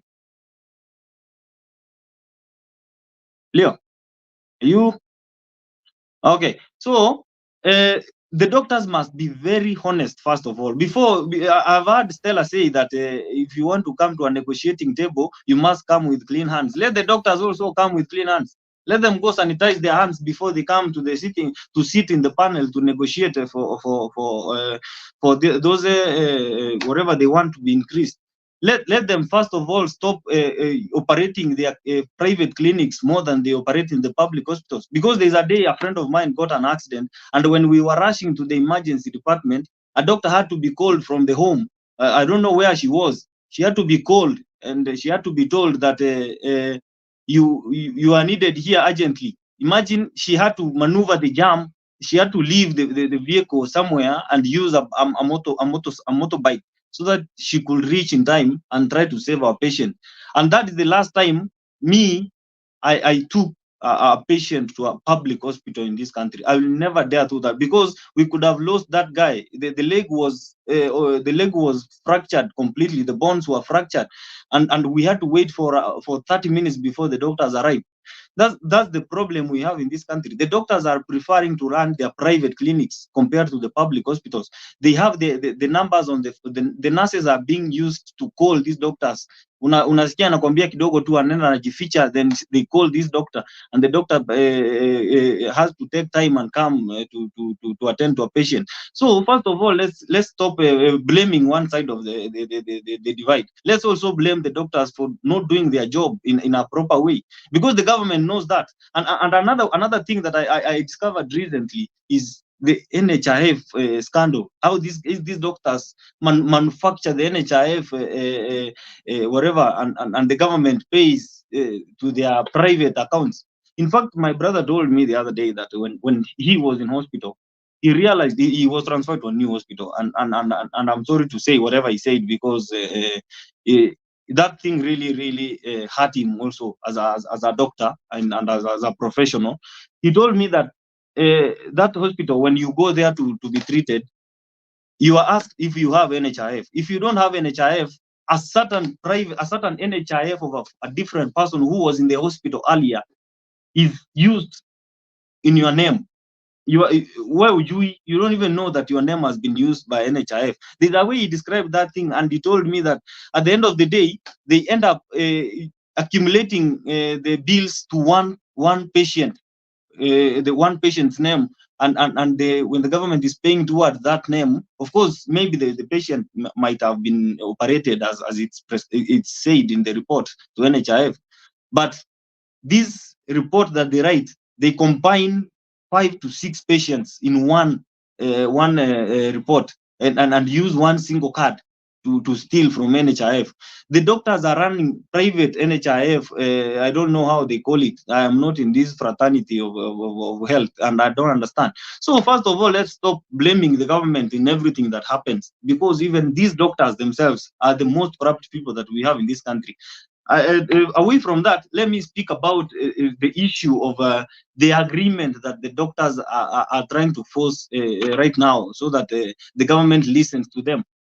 In 2017, when William Ruto and Uhuru Kenyatta were being elected to government, they proposed something called the Big Four agenda. And in that Big Four agenda, universal health coverage and universal health care was at the core of the things they were supposed to do. But do you know what Uhuru did? Uhuru shifted the focus, and I'm sorry to say that, because I'm sure most of you will differ with me. Uhuru shifted his focus from the Big Four agenda. Right now, we could not be talking about this issue of NHIF right now if they could have implemented the universal health care that they proposed and they campaigned for in 2017. Uhuru Kenyatta focused on things that didn't matter to us, and God forbid, COVID-19 came about and changed even everything now. It almost factory reset the country back to zero. That's when now the doctors now realized we can be running our private clinics from the comfort of our homes. And that has never stopped since COVID happened. And the doctors are the beneficiaries of such kind of things. So first of all, let me say that these problems that we are seeing in the healthcare system right now cannot be blamed on one Susan Nakhumicha, not because she is incompetent. I'm sure in this country we cannot all compete on intellectual capabilities. Everybody has his style of leadership, and everybody has his IQ, let me call it IQ, intelligent quotient, and we can't be equal. Maybe the way Susan Nakhumicha has done things in the recent past has made some doctors who used to do these shady businesses, as scattered the cartels that I've mentioned here, who run private hospitals, who run private clinics. She has managed to expose those people who are taking medicine from KEMSA from behind the doors, the back doors. She has managed to do a lot of things in a very short time. Of course, sometimes when you are in such kind of a docket and you are a woman, as Susan Nakhumicha is, it doesn't mean that a woman is weak. But whenever you are a woman and you have such kind of men speaking the way they are speaking to her, you've seen everybody who is trying to speak about this health thing is a man somewhere who is trying to harass Susan, trying to say something about a woman, trying to say something about Susan. I'm not saying that as a woman she's not supposed to be told such kind of things, but I say that Susan Nakhumicha, as a minister of health, has tried to clean the mess in the healthcare system, and there's no change that will ever come without pain. And we, with the doctors, will face the pain. Most of the doctors Vincent, are making losses. I'll pause you there, then we'll come back. You'll finalize. Let me Why? just. No, the minutes have passed. I know the points are so many. Just pause it there. You'll continue. There's No, let me somebody we've not conclude then. spoken. Let me conclude on one thing. One last thing. 1 minute. 1 minute. Yeah. Then. So I was trying to say that there's something Leo said here, and allow me to touch on it very fast. Devolution has been and will forever be the problem of this country, because devolving health was a blunder. Devolving health was a mistake, and it will keep being a mistake, because the ministers that are being selected by governors in counties to run the Ministry of Health are the most incompetent ministers that we have. They are not helping Susan Nakhumicha do her business, because right now Susan Nakhumicha's hands are tied in a way. She cannot also touch on issues that are in the county acts. She cannot do things that are supposed to be done by the counties. She's sticking to her role as the Minister for Health, and she's running a budget of 138 billion. You see, so this problem of devolution, if we cannot address the problem of devolution, we are not going to solve the problem of healthcare. And that's why I think if they can create a commission like that of TSC, so that as education is run by the national government using a commission, we have a commission that will run the Ministry of Health.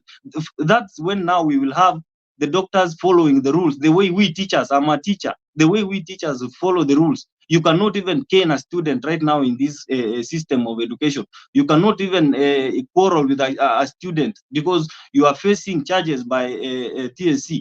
You will be even, let me call it banished. Let me use the word banished. You will be even denied the chance to prosper from being a small teacher to a senior teacher because of something you did to rectify a character of a student. That's the kind of discipline that is supposed to be instilled in the doctors, so that they stop running the health as their private business. Thank you. Let me welcome Black. I think he dropped some time back, but I'll give him an opportunity. I've not spoken. So Black, karibu sana.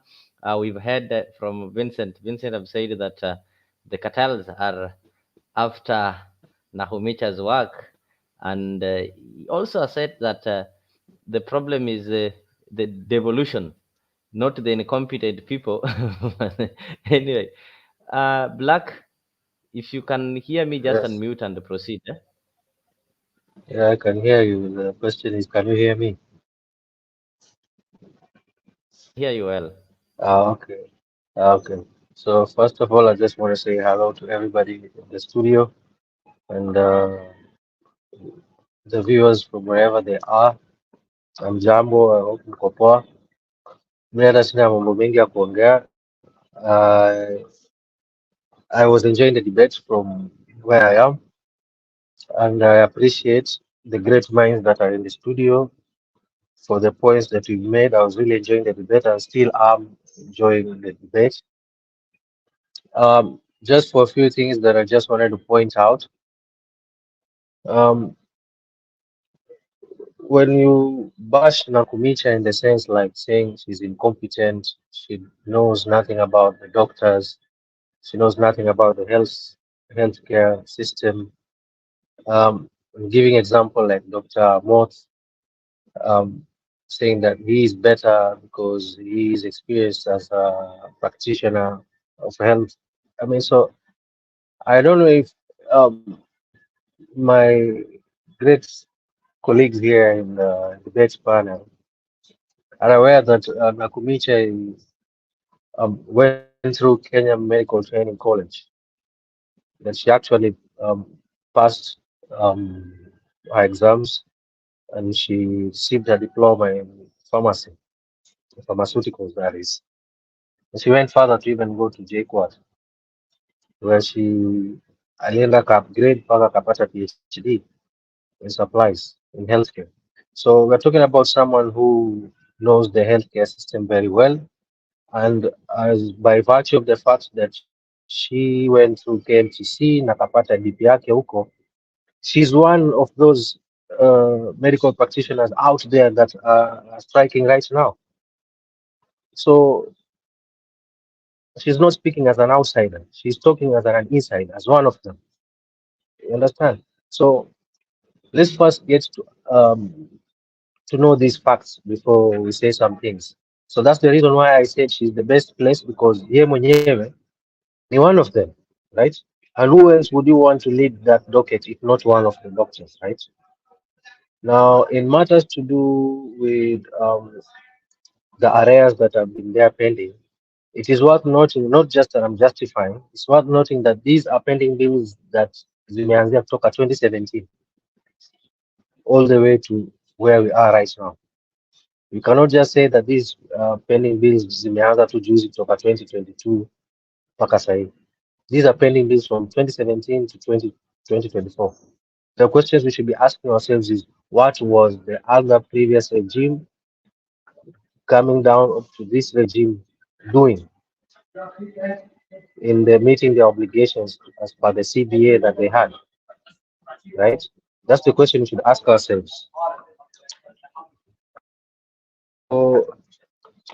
So, these are the fundamental questions we should ask ourselves. Nimesikia hata akigusa kuhusu education, which is true. As it is right now, capitation imepungua from 23,000 or 22,000 per student, imeshuka mpaka sasa 17,000 per student. The government is wana shule about 54 billion. Na hii ya leo imeanza kutoka 2017 up until now. Question we should be asking ourselves is, if the money was budgeted and the money was released to those ministries, for example, the Ministry of Education in this matter that I'm mentioning right now, hiyo pesa ilikuwa inaenda wapi? For us to be in this point whereby capitation imekuwa shida sasa. The government owes 54 billion. So when we discuss these things, it's best if we look at it as Kenyans and try to put the political outfits aside, tuongee kama Wakenya, because tukiongea kama Wakenya, we'll forget the issue of this KKA government and the Jubilee government, and we'll start talking as Kenyans like hizi serikali zimekuwa zikifanya nini. Mnanielewa? Now that is the way, if we are to tackle anything, we can get a way forward. We can succeed in finding the solutions. That's how I look at it. And I do agree with the speaker that just came before me, because he just got the words out of my mouth kuhusu zile issues za nini, madaktari. You'll find to see doctors wako na private hospitals, private clinics, and that's where they spend most of their times. If anything, if there's anyone who needs to be given extra pay, it should be the nurses and not the doctors. If you're going to go by virtue of merit, it should be the nurses who should be complaining and not the doctors. Because if anything, the doctor just diagnoses you. It's not to say that the nurses don't know anything, they do know. And if diagnose, then the work is done by the nurse. That's the reason why, even when doctors strike, you see the nurses still running the hospitals. If nurses strike and doctors remain or back to hospital, that hospital will not run. Do you know that? So if there's anyone who really deserves by merit to be discussing anything in matters salary, it should be the nurses, not the doctors. So that's what I'm saying. As Kenyans, we should discuss these things as Kenyans. Nimesikia mwenzangu hapa akisema kuhusu NHIF and SHIF that now even if she pays that, to be honest, that is incorrect. I'm paying NHIF for my family members and it is working. And it was mentioned earlier on that it would be a seamless transition from NHIF to SHIF. Now, an example has been given by the speaker just before me about how these clinics, they are defrauding NHIF. And it is true. There was a time kulikuwa kuna ile committee in parliament whereby one man that owns a clinic The government owes him close to 400 million for operations or surgeries, and his clinic does not offer such services. Now, how many of those um, fraudulent claims do you think exist? There are many. So for that, for Nakhumicha's move to decide to move from NHIF to SHIF is so that we can have a clean start. So tuelewe hiyo.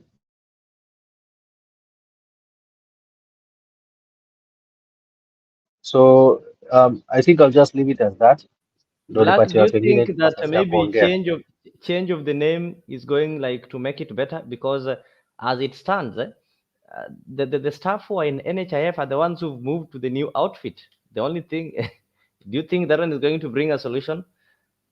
Like we disband Kenya bus service and make it maybe a Nairobi bus service, same drivers, same management. Will that one change? Will rebranding it make things change? It's not about rebranding it, Mister. Right now, do you think we can untangle the webs of fraudulent claims that have been there for years and years and years over just few months, and still at the end of the day, the health insurance fund needs to operate? The answer is no. Will take hundreds of years for us to do that because wale watu pia kumbuka, they are backed by cartels and big powered people, big money people.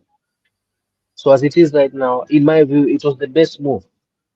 Just start a new slate as we try to sort out what happened. Tuanze tu upya vizuri.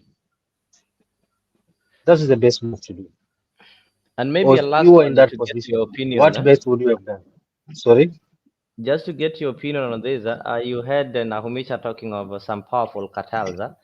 We know Nakhumicha is a cabinet secretary, actually, who has got the ear of not only the president, but most departments. At some point, you heard her declare publicly and saying that she even had the power to transfer an OCS through something that was called, I think, one government approach, such kind of things. Don't you think that as a CS, we can use our influence, name these cartels, and because when you're given government, when you're given power, you're also given it's a responsibility, and you also have authority and power. So as a government, the president is the commander in chief of all the armed forces, and it won't take the presidency and the people involved even a week to get or to reach these cartels and deal with this thing once and for all. Remember, even during the campaign, one of the platforms that the president campaigned on was that they're going to ensure that they deal with cartels. Why would a CS cry of cartels when he serves a government that has got all the powers and all the resources that are needed? Why can't they just now say, okay, let us go for these cartels? If this one is what is making the doctors to strike, they finish it at that point, so that we don't see any of these kind of strikes that have been caused and sponsored by cartels. Do they fear the cartels, or who are these Ndio. cartels? Okay. Nimepata two questions from the one question that you said. I think the question is in two parts, so the answers will be in two parts. Number one, about naming the cartels. I'm not doing anything to these cartels. Are they too strong? Now, you should realize, I will take you back to the other minister of, or rather the CS of health. What was his name? Ule wa COVID. Nimesahau jina yake. What was the Mutai previous Kagwe. CS for Mutai Kagwe. health? Mutai Kagwe. Yes, Kagwe. Kagwe. Yeah. Now, Kagwe himself, he said it that there were cartels that even when he tried to move them from departments, they were so powerful that they refused to move and they were still there. Right? That is number one. Number two, you cannot go about aimlessly naming people like, okay, Leo is a cartel. Even if Leo is a cartel, you will fail. You'll face legal actions for that. There are proper ways and proper channels which these things can be addressed. Perhaps by seeking clarity by way of investigations to get to the root bottom of who has stolen what or defrauded what. Then from there, taking them to court with those information that they would have found after investigation, that would be the right way to do. But just standing there in the public and saying, Leo, Mzalendo, and Stella, these are the cartel, you will face legal actions from Leo, Mzalendo, and Stella, calling them cartel. Because hiyo sasa itakuwa umeharibia jina, defaming. So there's proper channels of handling things, and the proper way of handling things is the way that I've mentioned. Investigate, confirm about kuna strong case, take them to court, and then you leave the matters to court. Court will prosecute and decide.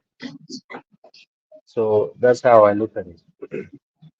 Kenya is not an I get you. autocracy. Leo, Yes. Kenya is not an autocracy. A president cannot, or a CS cannot just name anyone and do anything to them. We are democracy. We are not like Rwanda. We are not like Uganda. No, what The I'm president saying is cannot this, just wake up and name someone. Honorable, what I was saying is this. The CS knows the structures that are there. These are CS, and the CS has got contact and the good working relationships with the other departments that are responsible. Remember, one time the CS said ordered for the sacking of the OCS. It was public and everybody knows that. He said that this government is having what is called one government approach, whereby even the CS of health can go and make some decisions in the Ministry of Interior. But apart from that, the CS knows where the Department of Interior is. He knows where the investigators are. So if the CS knows very well, the problem is cartel. So should the CS come and cry to the citizens that, you know, our cartel wamenishinda? So between the citizens, me and you, and the CS, who best can deal with this issue? Why can't she go for the solution? She knows the problem is cartel. Why can't she go for the cartel? Or you want to say that the government has become powerless? Yeah. Leo, we But citizens we have are the parliamentary cartels. select committees. Just a We are minute. citizens. We have parliamentary select committees that are sitting in parliament and doing these investigations by way of Leo. questioning them, right? So from that report, from those reports of the parliamentary select committees that are doing these investigations, they can send it to the prosecutor and recommend prosecution. Then the prosecutor with the investigative agencies, because they cannot take these reports from parliament and direct to the courts. It doesn't work that way. Okay, before I These bring would in, then be taken up remember the by the president. investigative authority. See, it's a long Remember process. when there was a problem at the sugar industry, the president called out and said, "Mambo ni matatu." From that, you know, the cases that were in court and those kind of things are withdrawn and vitu zililainika. Why can't the president just get up again? He is the head of the government and do it. I'll ask Eli maybe to weigh on that. And after Eli, yes. I think I find us Kenyans, and I will say, I'll refer to us Kenyans because I'm a Kenyan. I don't want to say you Kenyans. Very strange and very interesting people. I think when the president used those words, Mambo ni matatu, you are all up in arms. You wanted to even throw stones at him if it was possible. It's just that it's impossible. So Mambo ni matatu. Now, you want him to go again and say those things. Come on. So, wacha tu niachie hapo. I just want to say Kenyans were very interesting people. Sasa mnataka aende aseme hivyo. Aliposema ile mlilamika alisema nimesema ni mbaya. Mnataka aje sasa? The president is not going to comment on this issue. The president is not going to comment, and he's leaving. You know, the same thing Uhuru did when the teachers were striking. He left Matiang'i to quench the fire. So you remember the teacher strike in 2013 to 2016. There were strikes in at least every time there was a strike. They even delayed KCPE exams and KCSE exams at some point. So this issue of protests and this issue of going to the streets is a political issue. It's like they want to negotiate for something. Some people want to negotiate behind the scenes. The owners of the hospitals are using the doctors to negotiate on their behalf. That's why the president is silent. He's waiting for them to do their shambles, and then they will go back to work. And you will see them go back to work. And maybe later, those cartels will be called out, and we will see them. Of course, tunaweza kosa kuona kwa uso, but they will be scared. They will run into shivers.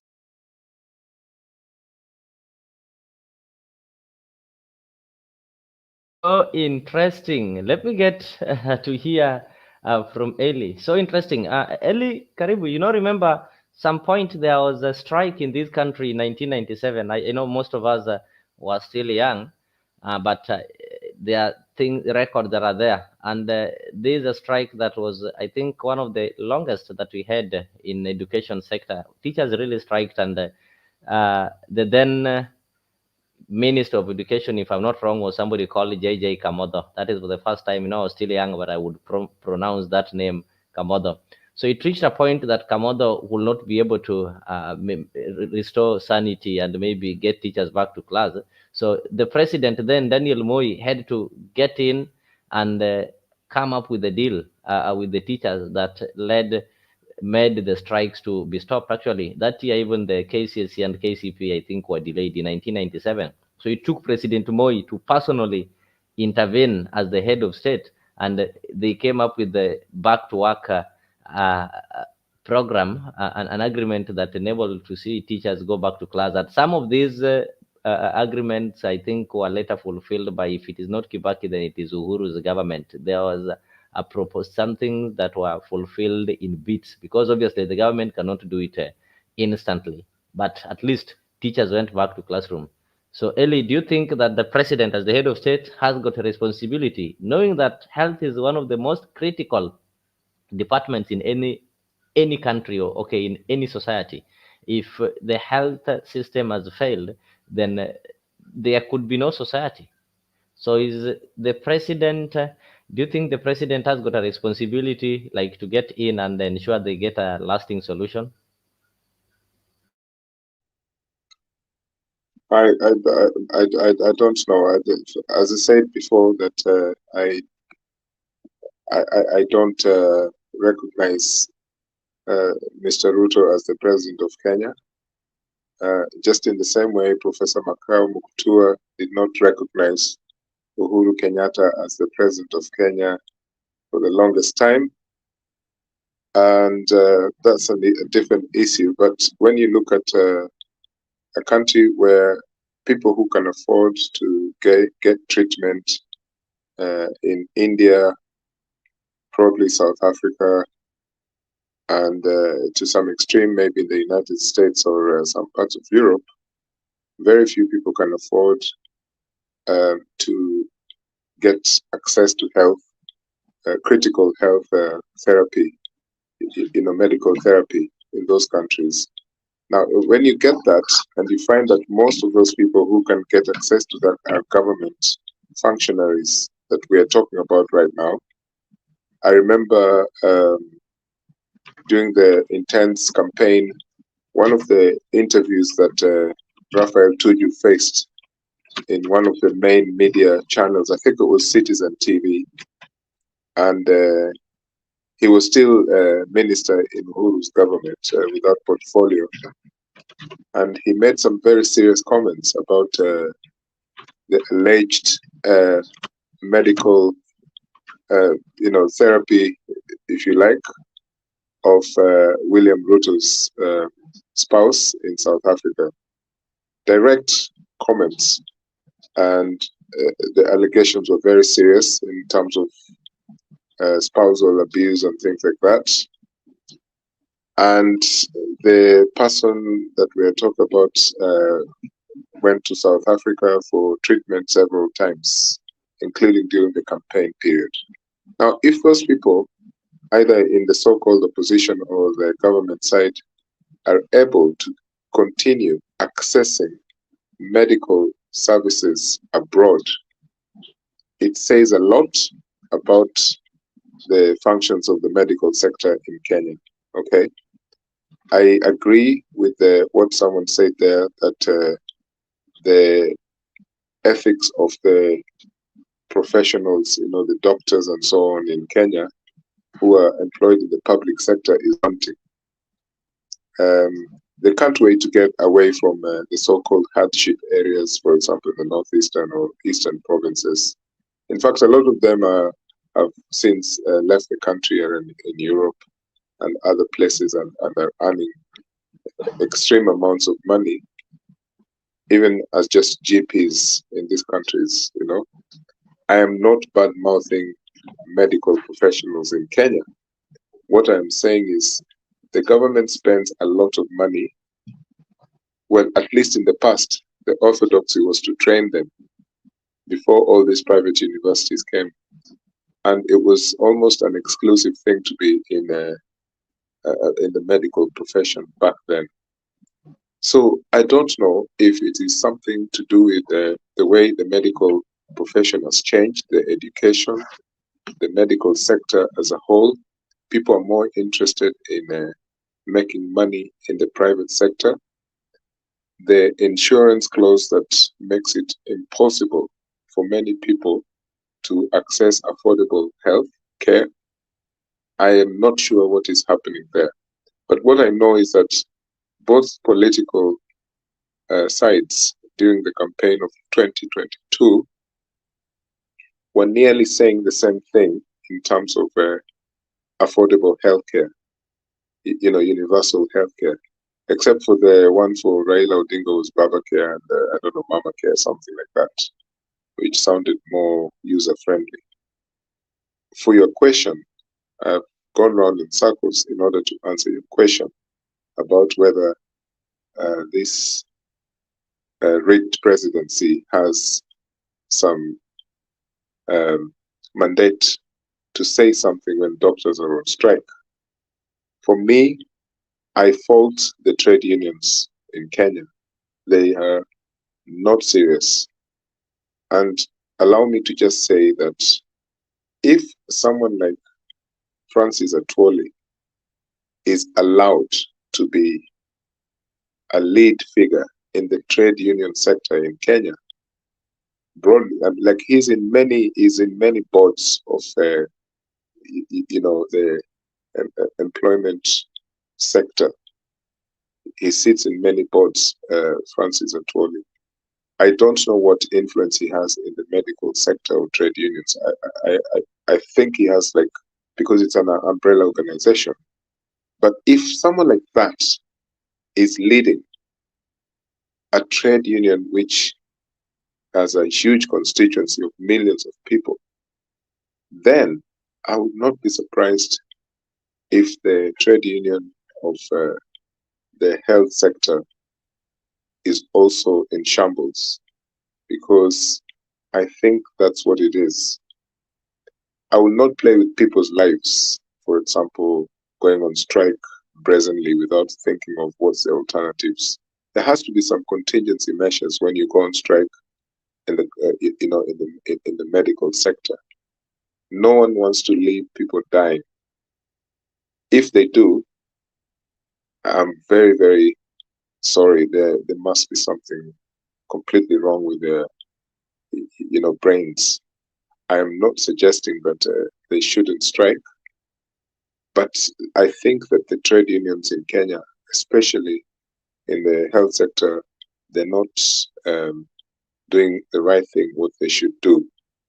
They should own up that they're not perfect, but I'm not saying that it's also that the government is the one that must control their, when you want to cross the picket line, it's your fundamental right. You can either go on strike, or not go on strike. That's the principles of being a member of a trade union. And it's your confidential right that your employer doesn't need to know that you belong to a trade union. All right. But the civic duty relies on everyone, including the so-called president. But the civic duty is fundamental for the medical sector, the doctors, because they have a huge place in society. Sometimes I think we elevate our doctors too much to a certain pedestal where they shouldn't even belong. These people, all they do is to get into your body and find out whether you're, sick or not, and then prescribe some medication. Some of them have more substantive work to do, especially the surgeons. But it doesn't mean that we should treat them like gods. These people should go to work. I believe so. I think that the interns have a massive opportunity now if they're given a certain wage which is conducive for them. It doesn't have to be a huge amount of money when they start. I think it should be something practical, and then it is staggered as they continue working in different sectors of the public health, for public health authorities. I visited Homa Bay Hospital recently when I went to Homa Bay, to the county where I come from. So about 4 weeks ago, and I was shocked. What is this? Is this even a hospital? It just reminded me of Homa Bay Hospital back in the 1980s. And there you have a governor who purports to, have this functioning hospital. What they did was they did, they made the front part of the hospital look like a shiny piece of work. And I think it was an event where, some people from the health sector and, some international NGOs came over, and they tried to show that this hospital is, a nice piece of artwork. Honestly, you could see the failures of the hospital as soon as you walked into the hospital. It was not a sight, to say this is something. Gladys Wanga, I'm sorry, this was terrible. I saw a hospital that should be, banished. It should be closed down, and they should raise it to the ground and start building a proper hospital. And that's just one out of many hospitals in Kenya. But then people have then decided, because around the county, there are so many private clinics now and hospitals, and people are selling their land, people are doing things like that to save their kin, instead of taking them to the actual government hospitals. You hear these things about level 3, level 4, level 5, a lot of nonsense. There are hospitals that are functioning better. Unfortunately, those are only the private hospitals, where most of these private hospitals are owned by people who are employed in government hospitals. So the question is, should the government employed public sector doctors and other professionals be salaried within government, or should there be an absolute that you're either in government hospitals or you're in private hospitals? This is a question whose time has come, especially in an economy such as Kenya, because you find that the ratio that I cannot describe because I don't have the data, the ratio of what can I say, per capita, doctors per capita or something like that, population wise, is extremely nil. Because, for example, yourself, Mzalendo, from where we come from, in Dewa constituency, Dewa division, the former division, all the way from Dewa to up to Rodi, up there. How many doctors will you encounter? I would say nil, until you reach Homa Bay. But if you do meet a doctor, it will be somewhere around Rodi, which is between Dewa and Rodi. I think it's like 20 kilometers. So that means all that stretch, people are dying because they don't have immediate medical help. And if they do, they will go to some pharmacy in Rodi to get some tablets, some,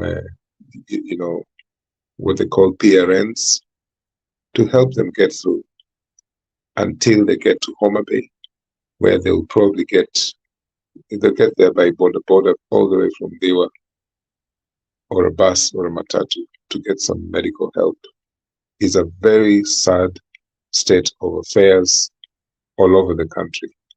So I think that before we even talk about the doctors' strike, this serious thing that Raila and Martha Karua were talking about, Baba Care and Mama Care, I don't care who now decides to implement it, even this, to me, an illegitimate government. If they want to solve this problem of healthcare, they need to look into this um, public subsidized healthcare, and then maybe they should increase the salaries of these doctors in order to see how these doctors can be retained within the public sector, because it's a big problem. Now, my last point is in most Western countries, there are similar problems. So, for example, here in the UK, I know that a junior doctor will earn something like £15 an hour. That's just a junior doctor who's just graduated. They're running about the hospital, up and down, £15 an hour. That is something very, very small. Okay. And the only way these guys could make more money for the next 2 years as a junior doctor is either by doing overtime, those premium hours at the hospital, maybe A&E and things like that. But I was really shocked to find out that most of the junior, in fact, that's why most of the junior doctors and other qualified doctors are running away from the UK. They end up in Australia or places like Canada and maybe the US. So this crisis about doctors' pay is universal. And that's not me trying to say that what's in Kenya is not serious, but I was just giving a comparative analysis. Many of the Kenyan doctors here that I've met here in the UK, including surgeons, they're earning good money because they've gone to their specialty, so they're needed in these hospitals. They're not just GPs, and GPs earn good money as well, the general practitioners. But they don't come here as junior doctors from Kenya. These people have worked in Kenya, maybe in the hardship areas or other places, and they end up here starting with a salary of, say, something like 60 to 65,000 pounds a year. So it's a shock for them because they're not used to that from Kenya, unless they were doubling in the private sector as well. So this is a serious issue which is affecting not just patients in Kenya, especially patients in Kenya, but it's affecting the medical professionals because they really, really don't know what they want. Because if they knew what they want, they don't have to leave Kenya. They can demand for a pay rise, yes, but there's a moral duty that they have to assign themselves to. In most African countries, I mean, if you go to the likes of Ethiopia, I would say the more developed African countries, there seems to be a moral thrust to this than just the issue of pay rise. If you go to places like Rwanda and so on, Kenya is a very capitalist economy. That's an ideological problem that we have. It's a very capitalist economy where everything is about money, more money, and this is not my attack on the doctors. I'm just saying we have a capitalist economy.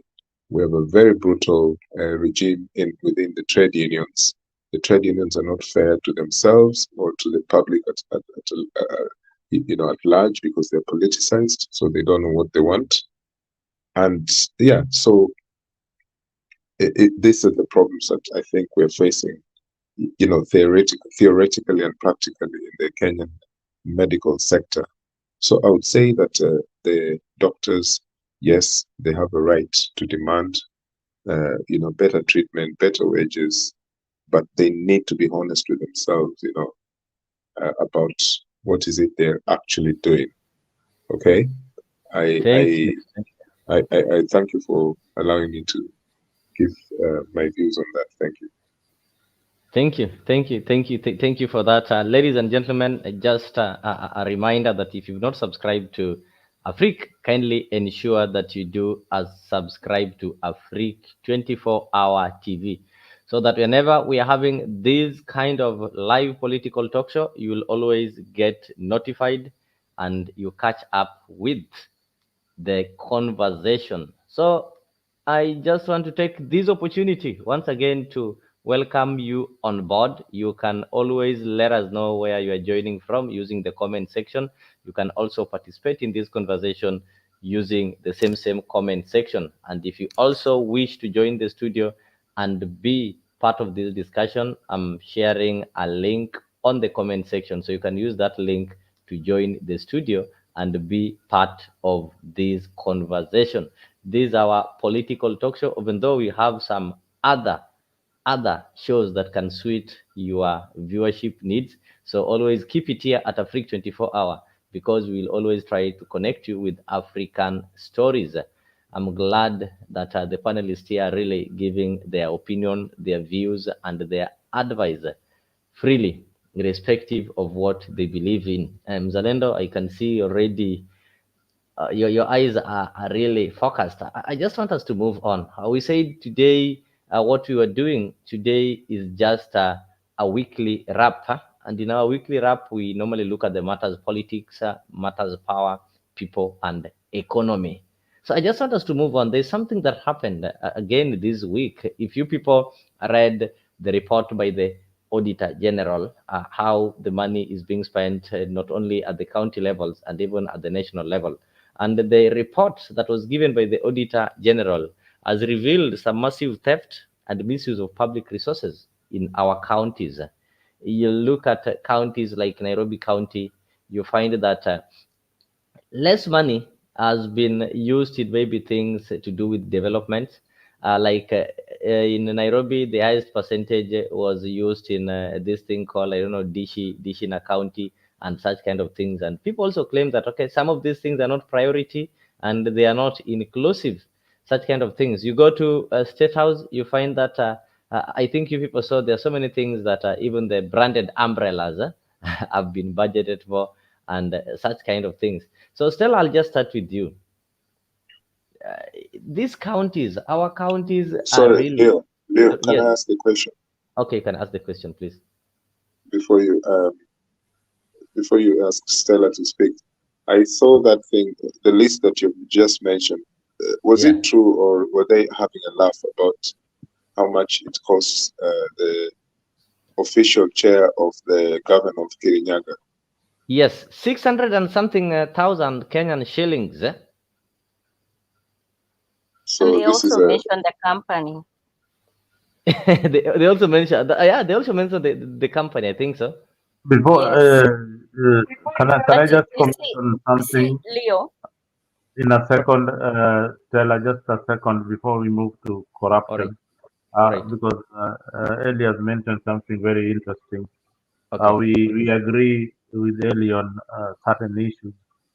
One of them is our country, Homa Bay.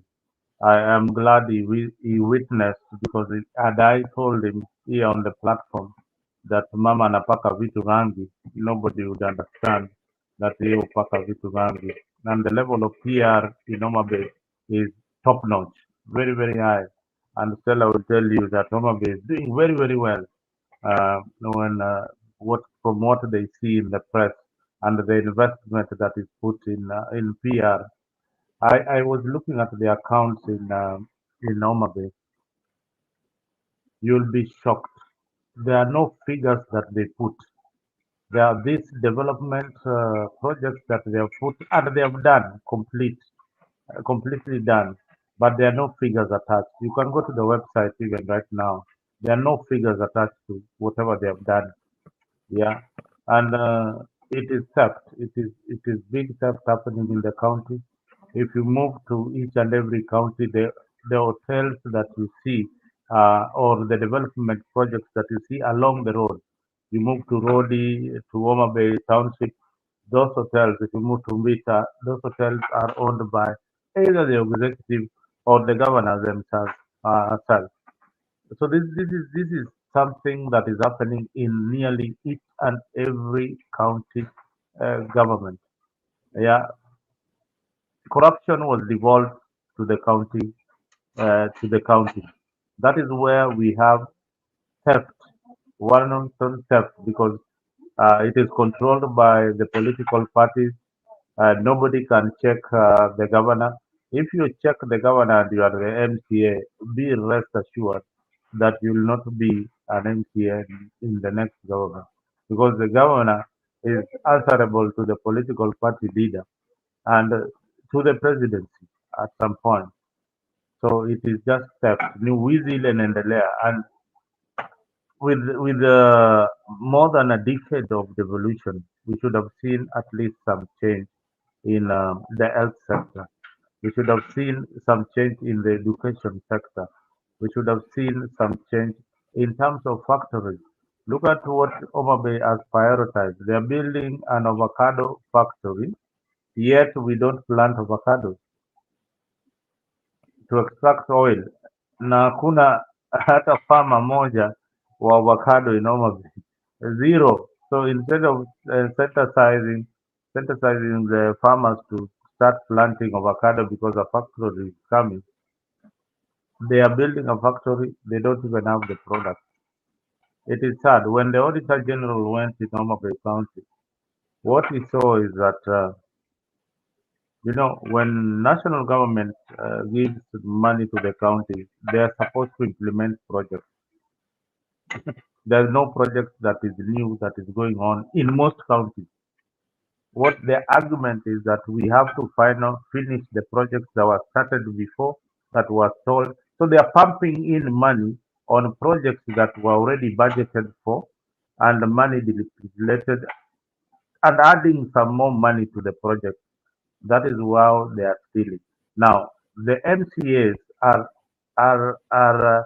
stealing with the executive. The executive that they're supposed to check, what they are doing is that they are ensuring that the MCAs get enough trips to Uruguay.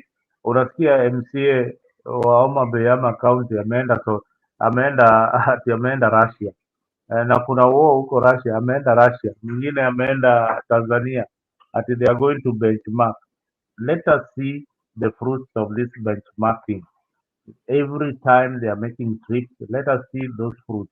The government is wasting a lot of money. Hiyo pesa wangekuwa wanafanyia hizo development directly. And lastly, the ministries that are created in the county government. We have a minister for health, we have a minister for agriculture, we have a minister for trade, we have a minister for tourism. At the next county, which is Kisi, and the next one is Nyamira, they have all those ministers. So you wonder these counties and their sizes, very, very small counties, having a minister for mining. Yet in your area, there's no even a mining field. So minister anakula mshahara na kazi yake ni kuchimba kware. Kuchimba kware ya mawe ya kujenga manyumba. These are things that we need to address, talk about.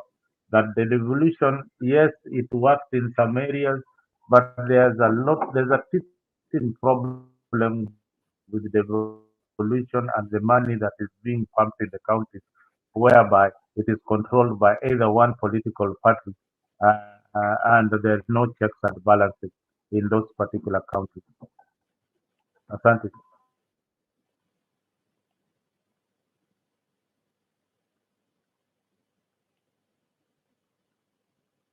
Uh, I think I'll have to welcome maybe Stella to proceed with that.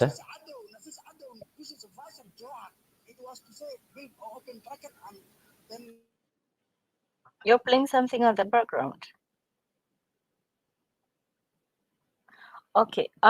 Stella, can you hear me? Yeah, can some background noise. So I wanted to talk about what Leo, you're muted.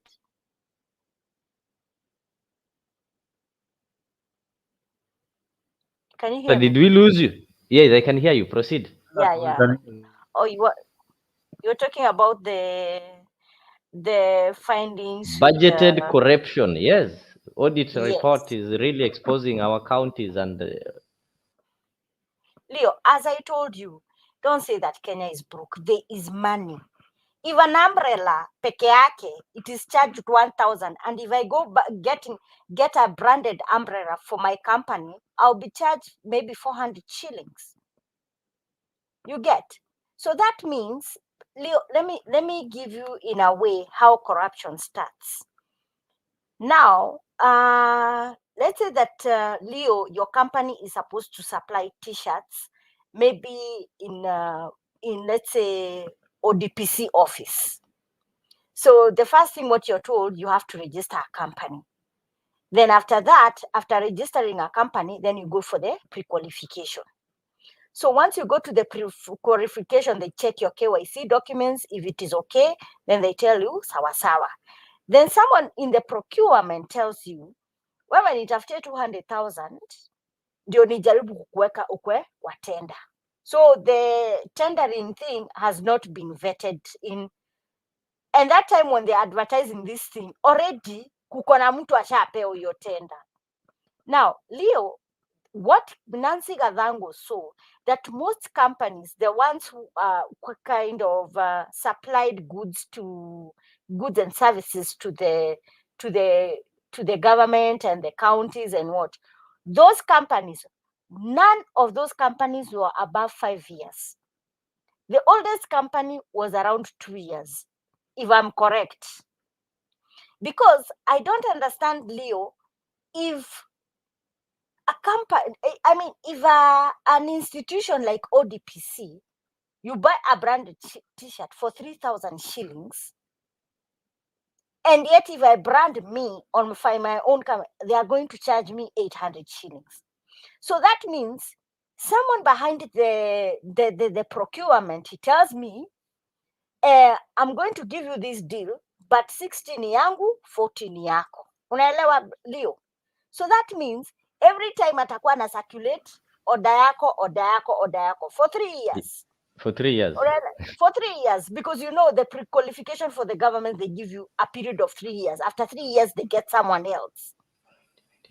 Now, you see, at times you'd sit down and ask yourself, the people who are doing these things, and even the guys like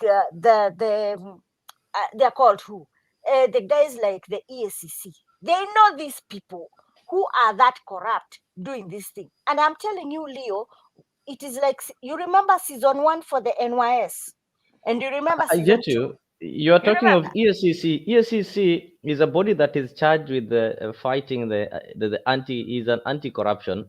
But the No, body publish a report showing us the departments of government that are corrupt, even telling us the amount of money that Kenyans pay for bribes. Yet exactly. it is their role to fight it. Are we Yes. not seeing something wrong? So now the thing is that I'm telling you, there is a type of a narrative going on, because if you see that these people in the government, if you can buy a wheelbarrow for 1.2 million, and yet the whatever the Auditor General says that there's wanton nose in that department, especially procurement, they need to vet these people, then arrest the guys who are in the procurement department. Then they are questioned. Who did you award this thing? Did they qualify?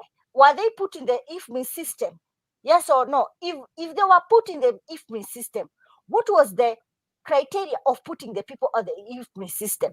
Remember, Leo, the government is very clear.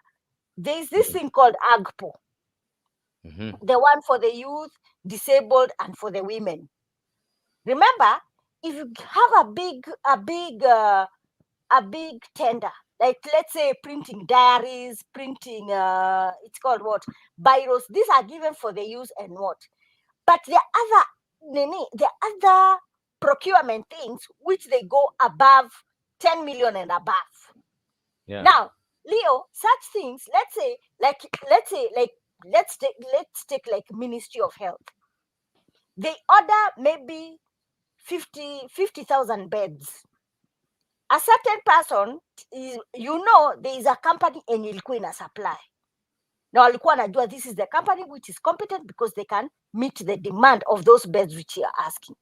But you, because you don't want to have that company continuing, you get a relative, you tell the relative, register a company.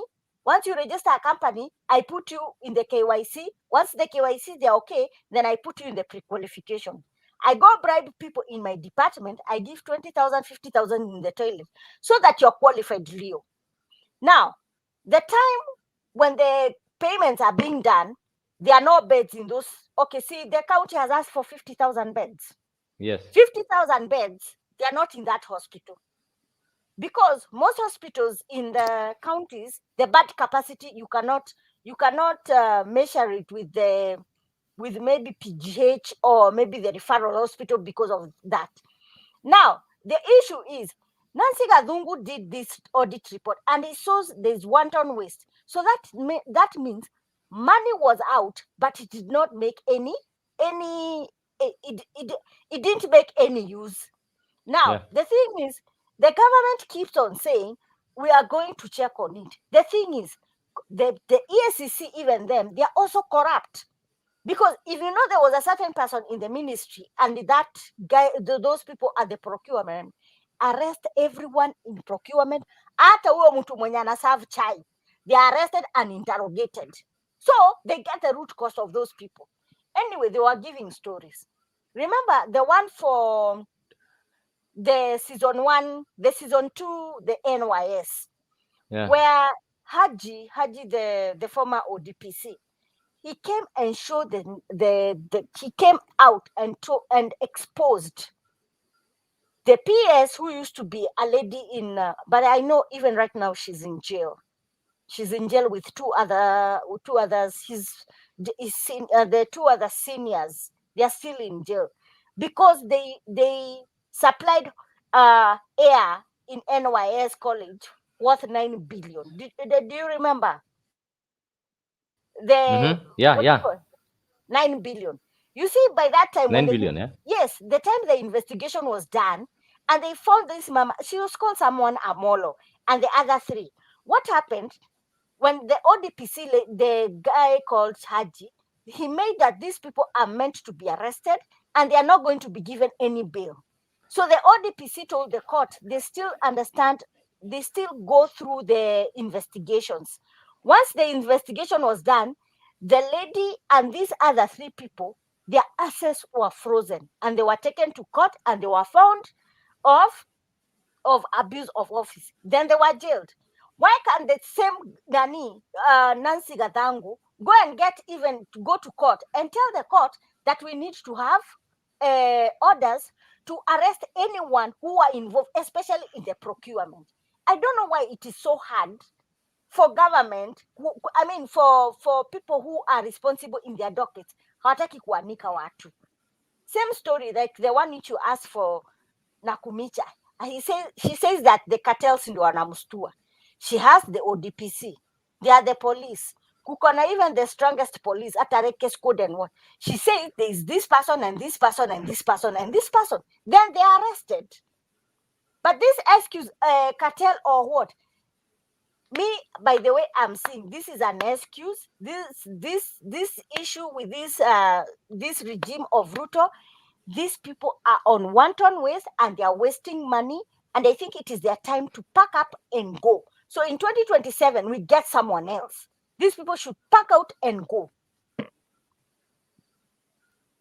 So you're saying 2027 get someone else. What if we get somebody just similar? Do we just need to get someone else, or let me we tell need to you, get Leo, someone better? Yeah. let me tell you, I think the next regime, I think we should have that citizen thing. What do you call, where you come as an affirmative action? We need to make sure that we have our constitution re-amended again. I don't understand why we are having MCAs and we are having governors. They cannot work. We need 47 MPs. We need 47 senators. Period, point blank. I don't know what the governor is doing there. I don't know why we need MCAs. county sijui whatever. There is nothing they are doing, because every time you go there, either there is wanton waste, ama there is abuse of office. Now, the thing is, what we want to show that even the judiciary, like right now, ipatiwe iongezewe maneno zingine 32 zikuwe 64, so that any person who goes against the law, now this one will go like the one for, you know, that law enye ilikuanga very harsh in China. Ukipatwa na corruption unafungwa, ukipatwa na corruption investigation mpaka umaliziwe. I like the way how Thailand did. I saw that there was a certain prime minister, he was jailed. I think he was jailed for how many years, but he didn't make it, but he died because of abuse of office. The same thing, we need to amend our constitution to show that this constitution cannot be run with some few individuals in parliament, or a few individuals in the Senate, or a few individuals on the MCA on the ground. We need to have affirmative action, even kama we have to akisha candles, or we say affirmative action that we are not going to pay taxes. We see what we can do, so that we bow down, we make the government to make sure that we have to re-amend our constitution. After, if we have to pay for the civil society to engage us, let them engage us, we redo again. Because this constitution, whatever, it's letting these people off the hook so quickly. It is letting these people off the hook so quickly. If you have caused any human atrocity by death or by compromising, ufungwe jela. Hata kama itakuwa investigation, ka remand, kama venye mwizi wa kuku aliiba. Kama mwizi wa kuku aliiba na alionekana na jirani, amewekwa kwa remand kwanza, ndio nini polisi wafanye investigation. Alafu ionekane aliiba hiyo kuku, apelekwe jela na afungwe. That is the same thing we'll do. Then another thing, all politicians, they should be put in a way that in a list that they cannot even try and invest outside. If you're done your what do you call this thing? Yeah, whatever, lifestyle audit. Yeah, If lifestyle you go, audit. if you go beyond of what you earn, because you need to be transparent. You saw the way they were saying that there's someone who owns around, is it 90 million of properties? There were those ambassadors who are being vetted in parliament. You remember? But they were being vetted. I think one in Uganda, the other one was going to UK and what and what. So the person who was being vetted, I think it was a guy who was going to the Uganda. The guy said that is worth 250 million. Leo, 250 million a month. What is that? Ni nini unalima? Tunataka kujua. Hata kama ni rentals zenye ziko Syokimau, umechukua hata kama ni nini 50 floor. You cannot make 250 million. That means akona a hidden agenda. You know, if you're going as a civil servant, because you see, if you work for the government, you're a civil servant. Kwa hivyo, if you're going there, unaenda tu na nil. So the only mshahara itakuwa mshahara yako na allowances peke yake. Any other business, it should not be included. It should not be included. And if you go above it, either you're fired ama unaachishwa kazi. But mtu anaanza accumulate, and people are starting buying apartments in Mulolongo, others they're buying also in Roiro, and the others who are buying apartments in Dubai and Spain. That thing, it has to be stopped. But I think our constitution, it is having a lot of loopholes. So this is what I'm saying. Hata kama ile chapter 6 ya constitution, the one to vet the politician or your KYC, it has also to be put in a way like kama ulikuwa a criminal na wezi pata kitu inaitangwaje ile police clearance. The police clearance, the formerly yes. Hata hiyo police clearance kama utakuwa nayo ama hauna tax compliance to show that you're clean, you don't owe the government, you cannot hold public office. So why are we having idiots having public office? And most all of them, and I'm not lying to you, Leo, if you check the guys in the national government and you check the guys in the Senate, none of them, hakuna mtu, I think 3 or 4, maybe they are cleared with KRA because they have TCC. The rest, I believe even they owe they owe KRA more than even your own county can pay for the doctors. Anyway, that's it. Let me leave others to talk. All right. I think Vincent is waiting there. You're the next, eh? Umengojea Yeah, sana. but you have realized I just speak for a minute and I wait for the next hour. I speak for a minute again. Not waited for the next hour. It's already 3. The last time I spoke was 2:10. I remember the time so well. Nimekuwa hapa for an hour waiting. Anyway, Can I play for you the last time before we started? Okay, proceed. no, you cut me short. But anyway, let me also address this issue of corruption. And I have said here numerous times, and I don't know if anybody is going to agree with me on this. The problem of corruption is not with the government. The problem of corruption, and I will say it here proudly, and I will say it and I repeat it and I underline it. Corruption is us, and we are corruption. Corruption should be included in our surname as Kenyans. When you get to 18, when you are given an ID, you are supposed to be given the name corruption as a surname. Man, we stop using our real names because we are all corrupt. Nobody is clean in this country. Nobody is clean. Everybody is either planning to steal when they get a chance, or they are already stealing, or their parents are doing something to make sure their daughters and sons are getting jobs in certain offices. That's the thing that is going on in this country. We, the people, have no integrity. We can change the constitution 25 times. We can change the constitution 150 times, but we are not going to fight corruption if we, the people, are not ready to fight it from our homes. If you cannot expose your colleague, your brother who is a doctor, you cannot expose your sister who is working in a government office, who is using shady means to give you a job or give people a job in your family. If you cannot expose your dad who is making 2 billion in a year, the same way I had a Kisii County former DG saying that he made 2 billion shillings from a business, and I was wondering what the hell is he looking for a job that does not pay even $1 million? It pays around 1.5 million a month. Why the hell is he looking for a job when his business can make 2 billion a year? Such kind of things. If you cannot fight your father from your home, if you cannot fight your brother who is stealing money from NHIF as a doctor, if you cannot, are you speaking? Are you saying something, Leo? Okay, let me continue. If we cannot fight corruption from our homes, if we cannot fight corruption from our back, from tuseme nyumbani, if you can't fight corruption from there, the government is not going to win the war because it's hiring more people who are going to also favor their people. Their children are being favored in those offices. Can you, as Leo, say that baba yako ni minister wa agriculture akupatie kazi? Will you go against your father's wish? No, because you lack integrity as an individual. So this issue of corruption, if we want to address corruption in entirety, let the people first decide it that we are going to win this war on corruption. In fact, the last week I was going to a funeral at home. I stay in town. So when I boarded a matatu, the NTSA people were blocking the road somewhere. And you know, when the NTSA people are blocking the road, those guys are massacre. They don't even care.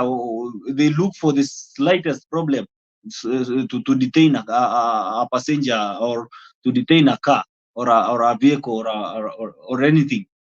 So the drivers had crafted a strategy of using some interior routes, maram roads, and destroyed roads that people use in the villages.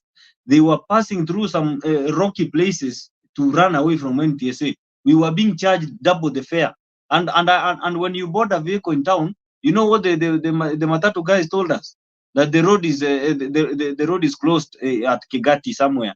And they didn't tell us the reason. So when we got to some point, I was eager to know why the road was blocked. So I asked this guy who was collecting money from me, why are we being charged double the price? And you are the guys who decided to use this long route. It's not us who decided.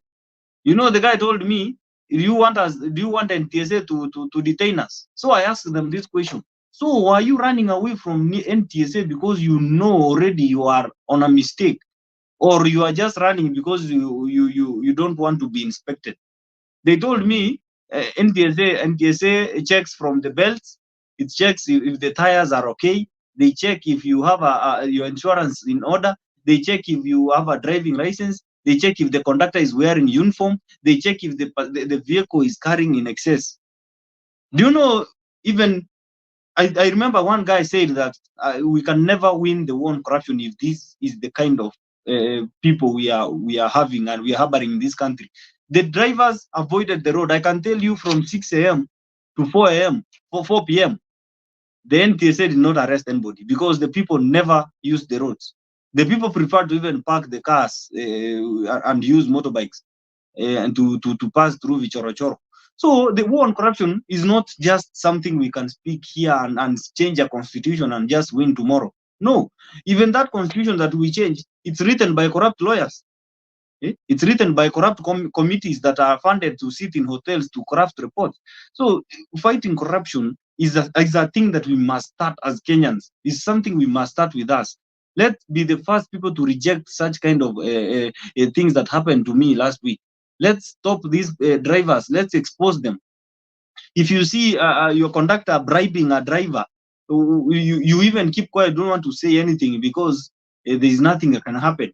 Let's try and expose these people. Let's expose our parents who are siphoning money from these county offices. Let's expose our brothers who are building private clinics and blaming the government for not paying salaries.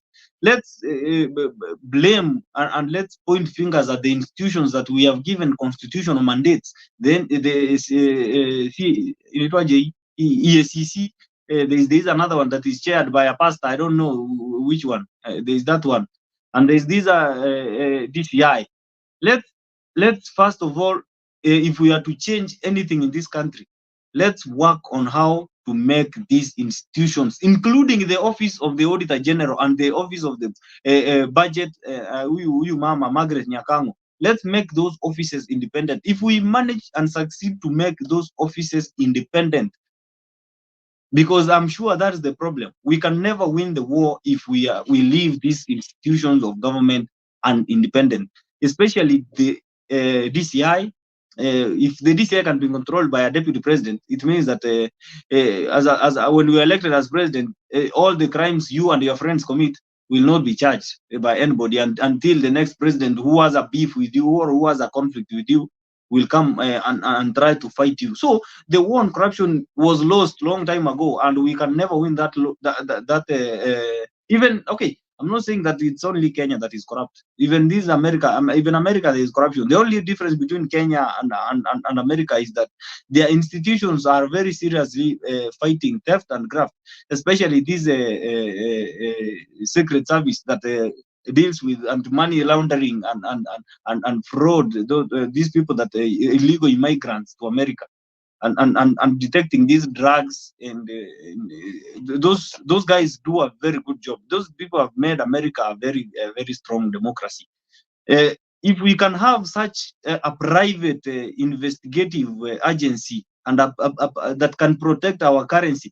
In fact, the main job that Secret Service was meant to do when it was crafted back then in I don't know 18 what, its job was to fight money laundering. That was the sole job of Secret Service, and that's the job they do until today. They have collected about 1 billion samples of fake money that is circulating in the US.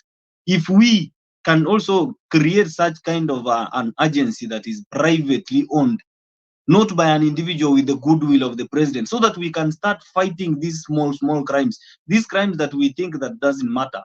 Mimi nalipa 140,000 nipate barua ya TSC. That's corruption.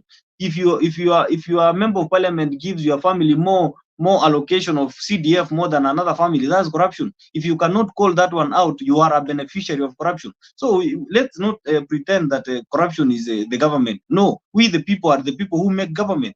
The government cannot be a government if there is no people in it. You see? So let's be honest and say that corruption is a war that we cannot win by pointing fingers at the government and pointing fingers at a specific individual.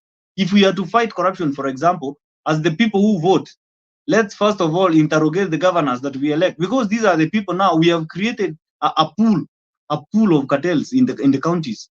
Because, for example, right now, let me use my favorite county. I like using Kisii County because it's one county I hope to one day govern and change it.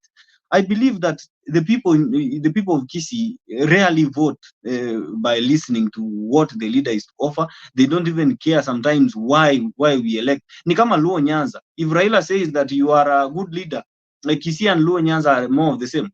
If Raila says that Simbarati is the favorite candidate, we are going to wake up in the morning and don't care whether he's a favorite person. We just vote for him and move on. So I believe for us to win such kind of a war, let's start by us Kenyans interrogating the kind of politicians we elect to parliament, the kind of MCAs we elect. The problem I have, and I want to support what Stella just said. If we can scrap off this position of MCAs, because there is no job they do. Let's even empower the Senate to do the oversight and to help the counties run. Instead of creating 1,400 and something MCAs, 90% of them are incompetent and school dropouts. Some of them don't even know what the constitution says. They don't even understand the standing orders. If we can scrap off this position of I don't know what they call it, MCA, and these other positions that they call women reps. I'm sorry to say this. I've never understood their job. First, I've never understood the job of women rep. I've never understood their job completely, because the job they do is something that if the money is given to the MP or the county, it can be done. But because they are propelling the agenda of women equality, they created that office to impress women instead of the women themselves coming out in large numbers and contesting against men and campaigning and convincing the fellow women to elect them. They are busy praying for another thing that they are calling nomination to parliament. It's something that I oppose in its entirety. I don't want that kind of crap to continue. If we can keep nominating more corrupt women and into the women rep position, so that we are looking for balance in real sense, we are tunaendelea kubebesha punda mzigo. We must stop that kind of things that we are doing, and we empower the constitution from bottom going up. We start by dealing with the sole problem, the institutions that we gave the mandate to fight corruption and to fight theft. If we can get a private, hiyo mimi hata nipate president kesho ndamwambia, if we can create one private military entity kama a secret service that is given a job of supervising and overseeing the money laundering crimes that happen in this country. That's the only way we are going to finish these young boys in Nairobi and Kileleshwa and Kilimani who are living a life they are not living. They are conning people and living a life that they don't have. That's the only way we are going to fight this kind of crimes of people like Joash Maangi, the guy who claims to be making 2 billion in a year. Not even the government makes that amount in a year. You heard what the president said about KICC. KICC, a whole government parastatal, is making losses. KQ is not even making profit; is making negative profits. But one individual is standing before people and saying that his business in 2023, when everybody was suffering, his business was making 2 billion. That's very unfortunate, and I hope EACC will come in and stop this guy from getting the position of ambassador to Uganda. He's my friend and I respect him. Majority of his friends are my friends because I campaigned for him to be senator.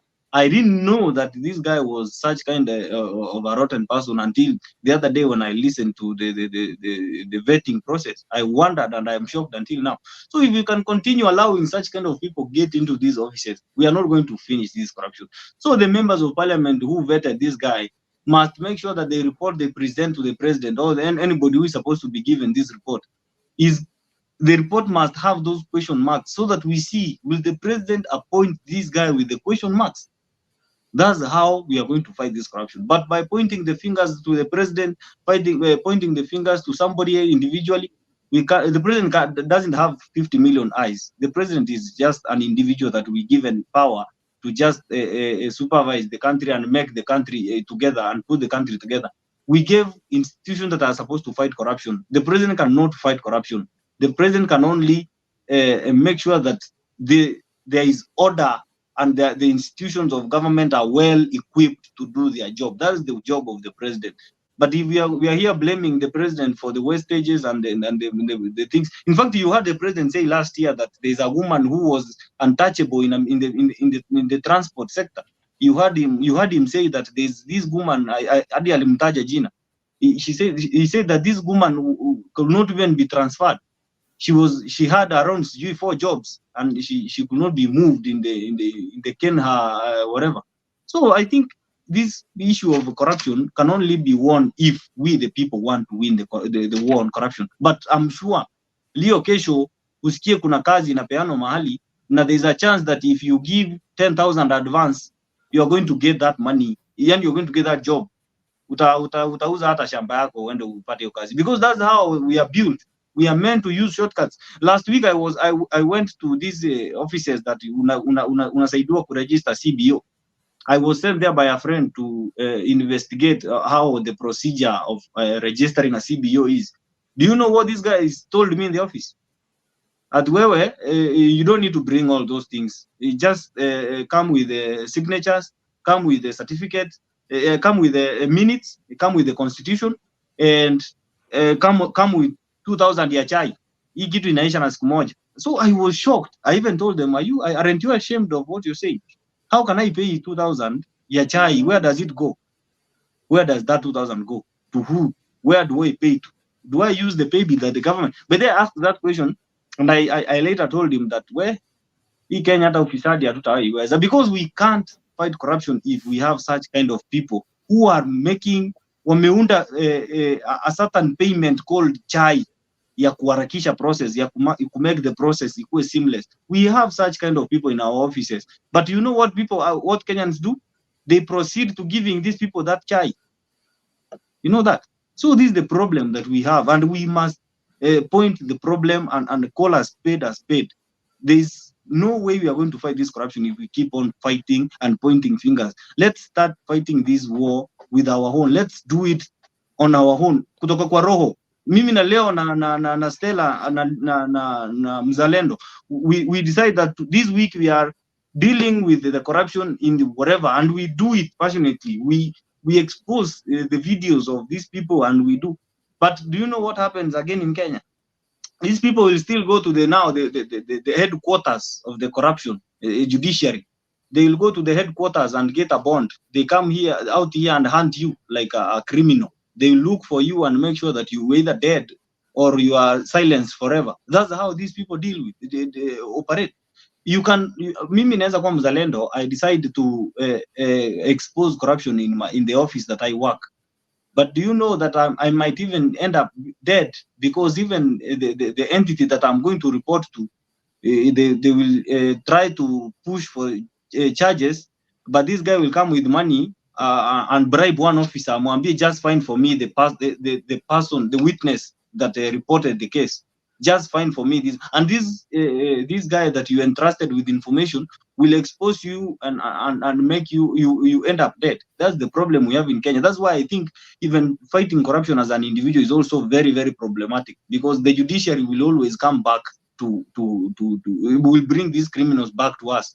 They will go to jail for 14 days. The hearing, they will get a bond or bail and come out here. They hunt you, they look for a way of silencing you so that you don't ever present this evidence in court. That's the problem we have, Lee. And we can never finish this problem if we cannot stand up as a people and fight corruption from our homes. I don't want to say that we go to the road and start supervising the police officers. Whenever you are being told to pay money to get some service, just say I'm not paying, and make sure that whenever you are saying it, you are recording yourself, or you are doing some. Make sure you are doing a video, a hidden video, because we all know in Huduma centers you are not supposed to pay for some services. Some services are free, but if you are asked to pay pesa na ujaambiwa ulipe kwa ile pay bill ya serikali ile yenye walisema, Make sure you reject that and you say, I'm not paying that. Just leave the service alone. That's the problem. Because mtu unataka kuenda America or you want to go to some country and you want your passport urgently, you pay 10,000. You pay 10,000 and the next person who doesn't pay does not get the passport. That's the problem we have.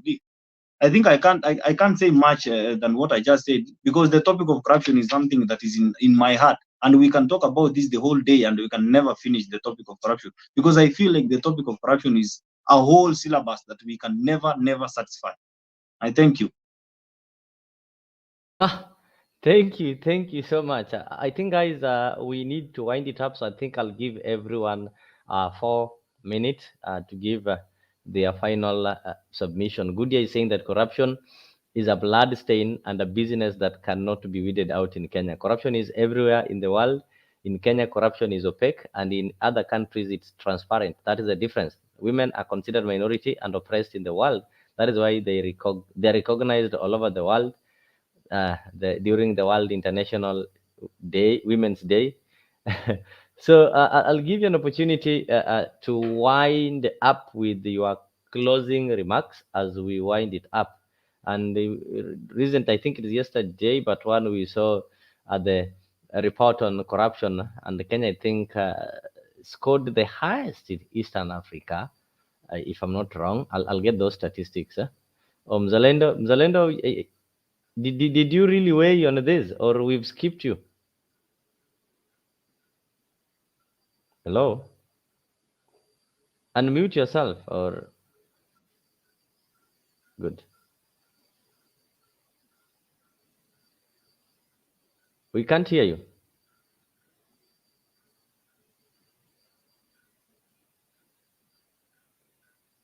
Black, I think maybe you the other time you lost sound. Maybe you can give your contribution before we give it to Stella and Mzalendo. Mzalendo, we can't hear you well.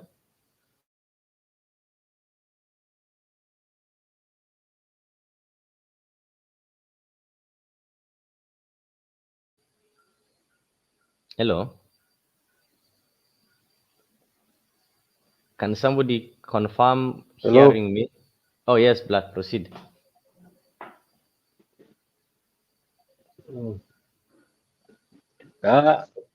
Proceed, I I want can to hear you. agree with the panelists. I want to agree with the fellow panelists in matters to do with corruption. That's the way to go, though. I want to disagree on the points you made my immediate um, panelist about Kenya forming a private sort of investigative um, slash paramilitary institution owned by a private owner. I think that will be a wrong way to go. It's almost like he's saying he wants us to have another Wagner, as much as it's not to do with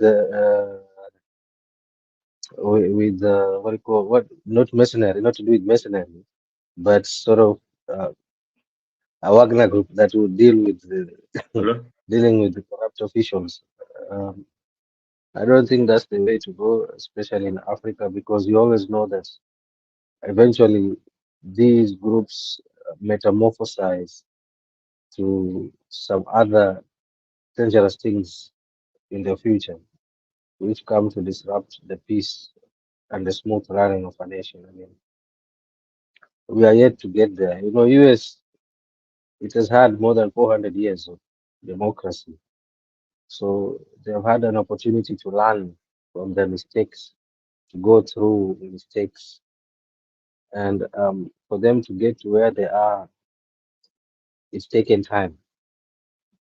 Not saying that we can't do good because we are still young in comparison to the US, no, but we shouldn't compare much of our flaws and our shortcomings to the US. I mean, that's like wrong comparison. I think it's best to look at Kenya's situation and Kenya's problems in the context that it will also require Kenya's way of solving things. Like one president once said, Kagame, African problems require African solutions, and I agree to Kagame. When I say African problems require African solutions, and it's only Africa that can solve it. So we should always look at example within ourselves, the good examples, and try to emulate those good examples and try to apply them in our context to make ours do better. For instance, you see how Rwanda is doing good in very many sectors. We could borrow a leaf from there. Give an example. You see, Rwanda is doing this and this. We could do this, but let's not go to kila kitu unasikia. The US, yes, we appreciate. Unapata hizo opportunity juu ya nchi yao, but at the end of the day, we're still Africans. Unaona? So let's look at everything from an African point of view when trying to seek solutions. That's what I want to say. Thank you so much. Mzalendo, I was asking you, did you weigh on this? No, not really. All right, Not then you really. can proceed. You can proceed. Corruption is real, and it starts from us. If you have been corruptible, or you live with family members who you know that definitely they are corrupt. So we celebrate corruption, we celebrate thieves, and that is how the society is. We love them when we see them coming with big cars. Today, Vincent Nimutuandudi Kesho is driving a big VX, and tomorrow is living in Karen. He has bought a house worth 200 million, and he's celebrated by his parents. He's celebrated by everybody. He becomes a leader. He wants to now become the governor of his county. That's how deep corruption is in our society.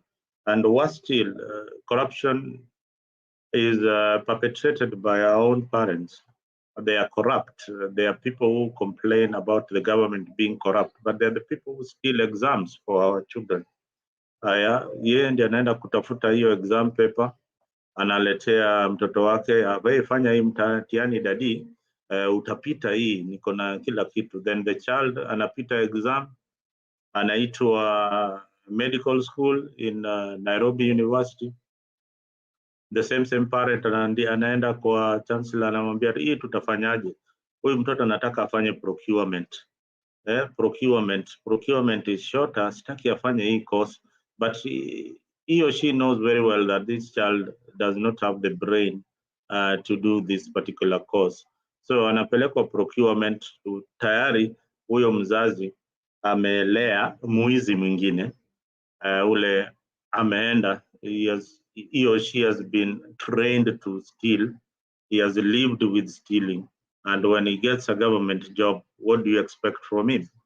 This will be a thief, ataiba definitely. So corruption is real. Even look at what the doctors are doing. That is how corruption, what corruption is doing to our country. You will be shocked how much these doctors are paid. I was looking at the figures that people were saying here. They seem not to understand how much doctors are paid. Yeah, doctors are paid up to half a million Kenya shillings. The least paid doctor today in Kenya earns about 136,000 Kenyan shillings. But you see, the competition here is they are competing with the local leaders. They're competing with the MPs. If an MP is earning 1 million and a doctor is earning 100,000, then what? I mean, this society, there is something really wrong with it. Yeah, if an MP goes to parliament, just negotiates for his salary within a week, and the Salaries and Remuneration Commission have given them their money. Yeah, and the doctors there are earning 100,000. Oncologists are earning about 500,000.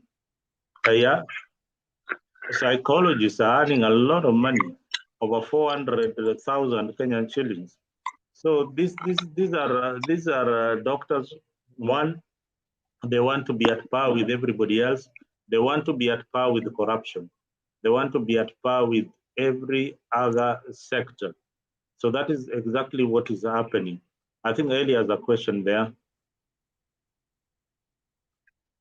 I always get worried when Zalendo throws figures, you know. But I agree with Me most of too. your I'm comments also there. surprised. Yeah, Zalendo, Zalendo. where you're getting your facts, I don't understand. So you're saying that a doctor is getting how much? Now, My you friend, have to distinguish. No, you need listen, to Zalendo, know. Zalendo, you need to distinguish, you differentiate a private doctor and a doctor who's employed by the government. Now, the doctor you're saying is employed by the government, how much is he getting? His net. How much, Zalendo? I'm asking you. So, Not even net. Let's talk about gross. No, let's talk about gross. You said a doctor, how much is it? How much is a government? I am asking you a simple question. How many doctors have got different fields that they practice? Don't just say doctors. Doctors have got different particular fields that they practice. Don't generalize doctors. No, there are you're the doctors one who who's practice generalized. certain. Okay, fine. I have Let's told talk you. about a surgeon. I have told you. No, I have told you the list. The list. Listen, my sister. The list doctor what?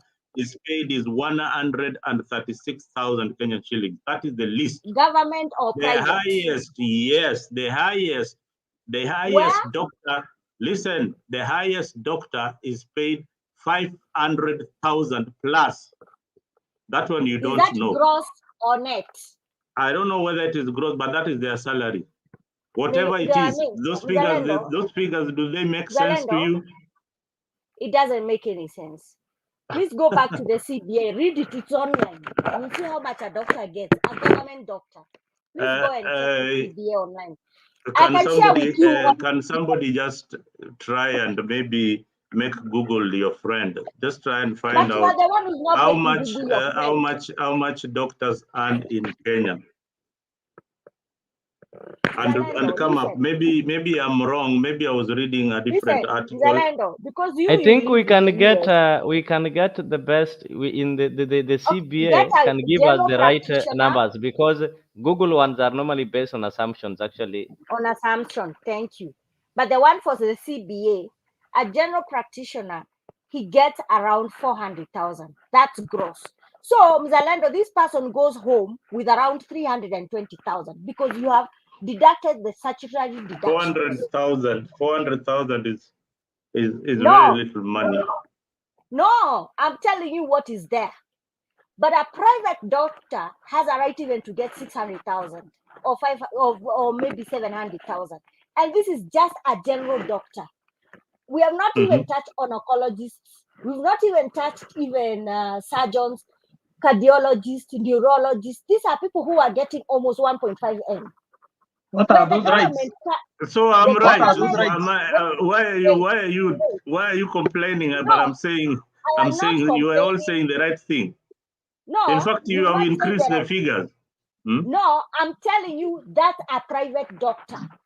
Listen to me. Zalendo, the government cannot afford this doctor. They ask for this doctor to come. There's background. Leo, there's a place where there's background noise.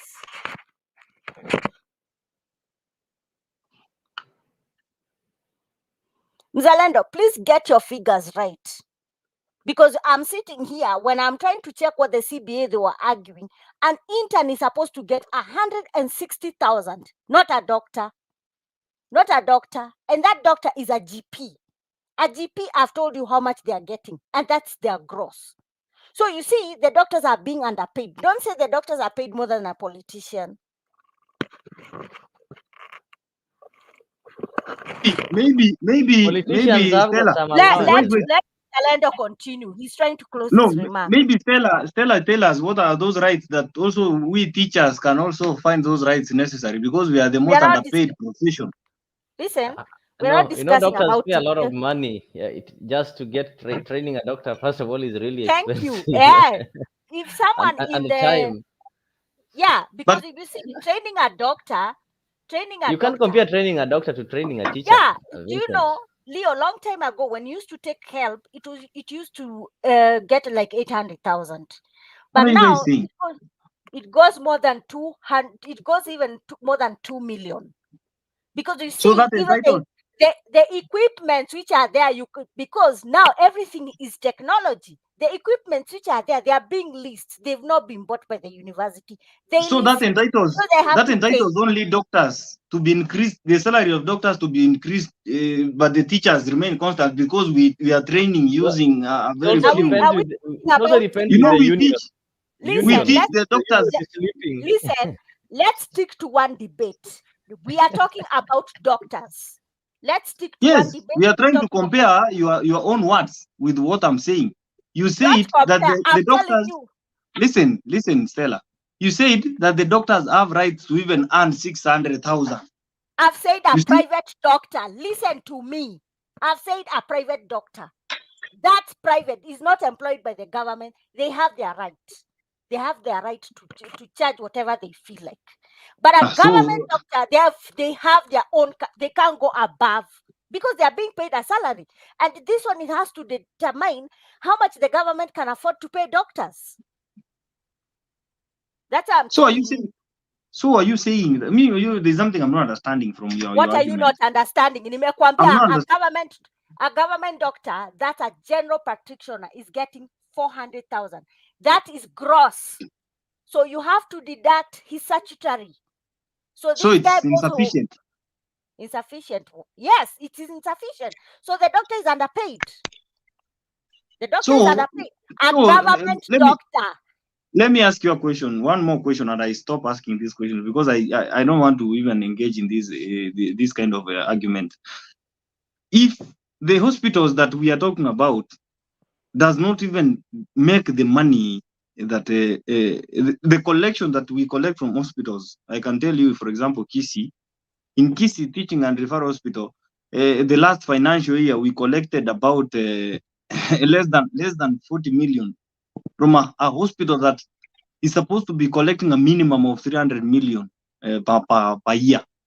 We collected less than 50 million because the doctors are stealing the money and still protesting. So does it mean that we should go to and cut the salaries of other people, or increase the taxes on other Kenyans, or borrow more to pay the people who are stealing money in hospitals?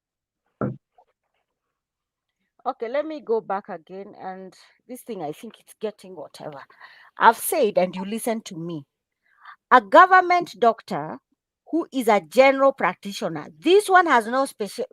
So remember, general practitioner ni ule daktari mwenye unampita hapo anakupima communicable diseases. Listen to me. That person is getting 400,000 shillings. Remember the Financial Act. Everyone was entitled for their statutory deduction. Now that means anyone who earned more than 200,000, that's 35%. Utoe pay as you earn. You remove NHIF, which is 2.75 from your salary. Remove NSSF. Remove housing fund. Remove NITA fund. Everything which is being deducted, anything, this person goes with 300,000. That is below of what the doctor is supposed to get. So what he steals or what, that is his entitlement to get his salary.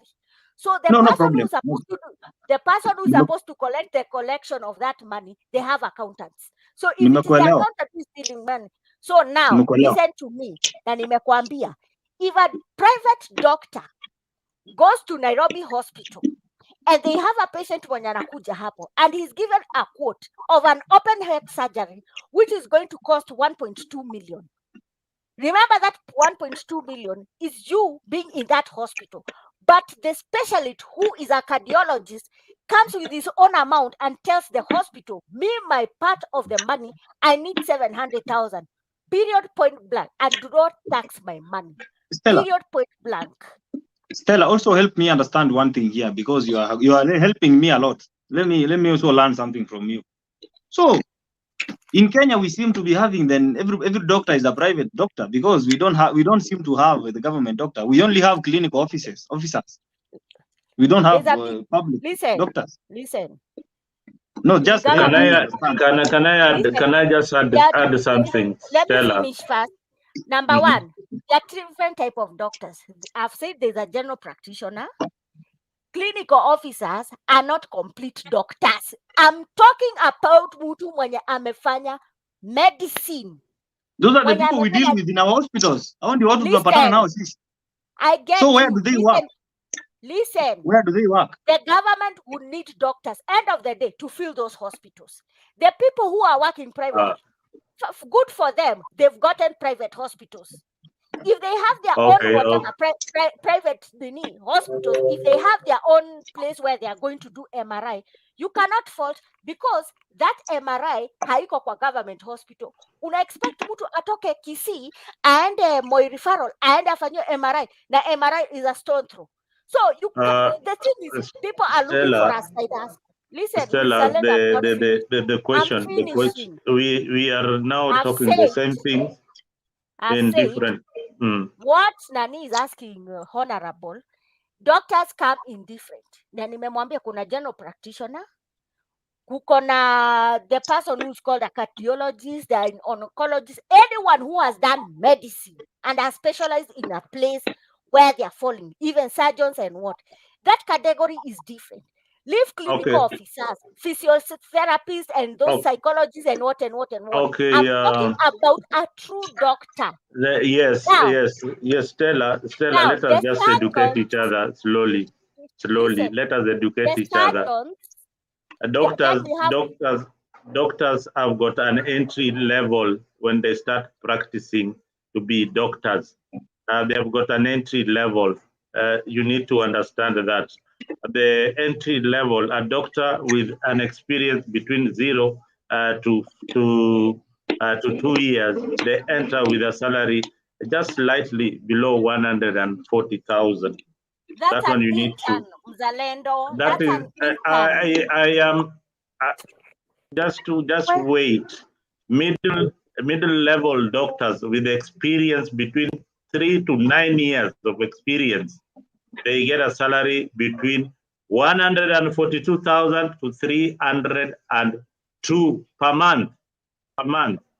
Senior level doctors, these are doctors with the experience over 10 years plus. They get senior level. Listen, this same doctors. Listen, just wait. I'm taking you slowly. Let me finish. You'll answer. You'll respond. These are senior doctors with a level experience of over 10 years. They get 350,000 per month. Physiotherapists have got a salary of their own. They get 282,000 per month. General medical practitioner, doctor gets 283,000. A pediatrician gets 378,000. Radiologist gets 417,000. Mental health therapist gets 260,000. Allergist, wale wanakuangalia allergist gets 298,000. Neurologist 460,000. Clinical psychologist 477,000. Counseling psychologist 344,000. Optometrist gets 300,000. Physical therapist anapata 260 something thousand. I can go on and on. These are what about nurses? Mzalendo, we understand. There are no nurses here. Nurses are not doctors. Nurses are not doctors. Even physiotherapists. Nurses are not doctors. They are not doctors. Even clinical officers are not doctors. Skia Mzalendo. That's what I'm trying to tell you. Listen to me. If you check on this amount zenye unasema right now, hizo ni za kitambo. Kenya wanaitisha ni pesa mingi. Because si ndio nasema ninakwambia they are selfish. They are not selfish, Mzalendo. How do you bring a machine How do you bring a machine? Listen, Mzalendo, let's talk. No, let's talk Mzalendo. Mzalendo, I I know know you're where over. that argument No, is going. goja kidogo. Mzalendo, you're over 40 years, sindio? When you are 20 years or 17 years old, kulikuwa na kitu ilikuwa inaitangwa MRI. Kulikuwa na kitu ilikuwa inaitangwa CAT scan. Kulikuwa na hizo Zilikuwa, vitu. lakini zilikuwa zimefika Kenya. Hazikuwa, Mzalendo, Hazikuwa what are zimefika you saying? Kenya. Mimi nakwambia hazikuwa zimefika Ndio, Kenya. hazikuwa zimefika Kenya kwa sababu hakuna mtu hakukuwa na ule technologist anaonyesha the way how this thing is working. Mzalendo, if a government can afford to buy those things, then you do not train a doctor doing those things. And the doctor goes and tours extra money aende afundishe. Obviously, he has a right kuongeza pesa ya mshahara yake. Hata wewe Mzalendo, what you earned 10 years ago, it is not your earning now. Mzalendo, listen to me. And I'm telling you, these people are human beings. Mzalendo, unajua mshahara yetu imeshikwa. Now, what you're earning, almost 40%, it goes to taxes, Mzalendo, which is not fair. Now, you're telling me, huyu mwenye anakata almost 130,000. Alafu aende nyumbani, ataenda na nyumbani na pesa ngapi? Around 73,000, Mzalendo. Because ile pesa amekatwa na taxes. Remember, even a doctor also has to pay insurance out of his pocket. Ijahesabiwa hapa. And a doctor has to recover. Ukiana half a million, unataka uende nyumbani na pesa ngapi? Ndio ninakwambia, ukiana half a million, utatoa 2.75. Utoe 35% ya pay as you earn. Utoe 1.5 ya housing fund. Utoe NITA levy. Then you have to pay your insurance. Then you have to pay for the union. Then you have to pay for your whatever. There is this special cover for doctors. Now, Mzalendo, this person goes with 70,000 shillings. Ako na nyumba. Una expect akae kwa nyumba gani? Ya Kibera. Wacha tuongee ukweli. Mzalendo, Kibera pia ni watu. I think let us add black into the conversation. No. Listen, Black amekaa hapo sana, Stella. Listen, Mzalendo, there is one thing I'm trying to tell you and reason with me.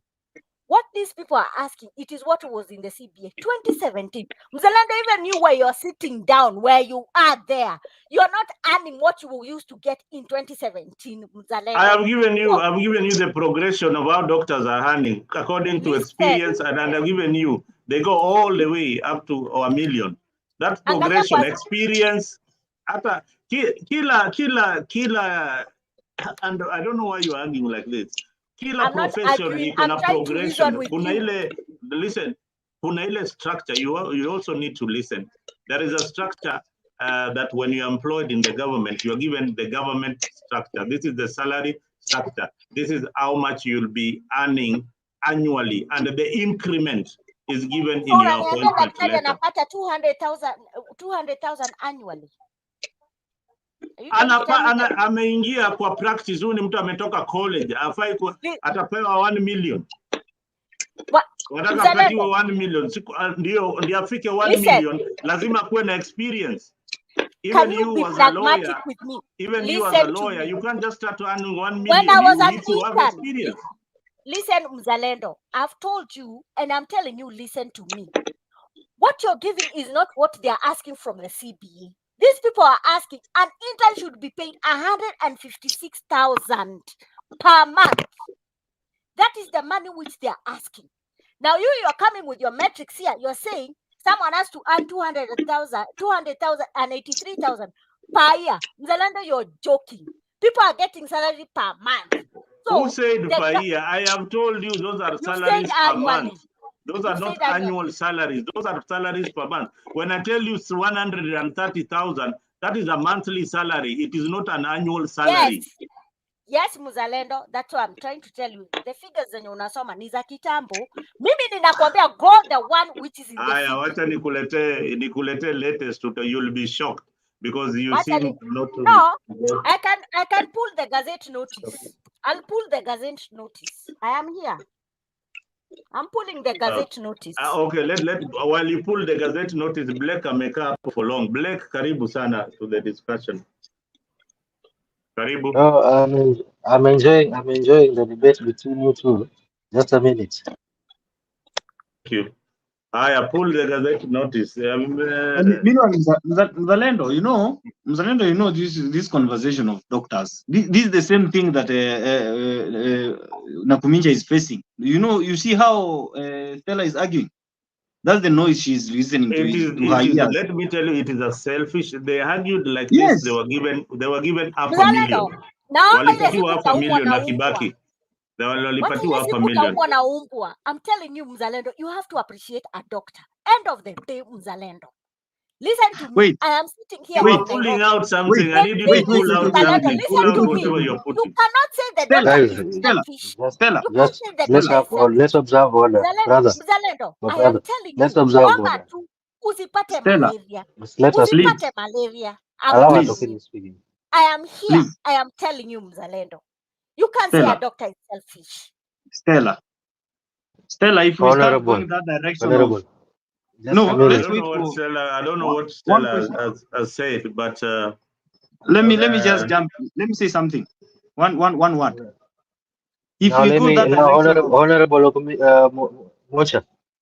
Now let me use this opportunity which I was given to speak so that we can observe order by that time, because it seems if some other guys to just hold up, it's a little bit hard because it's getting heated. So let me consume that this opportunity that I was given to speak. I believe that's fair request, right? Like I said earlier on, when I spoke about African problems, African solutions, that's therefore if you look at African nations, the way they have been managing some other things and have been successful in it, and if we can borrow from that. Now, I want to bring to your attention the healthcare system of Rwanda. I like using Rwanda because despite what they have gone through, as a matter of fact, first of all, I want to, they were just celebrating their 30th anniversaries from the genocide yesterday. The healthcare system in Rwanda is one of the best organized healthcare systems in Africa. Now, for an average person paying for the health insurance cover is about $2. So that's about 200, 300 tuseme kulingana na hii exchange rate ya sasa, around 300 shillings per year, not per month. That's per year. Can you imagine? And an average physician is paid around 1,630,000 Rwanda francs. That's close to about 120 something thousand Kenya shillings a month. And they're doing very good. They're doing great. Now come back to Kenya's context. How much are they currently earning? The doctors right now. Stella and Zalendo, you are best placed to give us the numbers. What is the current salary of an average physician in Kenya? Maybe one of you can educate me. I gave up a black. Yes. When doctors, the newly qualified doctors, coming into the field from attaining their licenses to practice. They have to get licenses to practice to be a doctor. Between 0 to 2 years of experience, they get 138,000 per month. So let's stop there. So then, what will be the next one above the person that has done more than 2 years? Now, middle level doctors between the years of 3 to 9 years of experience, they get between 142,000 to 300 per month. Okay, hold it there. I want to confirm the same with my sister Stella, so that we all go in the same route. Are those figures correct, Stella, or maybe you wish to? Let me go to the last one. The senior, hold it. the most senior, No, 10 years why experience. I'm saying that? Okay, so You know why I say that? You know why I said we stop there? Is because we want to use the mid-level doctor as the average, right? So Stella, is it correct the way Nino anasema Mzalendo anasema from 142 to 300,000 mid-level doctor? Ama inaweza kuwa anasema figures zingine hazifai. Ngoja kidogo. Kulingana na Leo data, with your data. If Leo is there, he can share. But let me give you what I have in the CBA, the one which was signed. Okay, Now, fine. the in 2013, job group L. Leo, there's something I've shared with you on your whatever, on your WhatsApp. Please check. Just read me the figure. On 2013, job group L, Yes. an intern doctor was getting 121. So the maximum total 121. Okay, So that's an intern. that's an intern. Okay. Then you go to group M. Now this is the middle level. He was getting 121. Yes. Now this is the one which is falling from 22nd 2013. Now the current one which they were discussing, an intern is supposed to get 327. So this is what they want. Yeah, 300, 325, 730. So okay, that let's hold it is what, yes. Now I can imagine. the one, yes. Now, no, I just wanted the figures. These allowances, doctors working in rural areas will receive a non-practice allowance. Doctors with administrative responsibility will receive an allowance equivalent to the doctor's allowance. That is in Article 4 of the collective bargaining agreement. Leo, if you go to page, Leo, acha nikwambie ni page gani? Okay. Enda page 24. Page 24. Okay, I'm there. Let me get it. Okay, what 24, I needed then you what go I needed down, was those figures. Page 25. Your collective bargaining agreement. It was received by the one for Mengich, salary remuneration. Then ukienda juu, there is where the court had agreed on the CBA, and it was signed by the three parties. Now, where Mnazalendo is getting his Google, I don't know where he's getting his Google. Okay, I have proof. So, okay, now judging by what you just told us, right? They're seeking to have 300,000, 320 something thousand. Yes. Do you see the big variation between a doctor in Rwanda and they're doing perfectly well and a doctor in Kenya that's Can we stop comparing countries? We are talking about the mess here in Kenya. You know why I'm saying that? Just allow me to finish, my dear sister. Because even when you speak silent, then when you finish, I speak just like I do with every one of you. So I think it's only fair if you accord me the same treatment that I give you. Now, why am I comparing with them? Like I said earlier, African problems require African solutions. And if you see an African country that is doing perfectly well in a particular sector, and you are doing poor in that sector, why not borrow from their needs to make yours better, right? Because that is the best way. You try to customize things with what is available near you. We can't try and customize things with what is in the US and many other countries. Just look close to home, right? That's why even sorry, natoa example tu moja. Hii ulikuwa unaona agriculture venye ulikuwa unaona watu watakuwa wakipata SMS unaambiwa sijui uende uchukue nini wapi, the government has subsidized all. This is something that came from Uganda. And I said this earlier on, I don't know if Leo could recall that. Before long before Taikuje to implement hiyo story ambayo saa hizi gava wanafanya. And I applauded it because why? This is something good that despite Uganda having their own shortcomings, but they have something that is working well in the agriculture sector, and that's what Kenya has been trying to borrow over the recent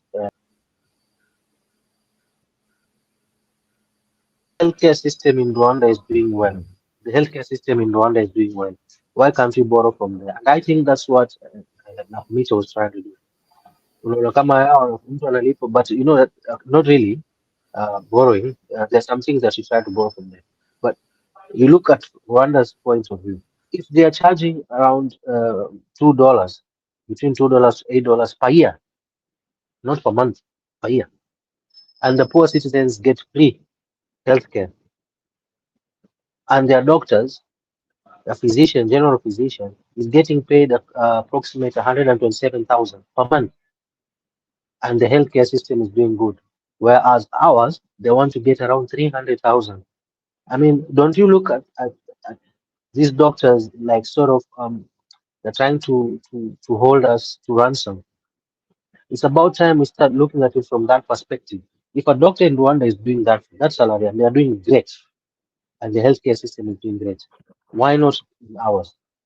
Well, they have tried to they are commercializing their services to the extreme here when you look at the issue with the healthcare system, and that's very wrong. So lazima as much as yes, they are our brothers and sisters, madaktari na manasi, but I think also they're asking too much. They're asking too much. So tuangalie majirani zetu, how well are they doing in the healthcare system?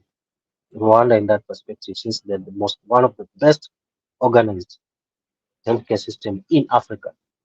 That's why I went for them as an example. And that a case study. Thank you. Leo, can I respond?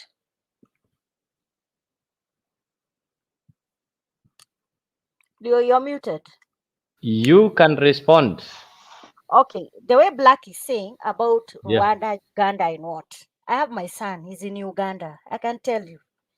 I have my lawyer friends who work in Yala in Rwanda. I can tell you, I have friends in Ethiopia, also they are lawyers. Others are international relations, and others are working in the AU. Let me tell you, Leo, this is the thing. What I'm trying to give this the Neni. You see, the Rwandan system and the Ugandan system or Ethiopia, even we can use the one for South Africa. I can give you an example. Now, they've not devolved health.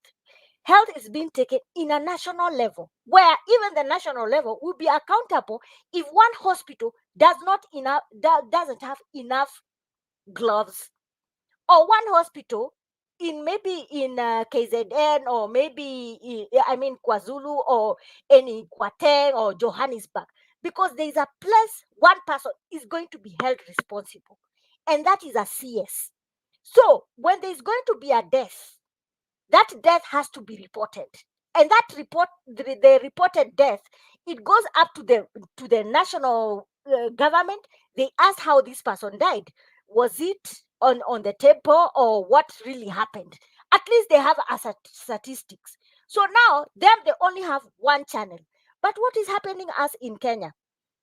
We devolved government. So what happens? The money comes from the national government, goes to the COGs. Then the COGs divide this money to county hospitals. There is bureaucracy hapo chini. Leo, if a practitioner, let's say a general practitioner, well, tuseme mashinani, maybe let's say Siaya or Mbita or whatever, kuko na mtu ako na malaria, you expect hiyo malaria test iende ikrosishwe na boat iende mpaka Siaya, iende ifanyiwe wajue kama mtu ako na positive ama negative. Isn't it the national government has to tell the COG, they'll have to tell the national government, we need machineries for the laboratories, so that we are having a functional laboratory, we have a functioning MRI, we have a functioning X-ray. The government, we know it cannot afford to buy these things. The government, we know it is leasing these things, and we know where they are leasing these things. It is either from India or Russia. Funny story, what I'm trying to tell Nani, asijaribu kucompare, and doctors are not being selfish. That 300,000 you're being given, I swear to God, nyumbani unaenda nyumbani utena na maybe 200,000. Because remember, pesa yako imesha chukuliwa na tax. That is something which we cannot argue. We can argue, and I can tell you, all salaries which are earned, and you're also a taxpayer, you must pay the statutory costs. Hiyo ni lazima, and you cannot beat it, because end of the day you'll have to do your returns, which is called what? Which is called a P9. So if you earn 300,000, remember you're in a risk of where the payee inakatwa. Leo kama utaangalia kwa payee, the one which was amended on the Financial Act, you understand what I'm talking about. Now remember tumeongezea other taxes. Tuko na NHIF imeongezwa 2.75, kuko na NSSF tukaongezewa, tuko na housing fund tumeongezewa, kuko na pay That is another risk they want to see, whether they are going to add even more for people who are earning more than 500,000. Now, when you come in, the doctor has also to pay for the insurance. It's being deducted from their whatever. So imagine Leo, akunaga insurance ya 1,000 ya daktari. It is either 10,000 kwenda juu ama 15,000 kwenda juu. At least with that insurance, when you're being admitted, at least you're comfortably being admitted in that hospital where you're going to be taken. Because I know most doctors, they don't want to get admitted in the hospitals which they are working. Now, this person akikato hii yote Leo, this person anaenda na how much? Anaenda na nyumbani almost like 200,000 ama whatever. That cannot be enough. Remember also, this doctor has to sit for his CPDs, like the way as advocates we do. If you don't meet your CPDs, you cannot get your certificate, your annual certificate. And the CPD for the doctors are almost 30 to 40,000. Remember, anajilipia, it's not being paid by the institution, or it's not being paid by the county, or it's not being by the national government. So this guy, hata akipata hiyo pesa, it is barely even enough for him. Hata kama anataka kwenda kufanya masters, it is not enough. Yes, the thing is, at times, I will not fault a doctor hata akienda kufanya side hustle yake.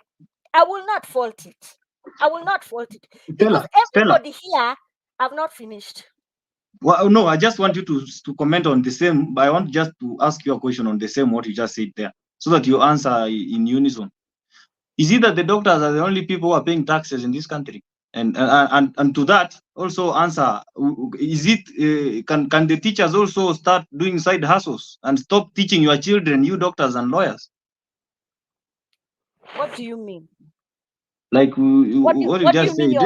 What are Teachers you have side hustles. Teachers have got supermarket, shops, Leo, tuitions. can we put this thing? I've seen anyone who has been employed by, if you're employed either private or you've been employed by the government, you must pay statutory taxes. That thing we cannot torokea. Here it is a must. So whether it is a teacher or what, everybody is paying taxes. I've not said that doctors are not paying taxes. Everybody is paying taxes. The thing is, the tax burden is too much for people who are salaried. And this is the thing which we've been trying and discuss with the guys of the employment. We are telling them, look here, you cannot tax mtu mwenye anapata less than 25,000 shillings. Tax someone mwenye anapata 25 because it will make sense. But now the problem is here. When this doctor is getting this amount of money, is not enough. That's why they are going to the CBA. They are saying the amount which was there before, Leo have shared with you that table. That money is not enough. They need to kuongezewa. If MPs and governors wanaweza jiongezea pesa, why can the doctors not going to add themselves money? Because it is, you see, your salary is your dignity. End of the day. We are not fighting. Your salary is your dignity. Even me, I go work. It is my employer telling me, I'll add you salary if my work is good. But if I lived with na ile mshahara yenye nilikuwa nayo 2017 na sasa tuko 2024 na kumbe house rent imepanda, stima imepanda, my whatever, my CPD, my entry ya CPD imepanda, everything which is going in an upward trend, you have a right to ask for that increase. It is not a crime. So if a doctor is asking for that, give him the benefit of that money so that kesho asubuhi akikuja, he feels that he's comfortable.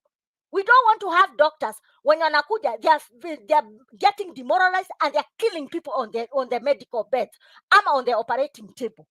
These people are human beings like you and me, so they need to be deserved respect. So even the guys at the ministry or even Nakhumicha has to understand these are human beings. Even her or me or Leo or whoever is here, if you get sick right now, first aid kitu ya kwanza utaenda wapi? The nearest hospital, maybe iko kwa government, maybe it is Kenyatta. Now, Ebu, tell me, when you're left hapo kwa casualty, then they say we've downed our tools, then you die. It is so sad when someone died kwa sababu he had an issue with his renal failure because the doctor said, I cannot continue, because every time tukienda tukidiscuss and nini na watu wa ministry, they keep on lying to us, and we know this government is a government of lies. The government is selfish to its own citizen. They don't care. They're selfish. If they cared, they could have paid those doctors, and those doctors, they go back to hospitals. Because it does not make any sense. Because you people, you can do wanton waste, where we have even reports that even hospitali watu wanapelekewa madawa, madaktari wanaiba. Fine, akiiba si anaenda kutafuta kitu ya kwenda kukula end of the day. So if you want to make the doctor akwe na moral support, muongeze hiyo mshahara yake, ndio at least afanye kazi vizuri. Because hata wewe mshahara yako ikikosa kuongezwa, you becoming kazi saa 12, unakuja kazi venye unataka. But mshahara haitaitosha.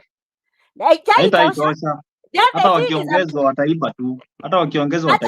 Hata akiiba, but end of the day this guy has to go to work, because akikuja hapo atakuwa feel that this is what I live for.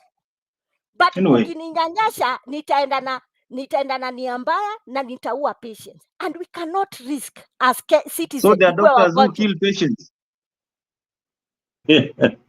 No, don't try well, Stella, you don't try and put words in my mouth. Let's try and respect the follow-up. I've said if a doctor is demoralized, he can able even decide to leave the patient akufe. We've seen what is happening in Nakuru. Some people were left in a renal machine and they died. Why? Because the doctors were told, down your tools, because they were being threatened with other doctors. If the government wangekuja waseme, look here, this is the amount which we are going to pay you. But so what has the salary got to do with the patient? Are you kidding me right now? Are you trying to test it's okay. me? No problem. I know I'm asking a very silly question. I'm asking a very, very silly question. I'm asking, wait, listen, Stella, let me try to what are you trying to rephrase. Ask me? No, let me rephrase the question then. Let me rephrase the question. You've been speaking for over 30 minutes. I'm listening. Let me rephrase the question. If you've just said that the doctors are demoralized, they just prefer to even leave a patient in a renal machine and they die, that means that even the doctors themselves are selfish. They are selfish. Yes, of course, I know the salary is supposed to be paid. I know you're supposed to be paid salary. But the patient is paying the bills. The patient is paying the bills. You see? If the patient, mama yangu ni mgonjwa, for example, I take her to a dialysis process every week. But since there are no doctors and I'm paying for that, and they just leave her because they are protesting that their salaries, are you saying that is not selfishness? Wacha nirudie tena. The thing is what I'm trying to listen to me. Na nimekwambia okay, Rudia, as we wind it up. I've said you are saying about the doctors anakula pesa. Listen, where you're going to pay the bill, unaenda kupe kwa accounts office. So accounts office ikishalipa hiyo pesa inaingia hapo, then kuna kuanga na mtu anakuja na collect hiyo pesa, and they go and tell the guys at the counties or the CEC, this is the amount of money which we have collected. It is not something which is kinetic, utalipa alafu fanyiwe. Now, the issue is here, if I've said and I've repeated myself, these doctors when they are getting demoralized, hatakuwa na morale ya kufanya kazi. Then what happens? Kuna kuwa na negligence. And this is what I'm trying to tell you, Honorable. Listen to me. Stop jumping into conclusions. If you live hata wewe mwenyewe, if you don't get your salary, you get demoralized. Same thing like a doctor. If the salary is not going to be increased, he's not being selfish, that's his right. Your salary is your dignity. Your salary is your right. And if you feel that you cannot get me to that work and you're forcing me to go to that work, then what you're going to do, you better leave out, bring someone who's competent, who can understand our issues, how we are going in as doctors. That's what I was saying. You feel the way the doctor ako hapo, alafu anakuwa threatened, then I've told you the ratio of a doctor to patient, they are 300. So that means this doctor is attending more than 50 people a day. So how many doctors are going to attend patients in every ward It is so painful. It is so painful. If even the same hospitals, zenye munasema ati the doctors are being selfish, the same government or the same whatever, they are not storing medicines. You cannot fault the doctor kama madawa hazijawekwa. Fault the government. The government ndio hakuweka madawa kwa hospitali. The government, they are not supplying No, you are stealing. gloves. Mnaiba No, madawa. madawa Mnaiba. gani? Nani Mnaiba ameiba? mnaweka kwa chemist. No, That's the okay, same thing I fine. said. I said Listen that to thing me. here. My brother told me, listen, my brother told me That is that your when he brother's was doing, story. That is your brother's no, story. he's a I'm doctor. telling you. Listen, that He's a is your doctor. brother. No, that is your brother's story. Me, That's an I'm example telling that you. is a That live is your example. example. That is your example. But I'm telling you, if a doctor goes When to you are Kenyatta refuting, today, you are no, refuting my I've example because it's said, if a doctor goes today and now, aende Kenyatta, ambiwe I, kwa casualty kuko na accident unit, there is no gloves, hakuna syringe, hakuna pipes, oxygen haiko, because the national government refused to give KNH money to go and buy supplies. So then you're telling me that the doctor, he's refuse. getting selfish. No, you're saying the doctor is getting selfish. Me, I'm coming on a way how I'm telling you how our doctor suffers. There are others, even they buy their own gloves. There are others, even they buy own gauge. There are others, even they have to buy their own mask. Because that same hospital, at your kwa county, it's not been supplied with provisions. Then this person akienda kusema I need my refund because I attended and I used 10 packets ya 10 packets ya gloves, ama 10 packets ya ya gauge, ama 10 packets ya mask. Then he's being told hiyo ni kazi ya serikali si yetu. So what are you trying to tell me? If a doctor is going to be paid 300,000, hiyo ni gross. Hebu niambie ni ngapi ataenda nayo kwa nyumba? He'll go with 200,000. Still he's going to be demoralized. Maybe one last question, Stella. If you are ill, for example, and I tell you that this public hospital is charging you about 1 million shillings for the operation and the care that you will receive, and there's another same private hospital that is charging the same kind of services, and you are supposed to choose one. Which one will you go to? I'll go to the private if I have the money. Why? End of the day. Why? Because the services are kinetic, because kuko na provisions ziko hapo which are readily available. And the doctor is there, readily available. No, you see, there's a doctor on call. What is happening for the for the counties? The doctors No, I just asked, they don't care. Constant. Then another thing you have to understand: the doctors are not enough in the doctors Stella, are not enough in counties. Stella, I've told you. Stella, my question are is, not enough in counties. Vincent, let us wind it up. My question was simple. You are not Leo, my question is very simple. If we have the same conditions, like kila kitu ni constant, everything is constant, the services are the same, but the difference is the name public and private. And she just said that she will go to a private. That means that the doctors themselves have killed the medical industry. No, doctor. It is your own county and your own governor. Hajapeana pesa. There are some people, when you go to even most of these slums, the poor urban areas, most parents take their kids in private school. There are some privates that even the environment is not that good compared. Public schools are well established, but people lost trust in public institutions.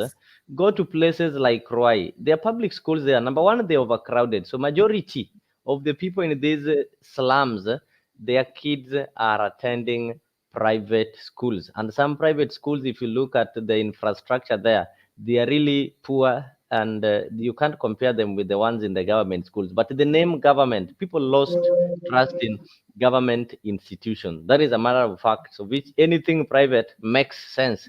Yeah, even in the government institutions, they have things they call private wing. I understand that one is there. Leo, you can twist the term government, but you cannot take government from the people. We are the government. You cannot take away the word government from us. We are the government. We make the government. We are the people who make the government. So, yes, we are. I agree. We are corrupt. So you're trying to tell me when I go to the hospital I'm corrupt? No, you are not understanding the question. If I go to hospital and I tell the doctor Mimi nimeumia na yeye ananiambia na leo sifanyi kazi. I pay him 1,000 and nitafutie kitanda. Am I corrupt? Yeah. Am I corrupt? Why am I Yes. corrupt? I'm desperate. Because Need is no. Guys, you are let us, just wasting. Stella, you No, can You, give your closing remarks, then Vincent, then Mzalendo, then we no. wrap it up. I'm asking this hata question. We almost I 6 go hata to hours. upake Kenyatta corruption, Hospital. I go to hata upake Kenyatta corruption Hospital. rangi, hata upake corruption makeup, corruption will be corruption. Hata upake makeup. But the thing is, what I'm trying to say, I'm in desperate need to be attended to. So if I pay that 1,000, it is because I'm asking because I am desperate. I am not You'll be corrupt. The doctor you'll be is corrupt setting because he has you'll be refused to give setting me the bed. you'll be setting a dangerous precedent in that hospital because So everyone will be paying that I 1,000. I die in the casualty bed. So I should die in the casualty bed. Even you're selfish because you don't care about humanity. I'm looking I will for my not bribe. humanity side. Yeah, I no. will not bribe Why? someone. You'll have to bribe because your life, you need your life Thank you more for than using the word anything. bribe. Thank you for No, using the word bribe. you're the one who raised it. You have one who have raised it. I'll bribe. And when I'll bribe, I need to get that bed. So I'm bribing because I am desperate. It is not That's because I'm Kenya for corrupt. us. I am desperate. That's Kenya. We thank God for Kenya. All right. Vincent, let me start with you. 3 Mm. minutes, just your closing remarks. Thank you. Thank you, Leo, for doing that because indeed this has been a very, very long conversation. And by the way, I think we should now talk about the teachers next because today you have exhausted about doctors and I've really had a lot of things here. And I think teachers are the most underrated profession in this country. And you guys just confirmed that it takes a very little shillings to train a teacher. That's why we are having fake doctors and we have thieves in the industry of health because we the teachers that are trained using a few resources.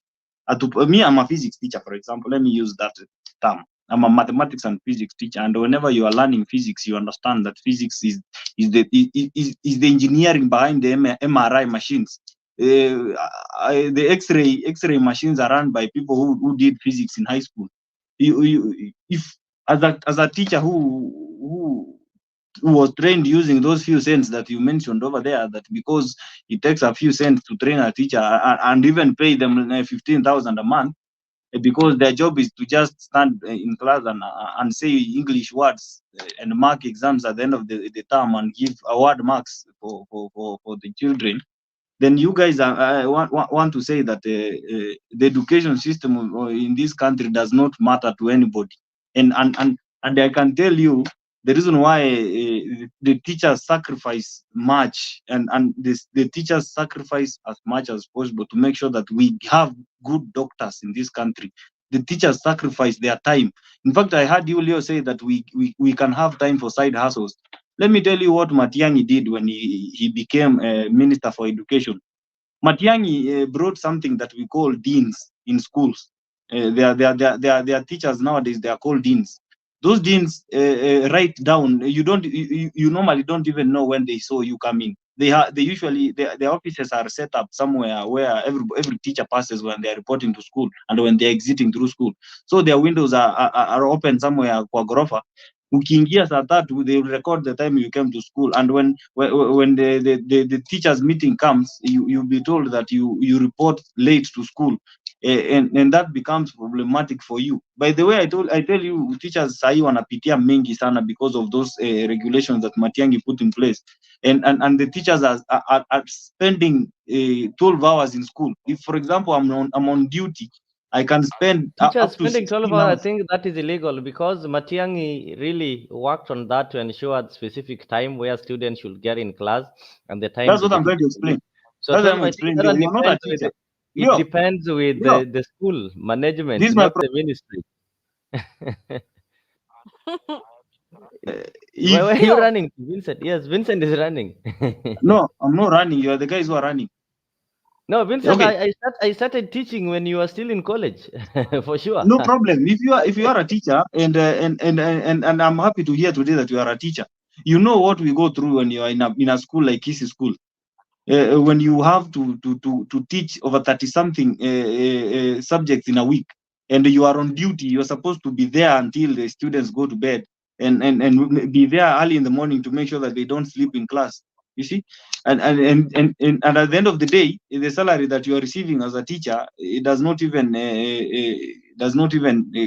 equal to the quota of what the doctors are earning. Of course, I agree that the doctors take a lot of training, but they go through the hands of able teachers like us, me and you. We give them that physics knowledge and chemistry knowledge to make sure that when they get into the profession of udaktari, they do a good job. That's why we have very competent doctors and lawyers in this country, and very competent professionals in every field, compared to other countries in Africa.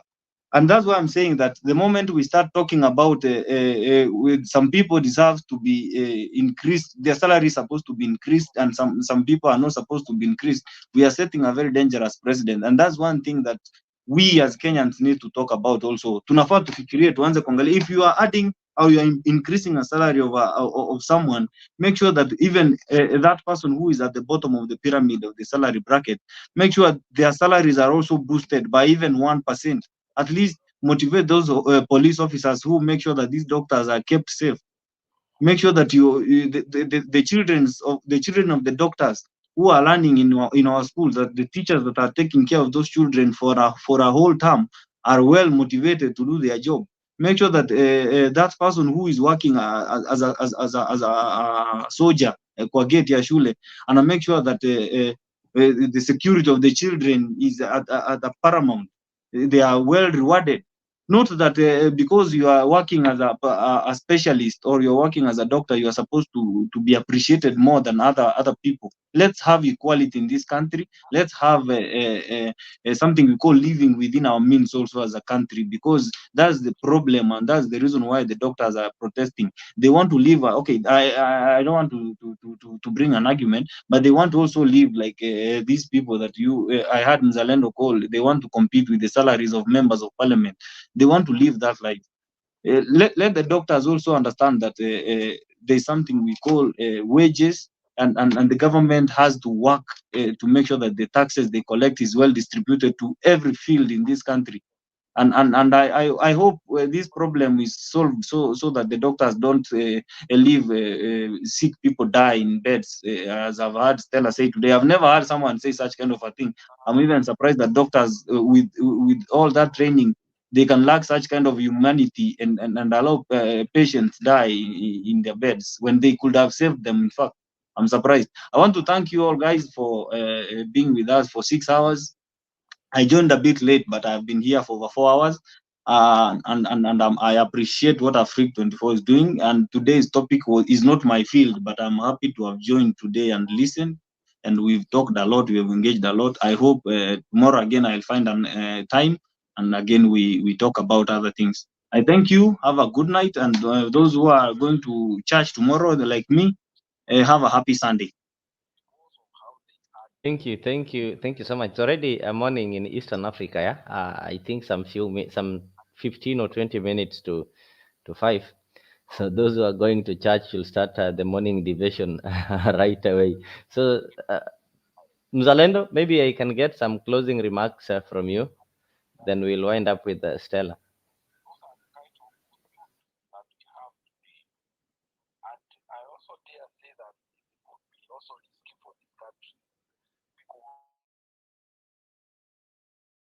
Hello, hey, thank you very much, Leo, and thank you to the panelists who have been here, the guys in the comment session. Today, I think we've had a very good discussion, although we veered off sometimes, but those are the issues affecting our country. And it's important that we discuss about them in the best way we know. And we learn a lot. We learn a lot from such forums. Although now you have realized how the health sector is corrupt, including the doctors themselves. People want to earn a lot of money in Kenya. And the reason why they want to earn a lot of money is because they're saying, oh, the taxes are a lot, so we need to earn more. But you see, they don't understand one thing. The more you earn, the more you are taxed. The more you earn, the more you are taxed. the more money you want to demand from the government, the higher the taxes become. And again, your lifestyle also changes a lot. For the issue of the doctors, there should be a body that is in charge of their salaries. We don't want to see doctors going on the streets as the patients are dying. They could be right in what they want to get, but let it be something reasonable and something that the government can afford. I've shown you doctors also earn overtime. They, apart from their normal salary, they are also earn overtime. So these are guys who are going home with some good amount of money that is not out in the public. The media should play its role. And to my friends who like criticizing the government or like seeing an opportunity to criticize the government, sometimes I look at the issues and the in-depth of the issue properly. Where did this issue start from and where is it heading to? Did it start with this government? No, it started with previous governments. And the main issue is that we come to negotiations with the doctors, with flight attendants. The other day, KQ was on strike, and we come up with very good documents, put them on the shelves. We don't implement them. The government should act on whatever they had agreed with the doctors. We cannot now revert into the negotiations. Let them have a payment plan that works for both parties, the government and the doctors. So that way we will be able to sort out the issue of the doctors. And even if they are negotiating on the negotiating table, they need to have representatives, they need to have lawyers who are representing their interest on that particular table. Unfortunately, in Kenya, the lawyers are compromised. The doctors might be compromised in that panel by the government. And we have this corrupt society that we live in. So we really pray for our country. We pray for a leader who will introduce corruption as a subject that should be taught in schools so that people understand the impact of corruption in each and every sector, be it in education, be it in health, be it in infrastructure development, and our daily being as Kenyans. Otherwise, Leo, I thank you. I thank you for being here this evening and staying up very, very late. And everybody else who has given us free knowledge, including my able and learned sister, Stella, Honorable Vincent. You are, I want to extend my gratitude for staying up late, being a young man, and definitely you have a good impression of young people who want good things to happen in their country. It's never too late to get good leadership in the country, and the young people should step up and take up the opportunity and leadership. You should be not limited to just small seats or assistants to leaders. You should go for the presidency. You should go for the AG if you qualify as a Kenyan. Otherwise, thank you very much and see you again. Thank you so much. Let me give it to Stella, and maybe just a reminder. We have the previous government or the past government. The mistakes that they did, they cannot correct because they're no longer there. So we really need depend on the current government. They're the ones who can bring change, because if we wait for what happened, what Moi did not manage to do, and his regime is already not there with us. The only regime that we can count on is the current one. So if teachers or doctors had some agreement that had not been fulfilled, the previous government cannot and will not fulfill it. It is the current government that can fulfill it or decide to defy it to the next government. So let me allow Stella to give her closing remarks. Okay, for me, it is every man for himself, God to be on our side. And right now, we have to understand where the rain has started beating us with this issue of health. What Nakhumicha is saying, I'm not confident with her. And especially when she's there and she's not understanding the medical field, which is also putting the country at risk. So My closing remarks is that doctors need to be, their CBA has to be obeyed from hook or crook, because we need to understand that the population has increased, our GDP has increased, our tax collection has increased, even salaries for MP has been increased, and allowances have been increased, and for also for MCAs and governors. So I don't understand why it is so difficult for the government not to add the 17% or the required amount of the CBA, which was discussed in 2013. So the thing is, the doctors have to be paid, and the health sector should not be taken as a joke, like people think that it is a backyard whatever to be joked about. These are people lives. If we have a population which is bursting right now, we are 52 million. So in 2017, even the population was not that high. So the doctors need to be respected. We are having more interns every day. We are having more teachers of doctors every day. We are Stella, having, nobody can hear you. I are can you hear hearing? her, Mzalendo. I can Yeah, hear her too. she's clear. Namsikia pia. Should I Is repeat it what I you said? can't hear what Stella Proceed. is saying alone? Proceed. But I It, can it, hear you, Mzalendo, the way you're talking. Mzalendo, maybe the problem is in your end. Eh? I have said Leo, can you we hear have. Stella? Yeah, I can hear Stella very Okay. clear.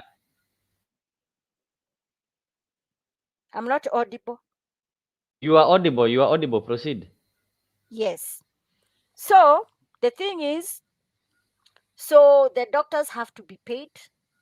So the population, what was there in 2013 and the population of 20, it has gone twice.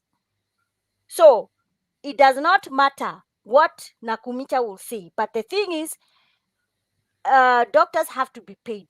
Our hospital needs to be provisioned and to put the medicine and also the equipment, so that even this NHIF, it has to come back again to be NHIF, because this shift is not working anymore to us. Leo, let me tell you the sad story. When I went to the hospital, because I was having some issues with the chest, imagine the hospital only took my insurance, but they told me to pay a rebate of 6,000 shillings from my NHIF. I asked the NHIF and I called them. I asked them what seems to be happening.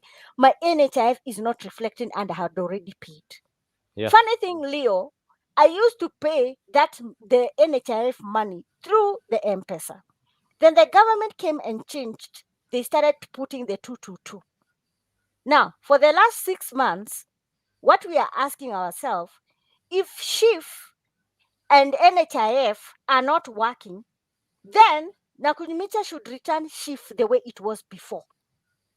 Because right now, Leo, if anyone who goes to private hospitals, they are not taking NHIF, which is so saddening.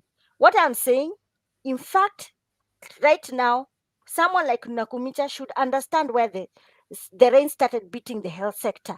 Yes, it happened maybe when he was not allowed. He was not around. She was not around. But she has to understand whether she had a degree in nursing or whatever.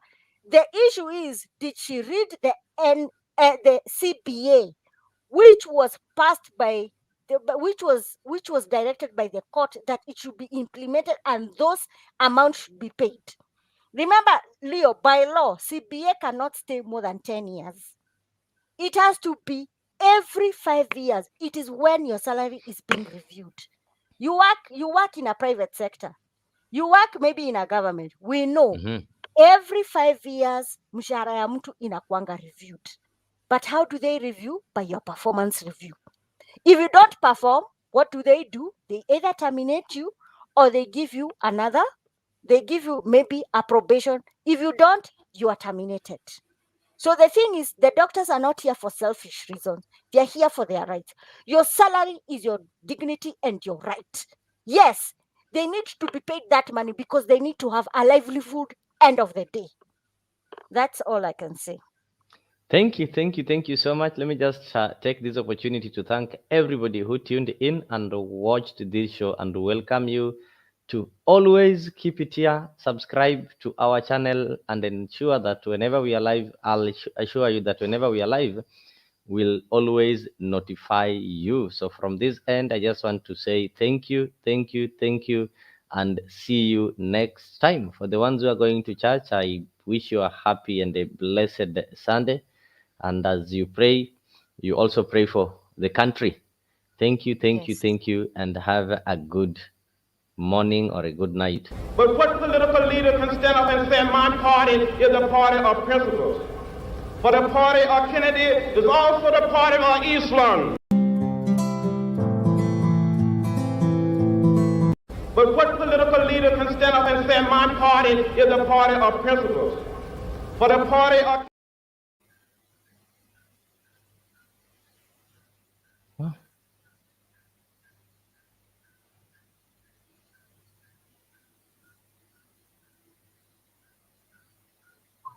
Yo, what are you doing?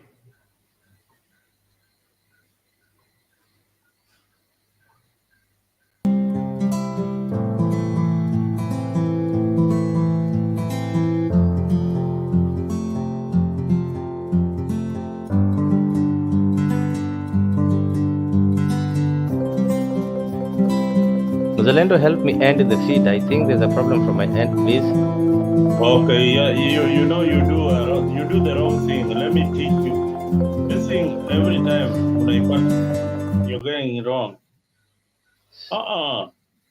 What are you Sorry. doing? No, there's a problem from my end. Kindly help me end it. Let me end it. Let me end it. Okay, Just hold on. Don't touch anything. Don't touch anything.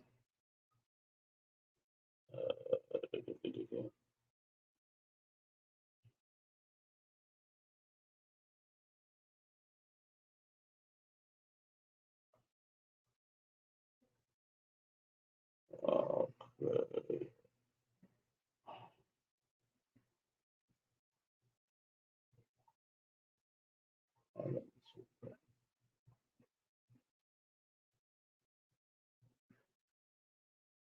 But what political leader can stand up and say, my party is a party of principles? For the party of Kennedy is also the party of Islam. The party of Jarvis is also the party of Goldwater. Where is our party? Where is the political party that will make it unnecessary to march on Washington? Where is the political party that will make it unnecessary to march in the streets of Birmingham? Where is the political party that will protect the citizen of Albany, Georgia? Do you know that in Albany, Georgia, 9 of our leaders have been indicted, not by the Dixiecrats, but by the federal government for peaceful protest? But what did the federal government do when Albany Deputy Sheriff beat Attorney C.B. King and left him half dead? What did the federal government do when local police officials kicked and assaulted the pregnant wife of Slater King and she lost her baby? Those who have said be patient and wait, we must say that we cannot be patient. We do not want our freedom gradually, but we want to be free now.